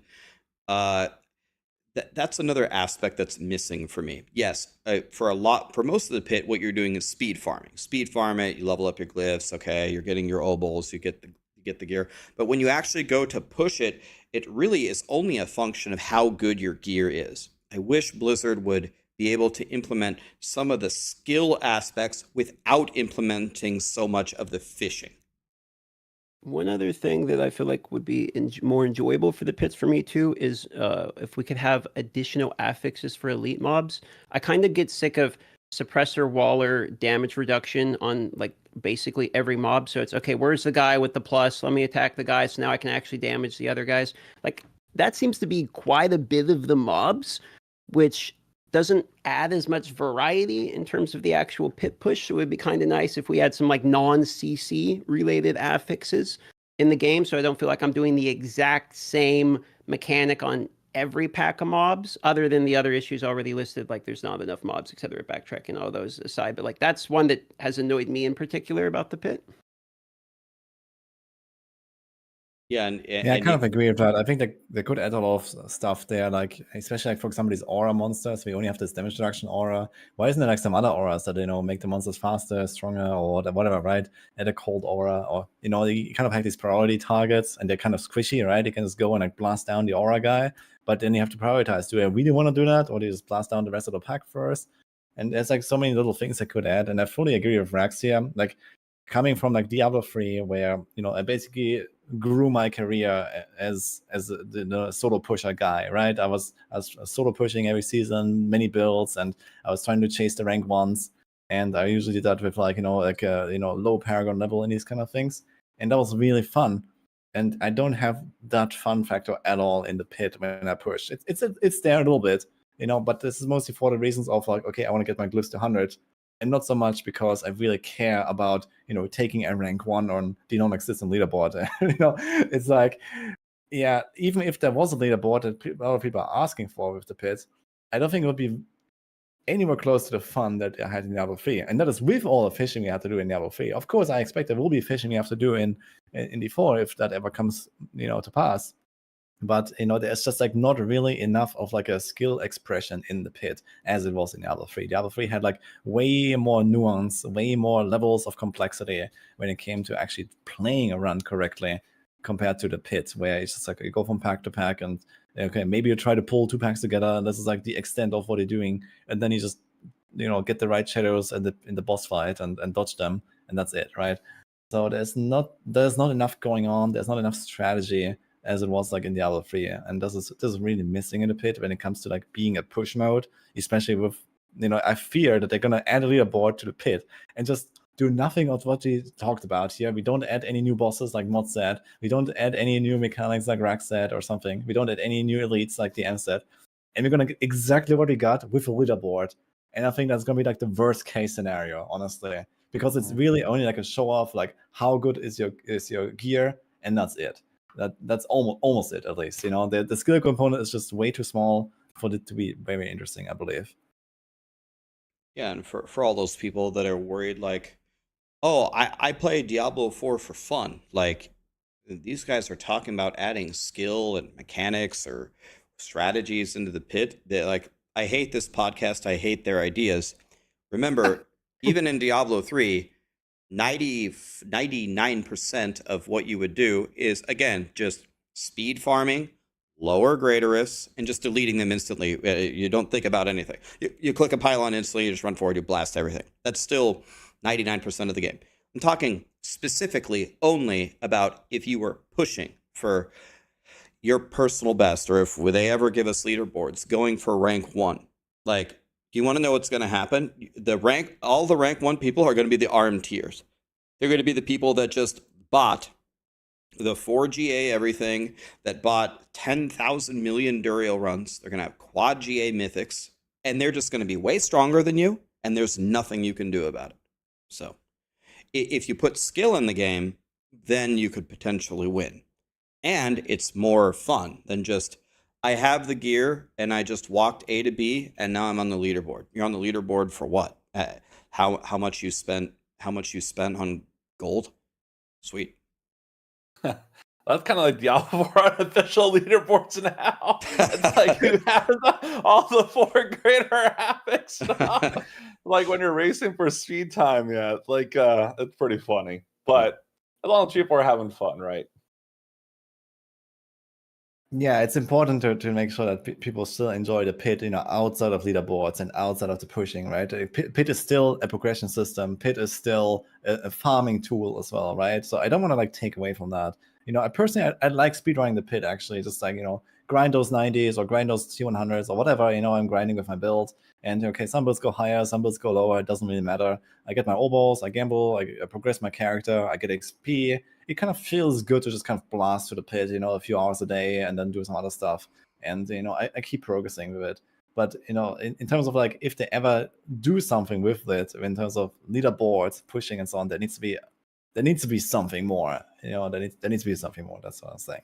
I think the bosses are way improved in Diablo 4 compared to Diablo 3.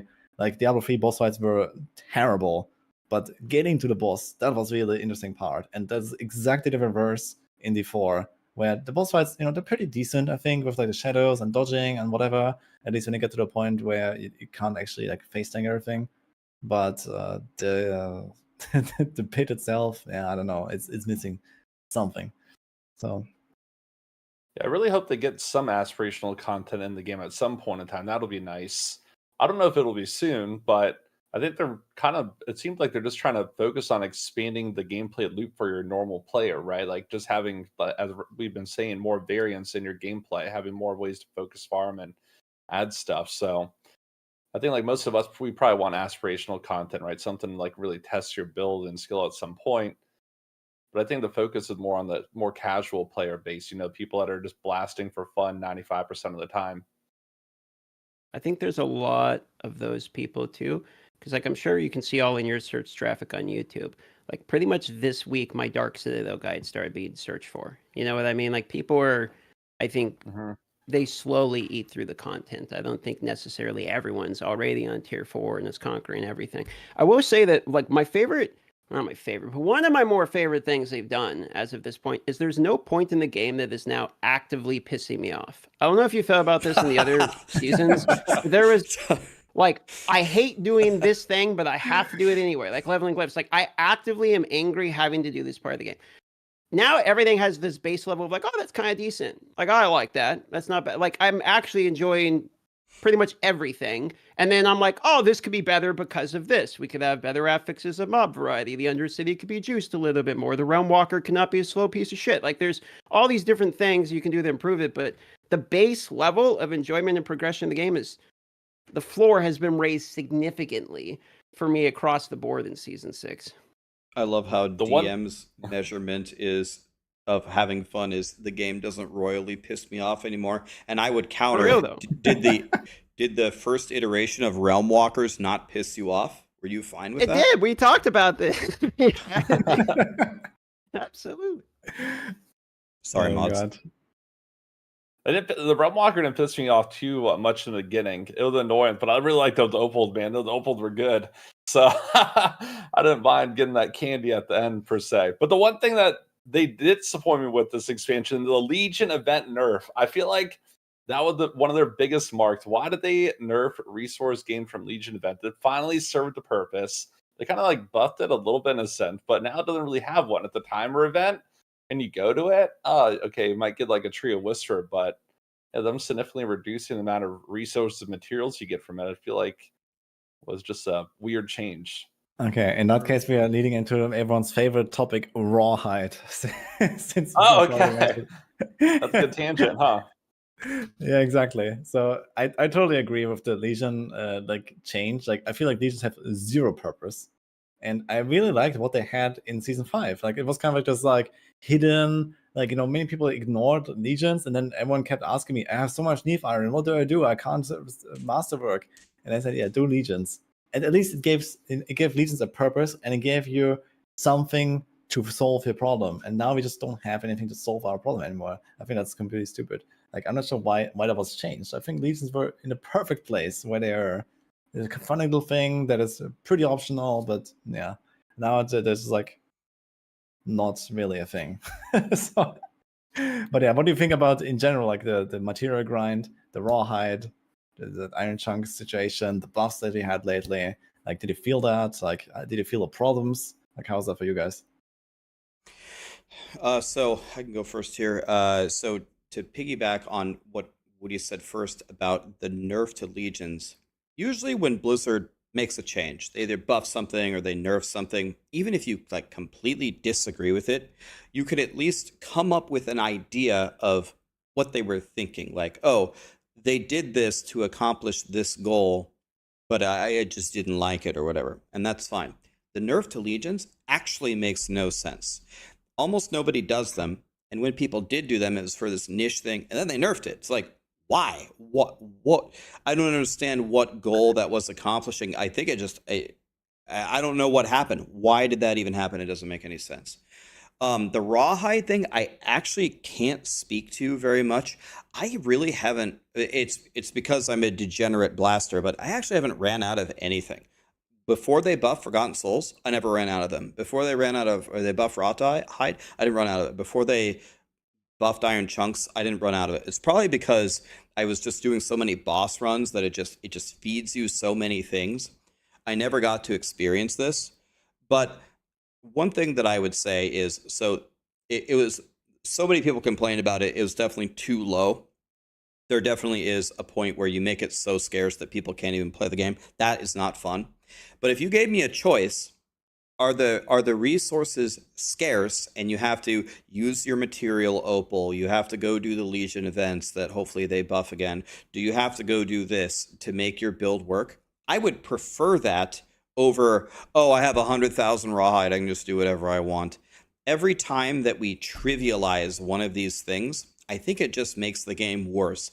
I agree from all the feedback that we got that it was way too low currently, and that's also bad for the game. But I don't want them to just give us so much of these materials that they become meaningless. And this happens so often, and I'm so afraid of this every time they buff anything. You don't want gem fragments. Just have rawhide just all over the ground and having to constantly convert them. I mean, we used to have a patch where there was rawhide all over the ground, and he couldn't get rid of it. So that was a thing. Yeah. Oof. Yeah, but now it's gem fragments. Like that gem fragment solution, I have to go to the jeweler and then convert my gem fragments back and forth so that I lose them, because the conversion always makes you, like, worse off than before. So you just convert them like 1,000 times back and forth, and then you end up with one at 999k and everything at 0. I'm just rage quitting, man. It's horrible. And the gem fragments. And they drop on top of the altar, or I think they removed it for the bosses. Yeah. They were stacking on the altar, so you couldn't do more boss runs. It's just like, did anybody test this? Like, you get like 16,000 per run, and the cap is 1 million, but that's not. Might sound like a lot, but it's not. You cap real quick, and then you're just like, excuse me, I can't play. Yeah, it's there needs to be some solution to that, some way to use our leftover materials. And honestly, like, I think what Rax said, like, okay, he's afraid that they're all buff it, and I'm mildly afraid of that as well. When they did a buff and now they did another buff, and we have to see that now 2 weeks have already passed in the season, right? Most people have already done most of their blasting, let's say, or like at least a lot of their blasting, right? Okay, some people kind of like spend time over the entire season, they go slow. Okay, they were gonna profit more from this, but a lot of the people that have been playing a lot, they are thinking about like triple masterworking their items everywhere and run out of masterworking mats really fast. They have done most of the blasting, and they don't want to go back now to do more blasting just to get the rawhide after the buff, right? But in Season 7, for example, we're going to have the buffs in place, and we're going to get a lot more of the material economy, smoothed out as we go. So this is something to kind of keep in mind here. For Season 6, it's kind of too late for many people. And maybe, for example, this Halloween event that's coming, or the mid-season patch is going to be an event or whatever. Maybe they can, focus on that a little bit, fix the holes that people have in their material economy, and just make sure that the people that have already grinded a lot also kind of get out of it, just fine, even if they don't want to go back and do more now that the buff is live. So anecdotally for me, the rawhide and iron chunks before, I had no issues with them at all. I had like hundreds of thousands before the buff. And I think the main reason for me is I play a lot, right? I did a lot of boss runs. I was just farming boss bats nonstop. And also I don't trade. So I play like self-found, even though I'm playing in a group. So I don't have it's more like the natural flow of upgrades. So I'm not constantly getting stuff to legendary masterwork. I got all my legendary resolved masterworked, right? I have everything perfectly masterworked, but at the natural flow of the game, I wasn't really struggling with my playtime. But I noticed like everyone basically was struggling with that. So the changes feel good. Maybe buff the source of rawhide when you salvage. It still feels a little bit low. The tree whispers are more rewarding now. Like boss road, they're still the best with the material opal, right? So if you're not doing realm walkers, right, you get your material opal, put it on. You can sacrifice loot in the pit, so when you're blasting your pit, you get more rawhide there, but usually you want to use an equipment opal. So yeah, it feels better now, especially if you're actively like trading and like constantly trying out new builds. But that's like a whole nother issue. Currently, Diablo 4, like actually being able to swap and interchange build and experiment with stuff is such a pain in the butt, and you're more often than not just going to make a new character, right? Because how much you have to swap, and there's no armory and wardrobe stuff. But yeah, the materials feel better now to me. I'm always It actually struck me the other day that I was doing a pit run and then my inventory was full at the end. And I had the option to either pick up 2 blue items or 2 legendary items on the ground. And then it actually occurred to me that the blue items are actually more valuable than the legendaries to pick up. Yeah. And that was just like such a weird moment. But I had like the the bright light shining. I was like, oh man, yes, I need to pick the blue item, not the legendary. Like I need to leave them there. That was kind of weird. And to So, take this it is kind one of- step further, they said that in the high level T4 stuff, that blues and yellows would be auto salvaged and converted to materials. So, right? So the even more 5-et question is, why did the blues even exist in the first place? Yeah, I think they just kind of have an oversight there that if I think it comes from the chest, and the chest is like not auto salvage, I guess, or something. I don't know. I think the M wanted to say something, no? I was just gonna Yeah. say, for me, I'm always locked behind Obdicite because I don't really do that many Infernal hordes or the Nightmare dungeons drop them. But like that's what I'm always bottlenecked by. People always say it was all these other ones, but I haven't ran into being gate kept by rawhide and iron chunks and stuff like that. It's always Obdicite for me. Same. Yeah, just open up a pit before you go to Nightmare dungeons. You'll get plenty of them. Oh god. That is like another bug or something. Wait, don't do that. Don't do that. I thought they fixed that. Yeah, like doing pits while you do other things was an exploit, and that's like how everyone got to Paragon 300 or whatever. They bought it or they used the XP. Yeah, you exploit. remember the original Diablo 3 exploit where you'd open up the Greater Rift and it added those multipliers from the Greater Rift to all content globally in the game? Diablo 4 had the same exact exploit. Goblin, Yeah. the Bloodshot Goblin exploit, where then you would hit the Bloodshot Goblin, instead of dropping 1 Bloodshot, it would drop like 200, like hundreds of times. Yeah. But they banned a lot of people for that. I remember that. They did, yeah. I think they rolled them back, right? It was like 1 week, and then they rolled them back to like level 20 or something. Yeah. Oh, They rolled man, everybody that's back. Okay. Yeah. Oh god. Okay. Any other words on rawhide or materials, guys? No, I think they restore legions to their former glory. That's what they need to do. Really. I agree with that. They made no changes. I can Legions get aren't down really with that. too fun, but if you're really struggling on mats, you just do them every once in a while, right? And it solves that issue, right? So having alternative means to farm I think is good in an ARPG. You're not going to be sitting there farming legions all day long. My favorite thing about a legion, and I honestly wonder if they should like purposely try to do this, is when the legion spawns within a helltide. That's like the jackpot. It's like I'm doing a legion and a helltide at the same time. Life can't get any better than this. Okay, we were already on the topic a little bit about bugs and exploits, and I want to talk about this a bit. So the expansion came out now. The season started with it immediately, and I guess everyone kind of expected this would be a bit Wild West, right? With the new class untested, and all the new content mostly untested and all that. So I wasn't really expecting this to go over very clean, let's say. But we have seen a lot of stuff now, right? We have XP exploits, we have materials exploits, we have another materials exploit, and another materials exploit. We have a tribute exploit. So I can't even count them anymore at this point. And now the question is, okay, where are we at, and what should happen?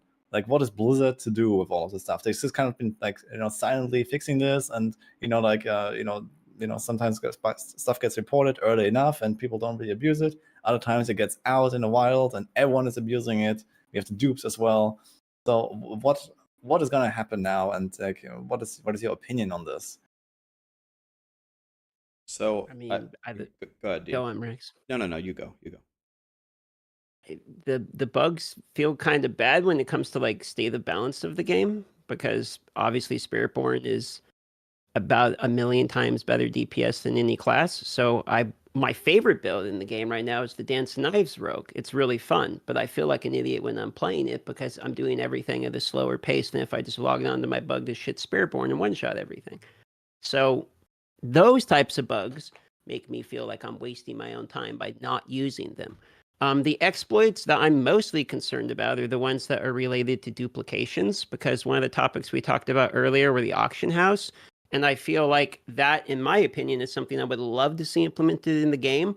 But I think there's a sequence of events in which they know we can't add this type of stuff unless we actually fix the ramping duplication issues in the economy. Because putting the auction house in will make it more obvious that there is economic problems, and they probably don't want to have that focal point on it. So because of that, the content that I want to see implemented, I'm mostly concerned about the ones that affect that content coming to the game.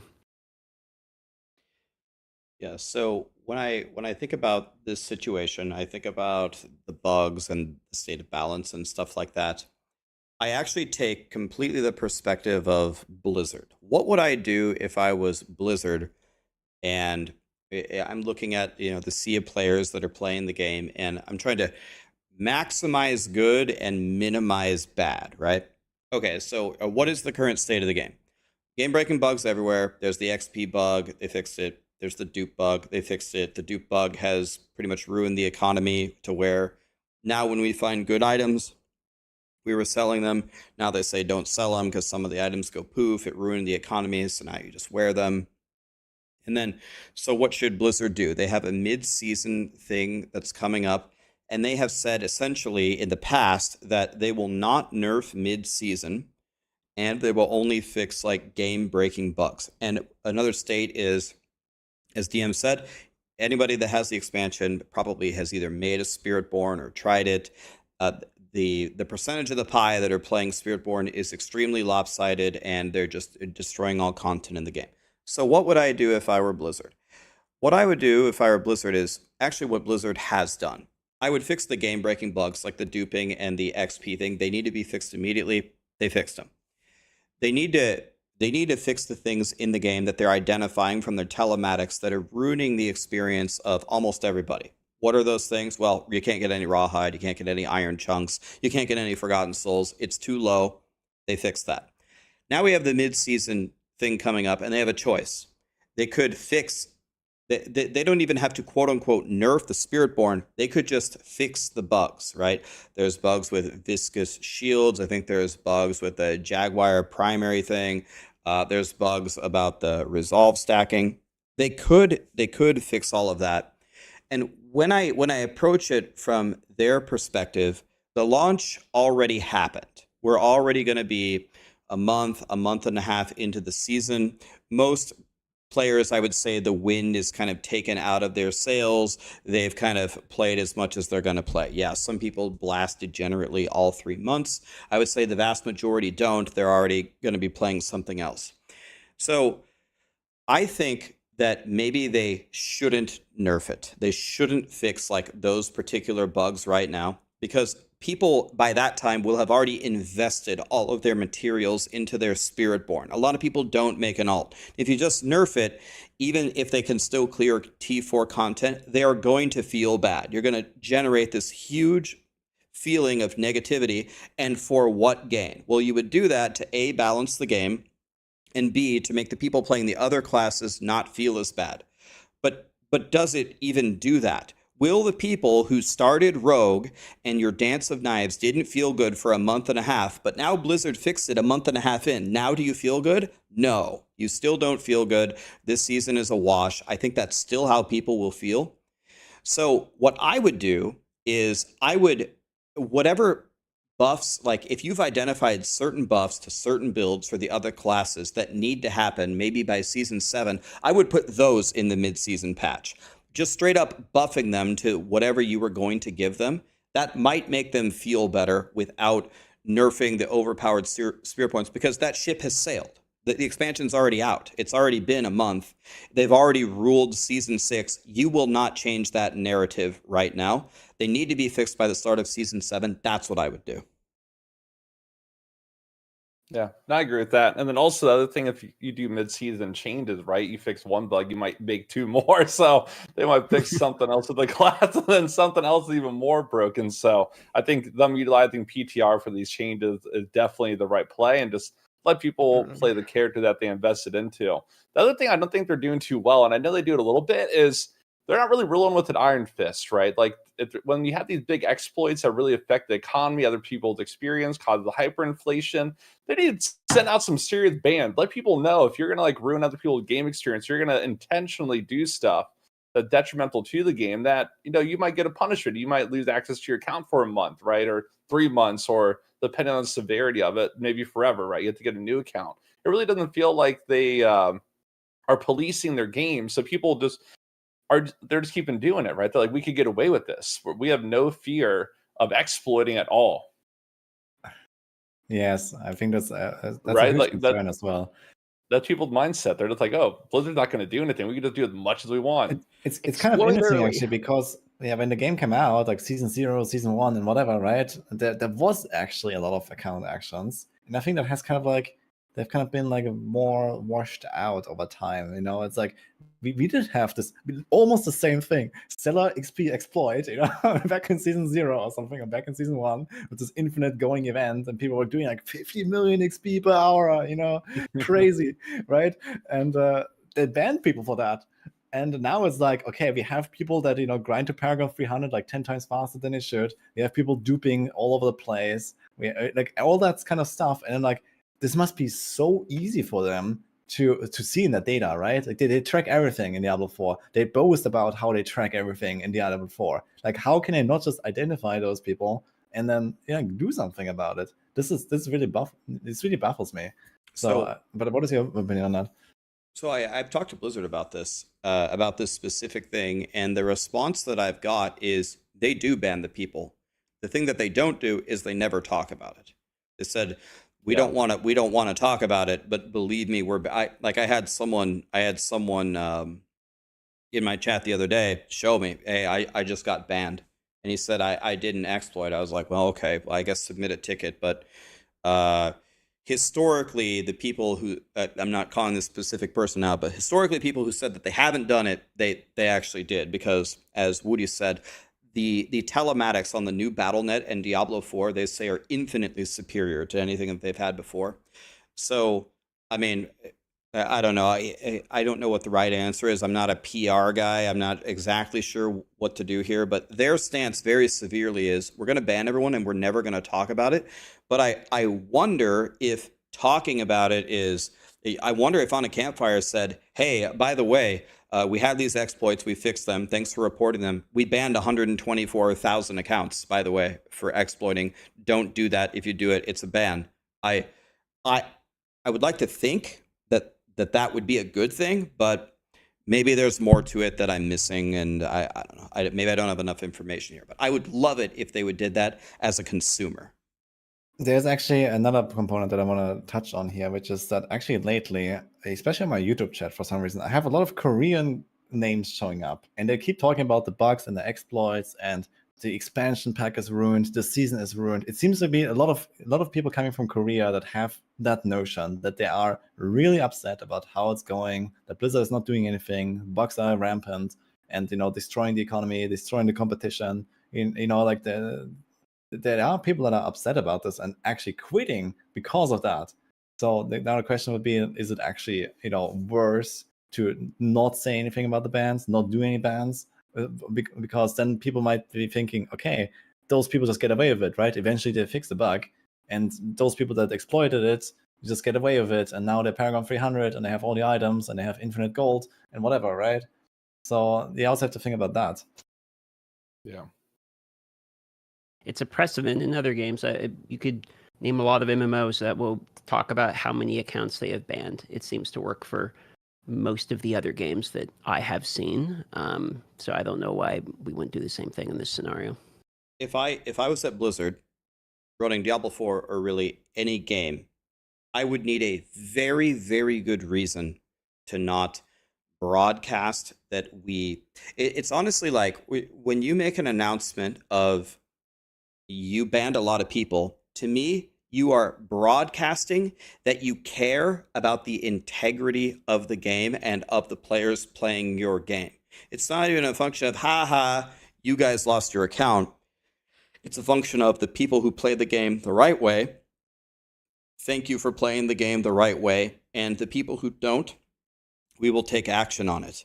So, I mean, and there's other like conspiracy theories you can get into it. Maybe they're real. Maybe, we don't want to ban this demographic of people because although they exploit, they buy a lot of stuff out of the shop. So we're just banning people that would otherwise buy stuff. But if they're going to buy stuff out of the shop, wouldn't they? I mean, aren't they going to pay $70 for the bundle and you get $70 right there for them to fire it back up? I don't know. Okay, how about wait, Rax. So how about they say, okay, guys, we're gonna offer like this free, awesome new mount for everyone who was found to have a clean account this season, like who didn't do any of the exploits. Good guy incentive. Yeah, and then how about that? When you get into the Dark Citadel, everyone has to mount up on their legit mount, and if they don't have one, then it's a kick, and it's back to the party finder. Yeah, but I mean that would be kind of interesting, to be honest. Like maybe it could be a good idea if they want to be like a bit. Yeah, sorry. Yeah. Yeah, no, fair play reward. That seems fun. I mean, honestly, at this point, why not? You know, like you resisted the temptation 8 different times this season. You know, you didn't do it. Okay, here, have a little goodie. You know, why not? Woody, we talked about this earlier. We need to get first the goodies into the endgame content. I don't want a goodie. It's like a login goodie. We need to get the goodies in the endgame content first before we do this. And if you gave me a choice, do the good players get a cookie or do the bad kids get kicked off the playground? I want their asses kicked out all day long. I agree. I would also prefer to be like a bit more, you know, harsh with that. But I don't know if what's Blizzard's stance here, or if they have shifted policies. Like, I don't know. You say that don't talk about the bans, but on the other hand, I personally don't hear much about bans. I hear people exploiting all over the place. I don't hear much about bans. So if people are doing that as much and Blizzard's actually doing something, I don't know. It seems like maybe they're going to do it later or whatever, right? But it also seems weird that they would ban people like, you know, a month later or 2 months later or something. So I don't know about what to think about it. Could it's be, just that we don't have any message right now, I feel, and that's kind of a problem. Could be as simple as a PR take, which is let's not talk about when we constantly have to ban people, because then we're going to have a million articles circulating that Diablo 4 has a ramping hacking issue. Diablo 4 has a ramping duping issue. Diablo 4, I mean, no, there's not really like a ton of coverage about all of the duplication exploits and bug issues going on other than Spiritborn damage. Yeah, I guess so as well. They probably have a lot of problems to fix, and then maybe eventually they're gonna get around to, you know, doing that. Maybe, right? They say, okay, later in the season, boom. Yeah, editorials might not be aware, but the thing is, the community, the core players, the people supporting the game, the people that like it are aware of the issues. So I think having a better line of communication, more transparency, even if it's just vague, would be good. Mm-hmm. Yeah. Okay, I have one last topic now that I had from our prepared list, which is Paragons. So we did talk about all the content and the grinding, but we have not really talked about the new Paragon system and what do you guys think about it. So maybe you just have like any thoughts. Same take I had since the beginning. It's more enjoyable for me. I prefer the Paragon system at the moment. I know some people prefer being able to max out their level sooner, but I'm like 250 or something. Like I still have a long ways to go, and it's going to take forever to get the last 50 levels. I at least like making some progression over the time of playing. So for me, it's preferable over the previous iteration. I think my opinion of the Paragon system and the runes when I heard it and tried it initially were more negative than they are now. I think the Paragon system and the rune system work a little bit better than I thought they would. I thought that nerfing our amount of choices would be garbage. I thought everyone's Paragon's boards would be exactly the same. And I thought that the incentives would drop. And I thought the the grind of the Paragon 300 would be stupid. I really was very negative about it, to be honest. But in practice, it seems to work better than I thought it did. Everyone does seem to have pretty much the same Paragon boards. But I think if you consider all players in the game, it's super easy to hit Paragon 100. It's really easy to hit Paragon 200, not too bad. And then it starts to really ramp up in difficulty. But at Paragon 200, you have almost all of the value that you're going to get out of the Paragon board. It's a million times better than the system that they had in D3 with the infinite scaling and the +5. Everyone almost universally hated that. So this is a good way to have a grind where you get something where there isn't too much fear of missing out on the general population. And it's still, with their massive nerfs to like all the additive damage stuff once they fix some of the bugs, picking up, 15 critical strike damage here, picking up 3% barrier here as these like last nodes that you're picking up, it feels about right. It feels like you're getting something, but if you're a casual player, you're not missing out too much on it. So I give them credit. I think the implementation was better than I thought it was going to be. Similar to runes, I was very negative about the runes. I thought they were really stupid for a million different reasons. One of the things that I think made the runes better than I thought is actually the economic piece of it. The whole way that they implemented it into the crafting, the uniques, how they made it not so easy to get what you want, how several different ones of the legendary uniques, people want to trade them for each other. I'll trade you a back rune for an ohm rune or a jaw rune. It actually seems to work better than I thought it would. There are some problems like Mods talked about earlier. Oh, you drop it to T1 to get the blue runes because you can't get them anywhere else, and now you're making 10 billion an hour. There's weird things like that. But in practice, it seemed to go better than I thought. So you guys said a lot already. So I kind of like the carrot on the stick. Getting 300 Paragon levels, it's just fully min-maxing your build. I wish there was more options on your Paragon boards and your Paragon board options. The downside right now is every single time you want to make a new board with a new legendary node, right? You just add another stack, right? So I would like to see more legendary powers to have more options for your builds and different ways to scale. I talked with this with some people before, but I thought it would be nice where the legendary power on the board was actually interchangeable. So you could just it would just be like a jewel sock, and you could just put it on any board, because most of the boards are making as like general boards right now. They're like the rare nodes, they're not like too conditional. They're just like, oh, here's more damage, here's more elite damage, here's more resource, here's more strength. So instead of developing a whole new board with a legendary power, they just develop more legendary powers and let you choose what board you want to put it on. So it'd be like, I guess it'd be like less design work. So you just make more legendary nodes, and then you just put it on whatever board they already have. Would you make those nodes like a drop, something you would farm, or you would just select it from a list and you get them all by default? Whatever they want to do, whether it's farmable, droppable, like completing the raid, like you get like higher tier ones, special ones, mythic ones. So yeah, they could add like some stuff there. But yeah, just mix it up. Yeah, you don't always have, you get the static set, right? Like maybe the default set right now, and then there's the mythic one or some other stuff like that you can like grind out and eventually upgrade to.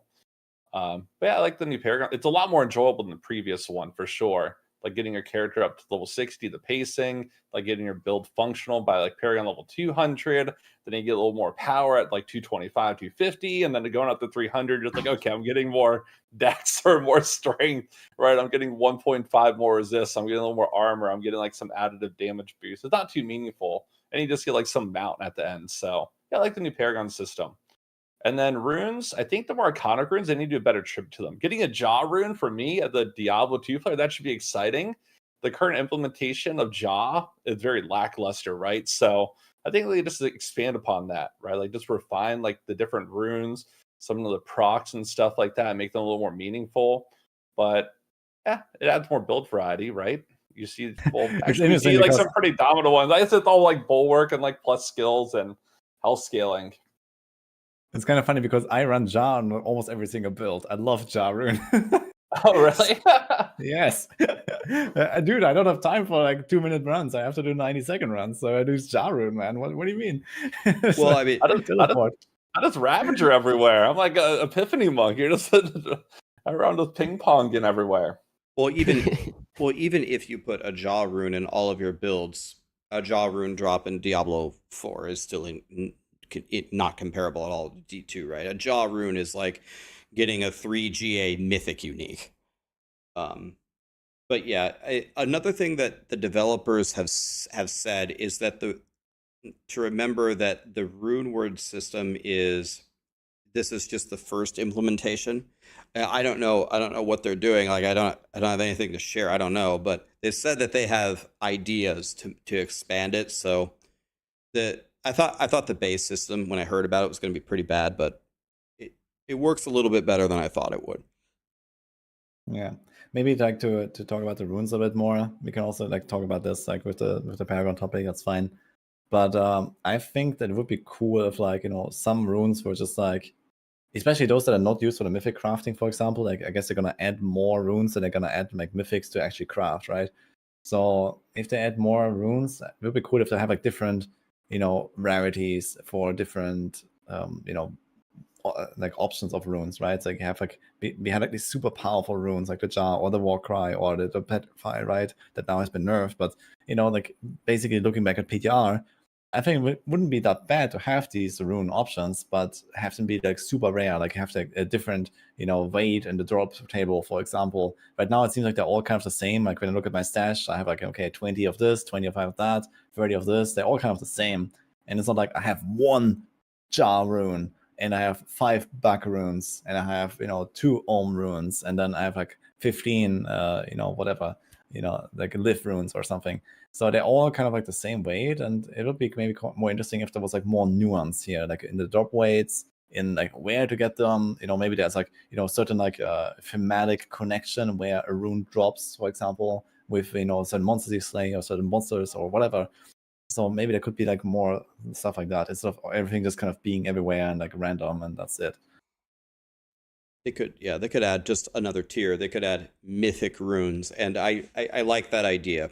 I like the idea that there are a couple of runes that are just obviously just godly if you find them. Just make them very rare to drop. Like, oh, there's 3 mythic runes and they're just straight up incredible, and you can expect to find maybe one of them per season. And if you find it, you're like, oh shit, I got this one. And maybe I don't know, we'll see if they make them tradable or not. But I really like that idea. That I hope that's part of like how they're going to expand the system. That some of them are just incredible, and when you get that dopamine hit that you would get if you found a Jaw rune in Diablo 2.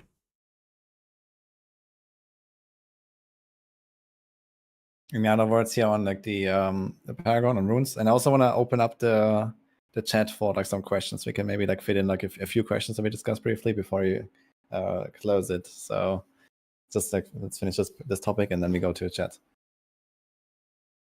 Anything else on the Paragons? I think that's pretty much it. I think that just lacks some uniqueness. That's the biggest thing. A lot of them are just like very static effects that you get more power, but you don't really see that power. You know what I mean? It's just like They're more just- damage, mobility. for- It's a little too passive for me in some aspects, I guess. For me, it's just like they're kind of fun.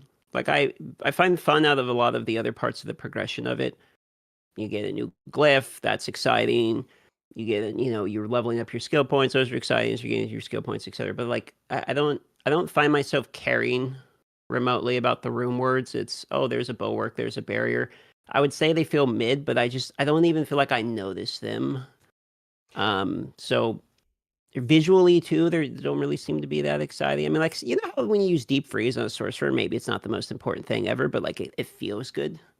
Like I don't really get like that feel good from the runes, I feel like, and that's kind of what bumps me out about them. Is they're a progression system that I just don't care about. It doesn't feel impactful. I don't really see it on my character. I don't feel like it's build defining, and I don't really feel like it fits thematically on whatever I'm doing. It's just here happens to be a druid bulwark, and So there it is. It's done.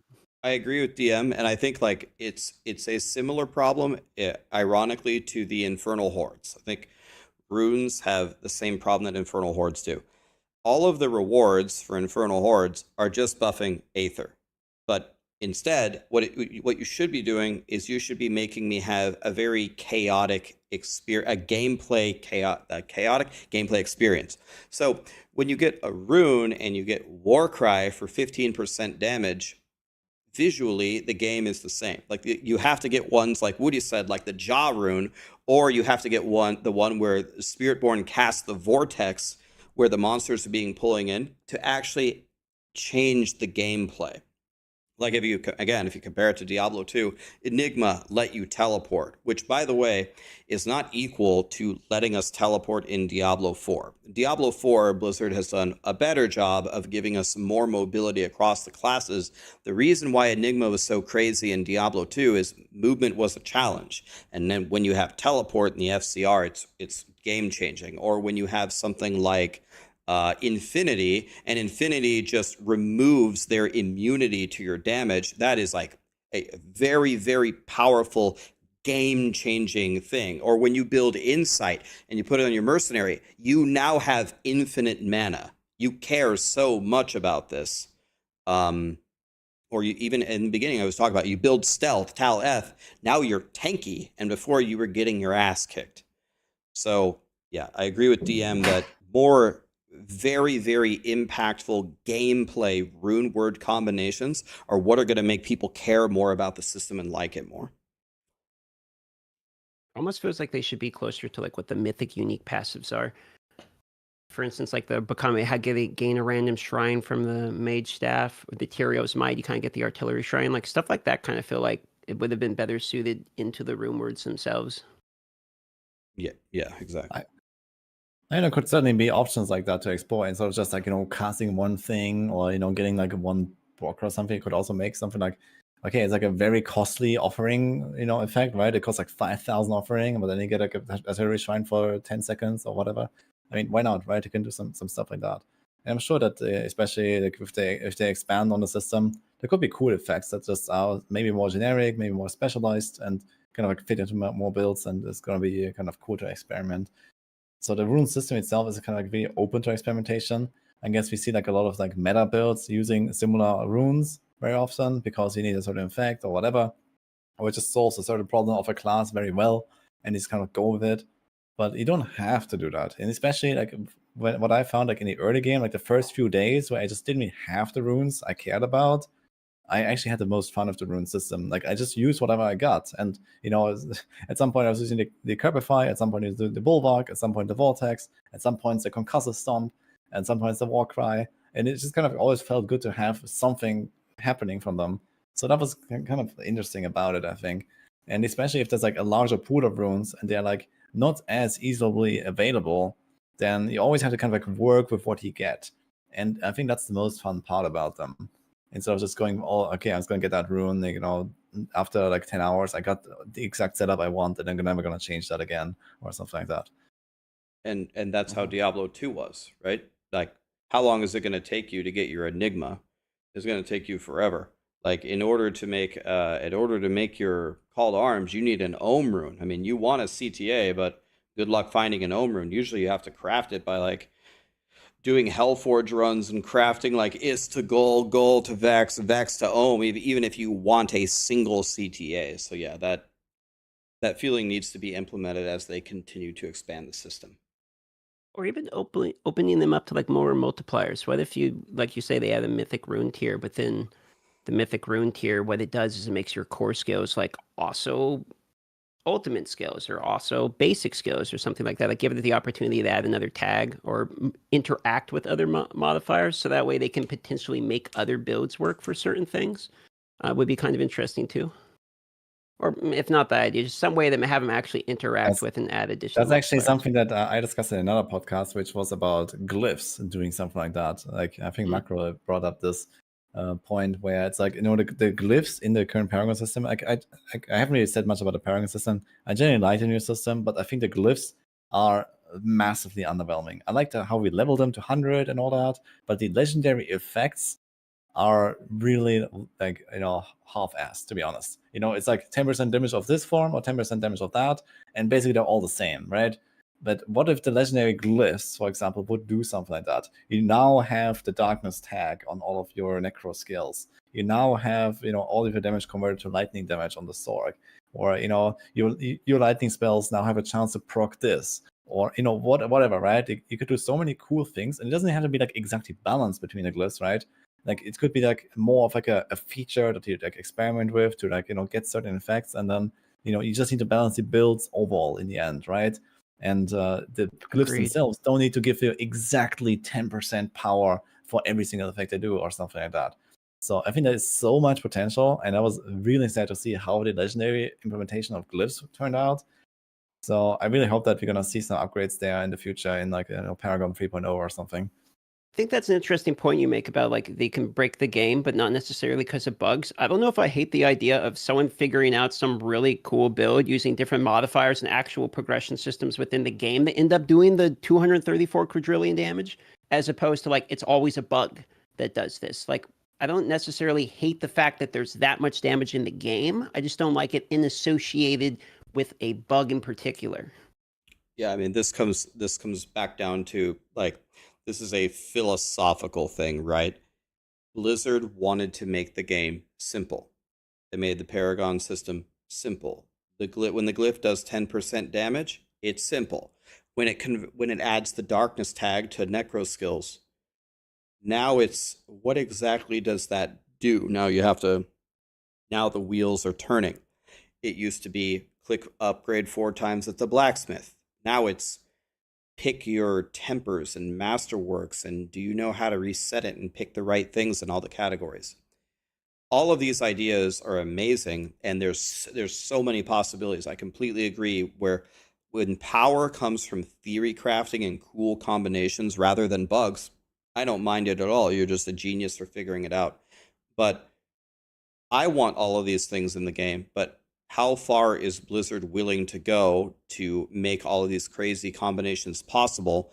But I'm hoping from seeing like the potential of the Spiritborn and seeing how much fun people are having from theory crafting this build, that they will open up the game to these possibilities. I think it will just be a win, and it will be a lot more fun for people. I really don't know why they would not do this. Yeah, and especially like thinking about like we talk about casuals, they will be too complicated or something. On the other hand, I think even casual players, especially those that don't follow meta builds and want to have everything figured out for them, they will have fun with this, right? Even if it doesn't turn out to be the best build ever, but they're like, oh man, this is so cool. I can add the darkness tag to my skills now, and now I'm gonna do this and that. And you're gonna make this experience, right? When you think about it, like when you make your own Spiritborn build, you will have exactly that experience, right? You will see Harmony of Ebawaka, and you're gonna be like, oh wait, now I can do that, And everyone has that experience when they put on this helm for the first time, right? Now you realize, oh man, I can respec my skill tree, and now I can do this, and now I can combine it with that aspect and whatever, right? And it's so cool. And we need a lot more like that. And I think that's also something that, for example, Adam Jackson has said in the past, right, on a campfire chat, like they want to like open up these things and whatever, and they have done so in some ways with like aspects a little bit, and they made like they reduced like damage on Tuesdays a bit and whatever. But there's like so much more potential. And I think that there's only a win that we can have here in the end. And okay, if something turns out to be like Giga OP, like DM mentioned, like you get like the ultra combo going, and it's actually not a bug, and it's actually 100 times better than anything else, sure, you can still nerf it the next season or something, right? If it's too game breaking, and that's okay. But yeah, like just opening up like more interesting effects through glyphs would be a very good way of doing it, I think. And more fun's always good. I think eventually they will probably go to the Diablo 3 route, though, with the limited nature of the talent tree. I could definitely see them adding, like, you go to like Crushing Hand right now, and they have like a fire variation instead of like shoots out like flame walls and stuff like that. I definitely think we'll get to that point eventually at some point for Diablo 4, though, where you just have like you click on your core skill or your mastery skill, and you just select what element you want, and then it changes the effect, and it leads to like more build diversity, where you have a more single target oriented skill, you have better clear skill, you have a skill that gives built-in mobility. So I could definitely see them doing that. I don't think that's too overly complex for the Diablo franchise at all, and what they've been going for. The people are already used to it from Diablo 3. Yeah. All right. Any other questions on chat, guys? So I asked earlier, do we have anything that we should discuss? Otherwise, I mean, we're at like 2.5 hours now, actually. We could also wrap it up. I think we've covered most of the stuff that was already popping up. I kept an eye on chat earlier. So we kind of like integrate a few things in the discussion already. SSF mode maybe is something that is I see popping up. So what do you guys think about that? Is that important? Is that something Blizzard should do? Well, I mean, I'm always in favor. I'm on the solo player's side. I'm always in favor of SSF. All the time. I really don't think we're going to get it for two reasons. One, they've just declined it the whole time. They've never actually. We're going to get an armory. They're building it. We're going to get that. Usually Blizzard will let us know, okay, fine, it's going to take forever, but we will give you this. We've never gotten that indication from them at all. They just don't want to do it. The other thing is the whole like cornerstone big thing that they just added in the expansion is not only not for SSF, it's not soloable at all. So you have to do it with a party. So I would be in favor of adding it to the game. You're going to have to probably change some things about the functionality of the game to make it work. I don't think we're going to get it. I love solo self-found mode. It's my preferred game mode in like every game. Just like hunting for your own items, being self-dependent on everything. I think the only way it would ever happen is they just had buffs for solo players only, right, to accommodate for the multiplayer aspect. But then that's divvying up the dev team even more to make custom stuff. So they have a lot of members, but there's more stuff to break and more things to fix and more individual adjustments to make, and so much more dev time to allocate. It probably doesn't seem probable with their current direction of the game at all. All right. And also another. Sorry. The one thing that did get affected by the stat squish is conduit shrines. So with their goal of doing the stat squish, they did actually succeed in one regard. That conduit shrine doing no damage nowadays. Yeah, that's actually a question I was going to talk about. People are asking about conduit shrine. They're changing it. I talked to them about it. I complained about it. They're changing it. Yeah, but if Rax is good at one thing, it's that. Getting Blizzard to change something. I complain a lot. Like, you guys have no idea how much I complain in the meetings, in the Discord. I'm sure Blizzard hates me. Yeah, I mean, I guess it's pretty obvious that conduit cannot stay like it is. So I guess that's a thing that needs to change very soon. It's just like annoying. I want to see an armory. We talked about trade. Sorry? I want to see an armory. I mean, in a very soon update would be nice to have an armory, because I'm literally seeing people make 2 and 3 Spiritborns just to have the build on each one, so they don't have to redo it. I have 5, which is cool. Yeah, there you go. I have many. I mean, it said that they are working on it, so I would actually expect that to be in Season 7. It's coming, and it's coming real soon. I don't know if it's going to be mid-season or Season 7, but I think it's going to be one of the two. It's coming. Yeah, I also expect Season 7, to be honest. So I would expect Armory very soon. Hopefully. I mean, we're 7 seasons in, and this is a D3 feature, so it would be fantastic. I have a question. I have a question for you guys. Can I put you guys on the spot? Right now, with Diablo 4, if you could only change one thing about it, one thing, what would you change? We talked about a lot of stuff. If you only get one thing, what would you change? DM starts. Okay. I said that earlier. I personally would love to see, because I'm a big fan of couch co-op. I play a lot of the games with my girlfriend, couch co-op on our PS5 all the time. And so I would really like to see the Dark Citadel work, where you can duo it in couch co-op, so a split screen, so one person can go on one side, one person on the other, because you can do it right now, but you have to bring someone else in, which means you're not really like working together. You can only ever take one side at a time together. So if I had to change one, I'd say buff the couch co-op experience, and in my opinion, the best couch co-op content they've ever made, which is the Dark Citadel. So I'd add it where you can split screen that in.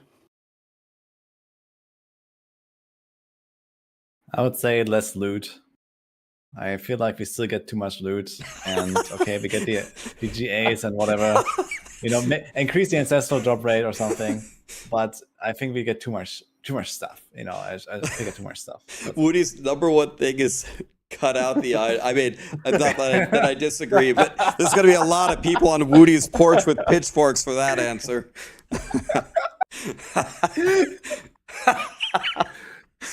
Everyone is always That's- crying, you know, like it's What- like, what- man, what- I want loot filter and whatever. So what do you mean? When It's you the post this bottom. on YouTube, you should have someone will just make a comment dislike Woody's take and the top voter down. on Woody's. If you upload this to your YouTube, you gotta like put like audio issues and get, edit out that answer. Okay, I'll see what I can do. Unbelievable. If I didn't mean to say that we should like progress more slowly, you know. I mean less loot, but more ancestors or something, you know. That's what Okay. so Okay, that's better. too much shit, you know. It's too much shit. I think Let's this put is it that one way. thing. It's for me, it's just like balancing the end game loop, right? Like, so people just aren't doing the bosses like all the time, all the time. Just have like a rebalancing of the loot reward structure, not reducing the loot. So you just have more ways to acquire stuff, right? So you just like if your end game loop, you're not just spending all your time in Duriel, you're doing more Hell Tide or tributes and stuff like that, you know. So probably just rebalancing loot distribution. Yep. And then for me, I'm just going to double down on what I said earlier. This is the thing that bothers me the most. I need rare, awesome things to chase. I need the Warglaives from Illidan. I need the Alar mount from Tempest Keep. I need you to put godly titles. I need you to put godly pets, godly mounts at the end of the game that I can chase after and the community can work together to chase after. It is essentially non-existent, and it makes a ton of people quit the game. You build your character to do what? Nothing. You gotta give me the carrot. Yeah. So I think they should rip off old school RuneScape. So in old school RuneScape, when you kill a boss, you have like a 1 in like 4,000 chance, depending upon the boss, of getting a miniature version of that boss. We already have the pet system implemented in the game that runs around, gobbles up all your cinders and shit. Just have that same system. No matter what boss you're killing, you have like a 1 in 2,500, 1 in 3,000 chance or something like that of getting this tiny pet. Now I know you're gonna say, well, that's Duriel, man, picking up your rawhide, man. Oh no. yeah, like a little Duriel running around. It's actually awesome because what happens is the completionist later on the game, it doesn't actually change anything. It's not power, but it's super cool. And you'll be like, oh, what pets do you have? And someone's like, well, I got this pet and I got this pet. What kill count did you get? Well, I got spooned it. I got it on my 3rd kill. Well, fuck you. You got it on your 3rd kill. It brings conversation in the game. It's actually a really cool part because you don't actually end up having all of the pets in old school RuneScape, but the ones you do have, you're super proud about. So I would say that would be a perfect potential solution. Can we get a mini It's a pretty Tomb cool Lord? idea. Mini Tomb Lord, baby. I think at some point we're actually gonna see a lot more like opening up of like the transmogs and all these things. Like they're slowly going in that direction, very slowly. But maybe we're gonna actually get a Tomb Lord pet. Who knows? At some point. Good idea though. I like it. I really love to have a little Duriel picking up my rawhide. I gotta say. It sounds very cute. All right. In that case, guys, thank you so much for joining the podcast. So for the viewers, so we had DM, Rax, and Datmods, all big AOPG blasters here. Thank you, chat, for staying. I hope you enjoyed it too. Do you guys have any last words here that you want to share? Thanks for the invite. Appreciate you. See you on the super epic Halloween event, KEKW.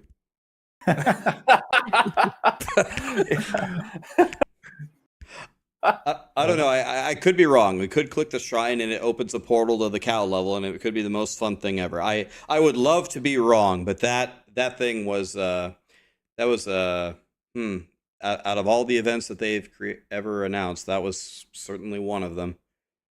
Hey, there was some new secret cow level steps in this expansion. I don't know if you guys have done them yet. You could get like the Bardich and you get the key and stuff like that. So Saw that. yeah, I did it. It was pretty fun. So I'm like, man, hopefully they're at the cow level. I got these items waiting in my bag for when it opens up, but it's probably them just teasing us for another expansion Yeah. at this rate. But hopefully we get a cow level soon. Yeah. Oh yeah. But yeah, anyway, thank you guys for having me on the podcast. It's always fun talking to my streamer colleagues. So it was fun. It was enjoyable. Thanks Yeah. for bringing me. Thanks for making the time, guys. Have a good evening. And shout out to Thank- however Frosty ends up using these clips. Oh no. True. All right. Have a good one, guys. Bye, boys. Later, guys. Bye. Have a good night. Bye, Rax. Bye, mods. Love you, buddy. Later, Blue. Yeah, you too. Have a good night, Blue Hoodie Man. Be safe over there in Florida. Those hurricanes come out of nowhere. Yeah, I'm gonna go cook dinner. It's gonna be pretty wild. Later, dude.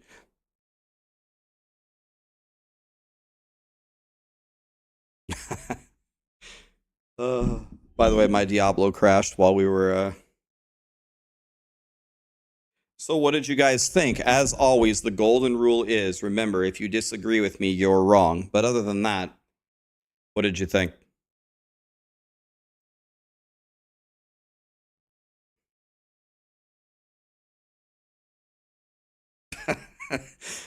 Oh, yeah, where's the camera? Yeah, where's the camera? Boop.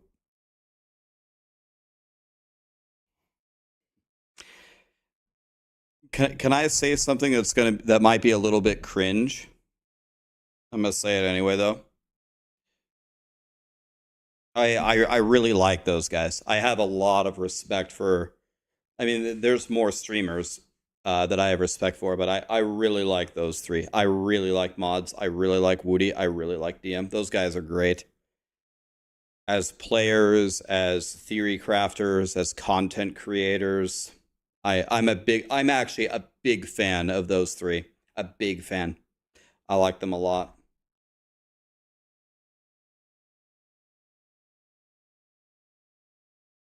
I was actually looking for more opportunities to like battle with them. I like to battle in these podcasts. I don't like to just blindly agree. I like to think. I like to fight. But I didn't see many opportunities there. I really I synergize with a lot of their thoughts. It seems like we were on the same page. I would have just been fighting just to stir the pot.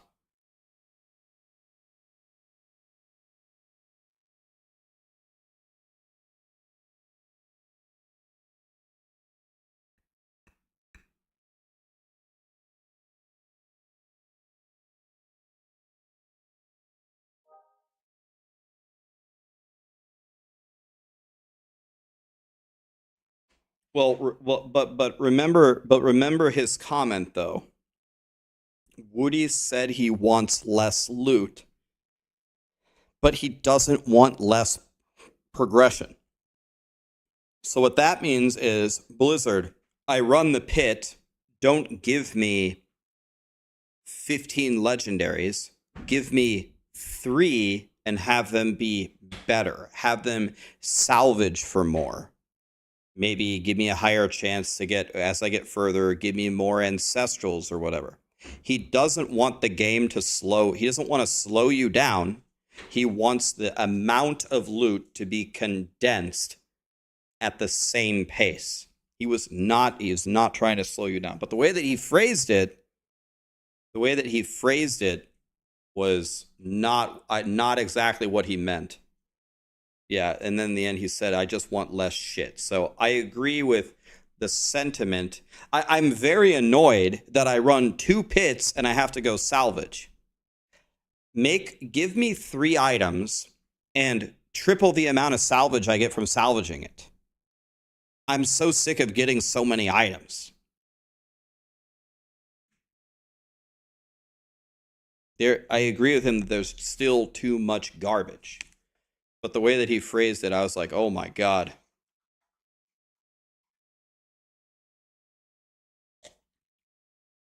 Volts, I think you're clinging to an idea that Woody was not saying.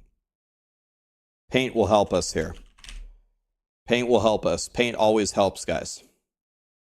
Here you are. This is you. You're playing. Okay. You're playing Diablo 4. This is you. You have 10 wives. You have 4 kids. And you have 6 jobs. You can't play very much. Okay. So you want to know what? You play Diablo 4 for an hour and you get 20 items. And then you have to log off. You want to see me? You want to see me playing the game? Here's me. Okay, here I am. That's me.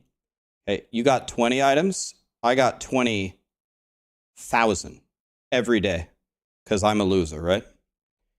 Now, when you salvage, when you pick up these items, maybe, I don't know, 2 of them are good and 18 of them are garbage. And you salvage it and you get 100 mats and then you have to log off. What Woody is saying is, give me the 2 good items and give me 4 bad items, but you can 5x the salvage. When you salvage it, you still get 100 mats. But you only saw 6 total items instead of 20. It's the same output, the same. You just get less shit.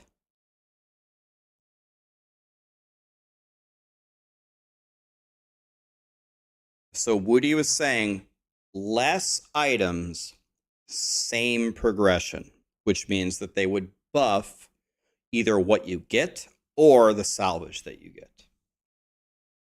That was what Woody was trying to say. He does not want to nerf you. It's not a nerf. It's a quality of life buff.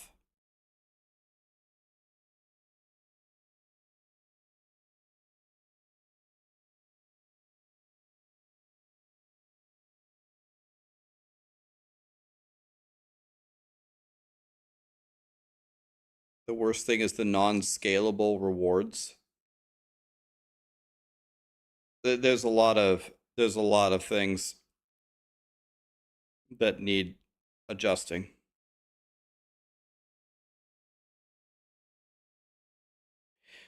Yeah.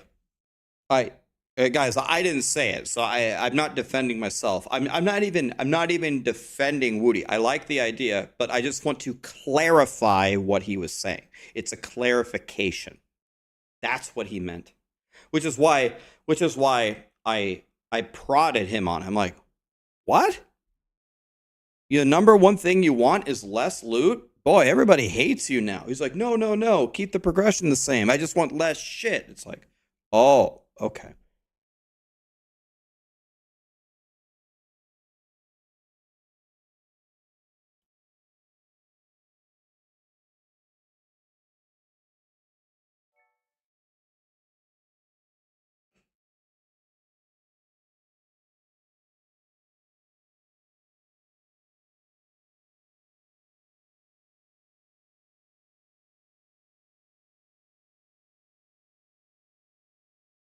Right, yeah. So people are worried that if you drop the number of loot, then the number of wearable stuff, because you get bad loot, goes down.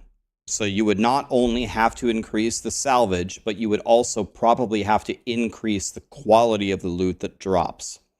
So if you play for 1 hour and you get 1 ancestral now, you have to make sure that you're still getting 1 ancestral on the new thing with less items, which means the chance for an ancestral would have to be buffed.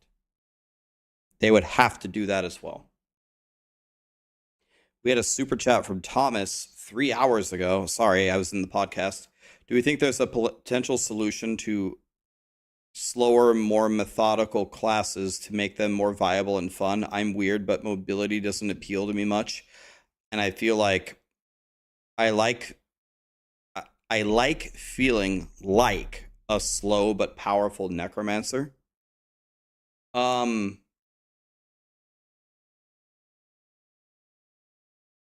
lot of that playstyle will work, Thomas, but I think maybe your question was, is that ever going to be like as efficient?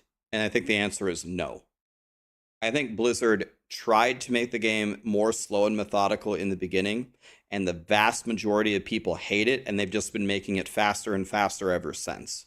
I think that they will only continue to make it faster, and I think speed just wins.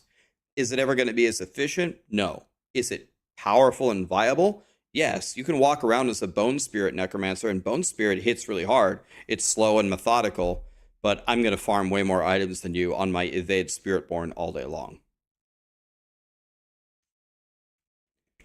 Saren, thanks for the 5 gifted. Khan, Flash, Sikishidan, get even close. Conan, Tanaj, Severed, Halo, Kiranox. Thanks so much for the subs, guys.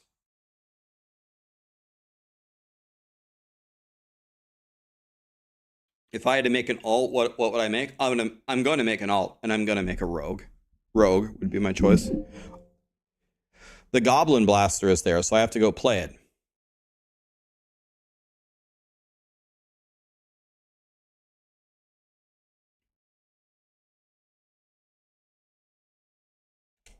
Chat said I need a stream room, so Sarah made me one.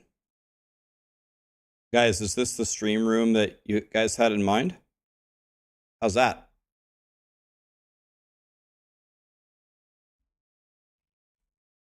Whatever Woody just said, he's laughing his ass off.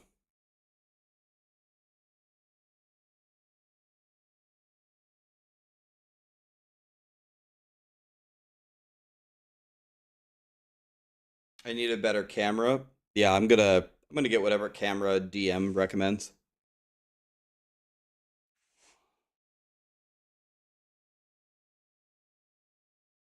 How did Riker get in this? Riker gets into everything, one way or the other. That's what I've noticed about him.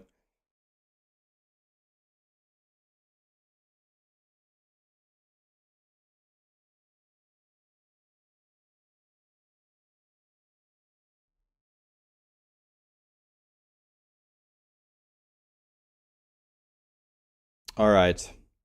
I probably have to go now.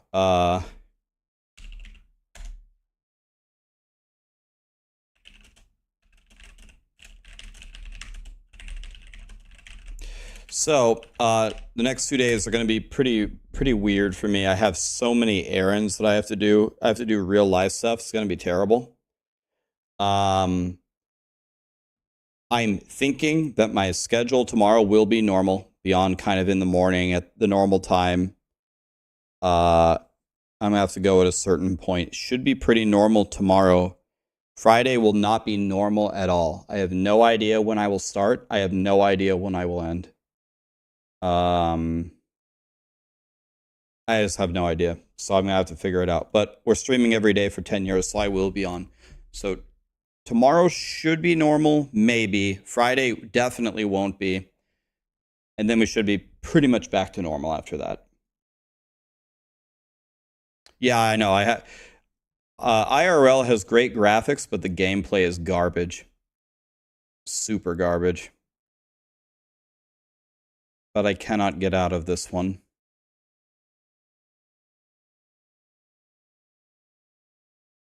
Okay, it looks like Woody's going to continue to go, so I'm going to raid him since he's still going because we just did the podcast, all right? Guys, thank you so much for being here. Love you guys. At the end of this month, I will be moving soon, and when I move, I'll get a better camera. I'll get the Cali camera. I will order every item on the Taco Bell menu, and we'll order sushi, and we'll order Five Guys fries. It'll be the worst meal I've ever had.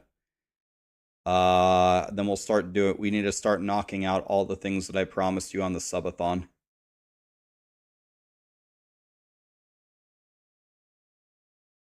Show us your boobies. The titty stream is coming.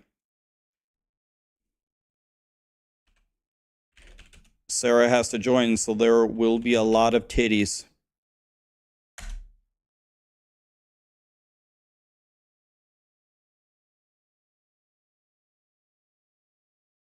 Maybe I can get more people to join. I wonder how many people want to do the hot tub stream.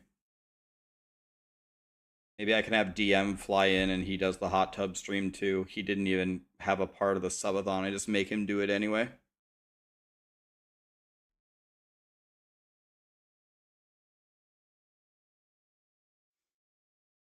Jeremy will come. Jeremy, if you want at some point, if you want to fly to Nebraska, I bet we can make that happen. Have a super amazing night, guys. Love you. See you tomorrow, all right? Thanks for all the subs at the end there. Kira Knox, Halo, thank you, guys. Say hi to Woody. I'll see you tomorrow. Yeah, we need to get Lee in there, too. Good idea, Paradigm. Good night, guys.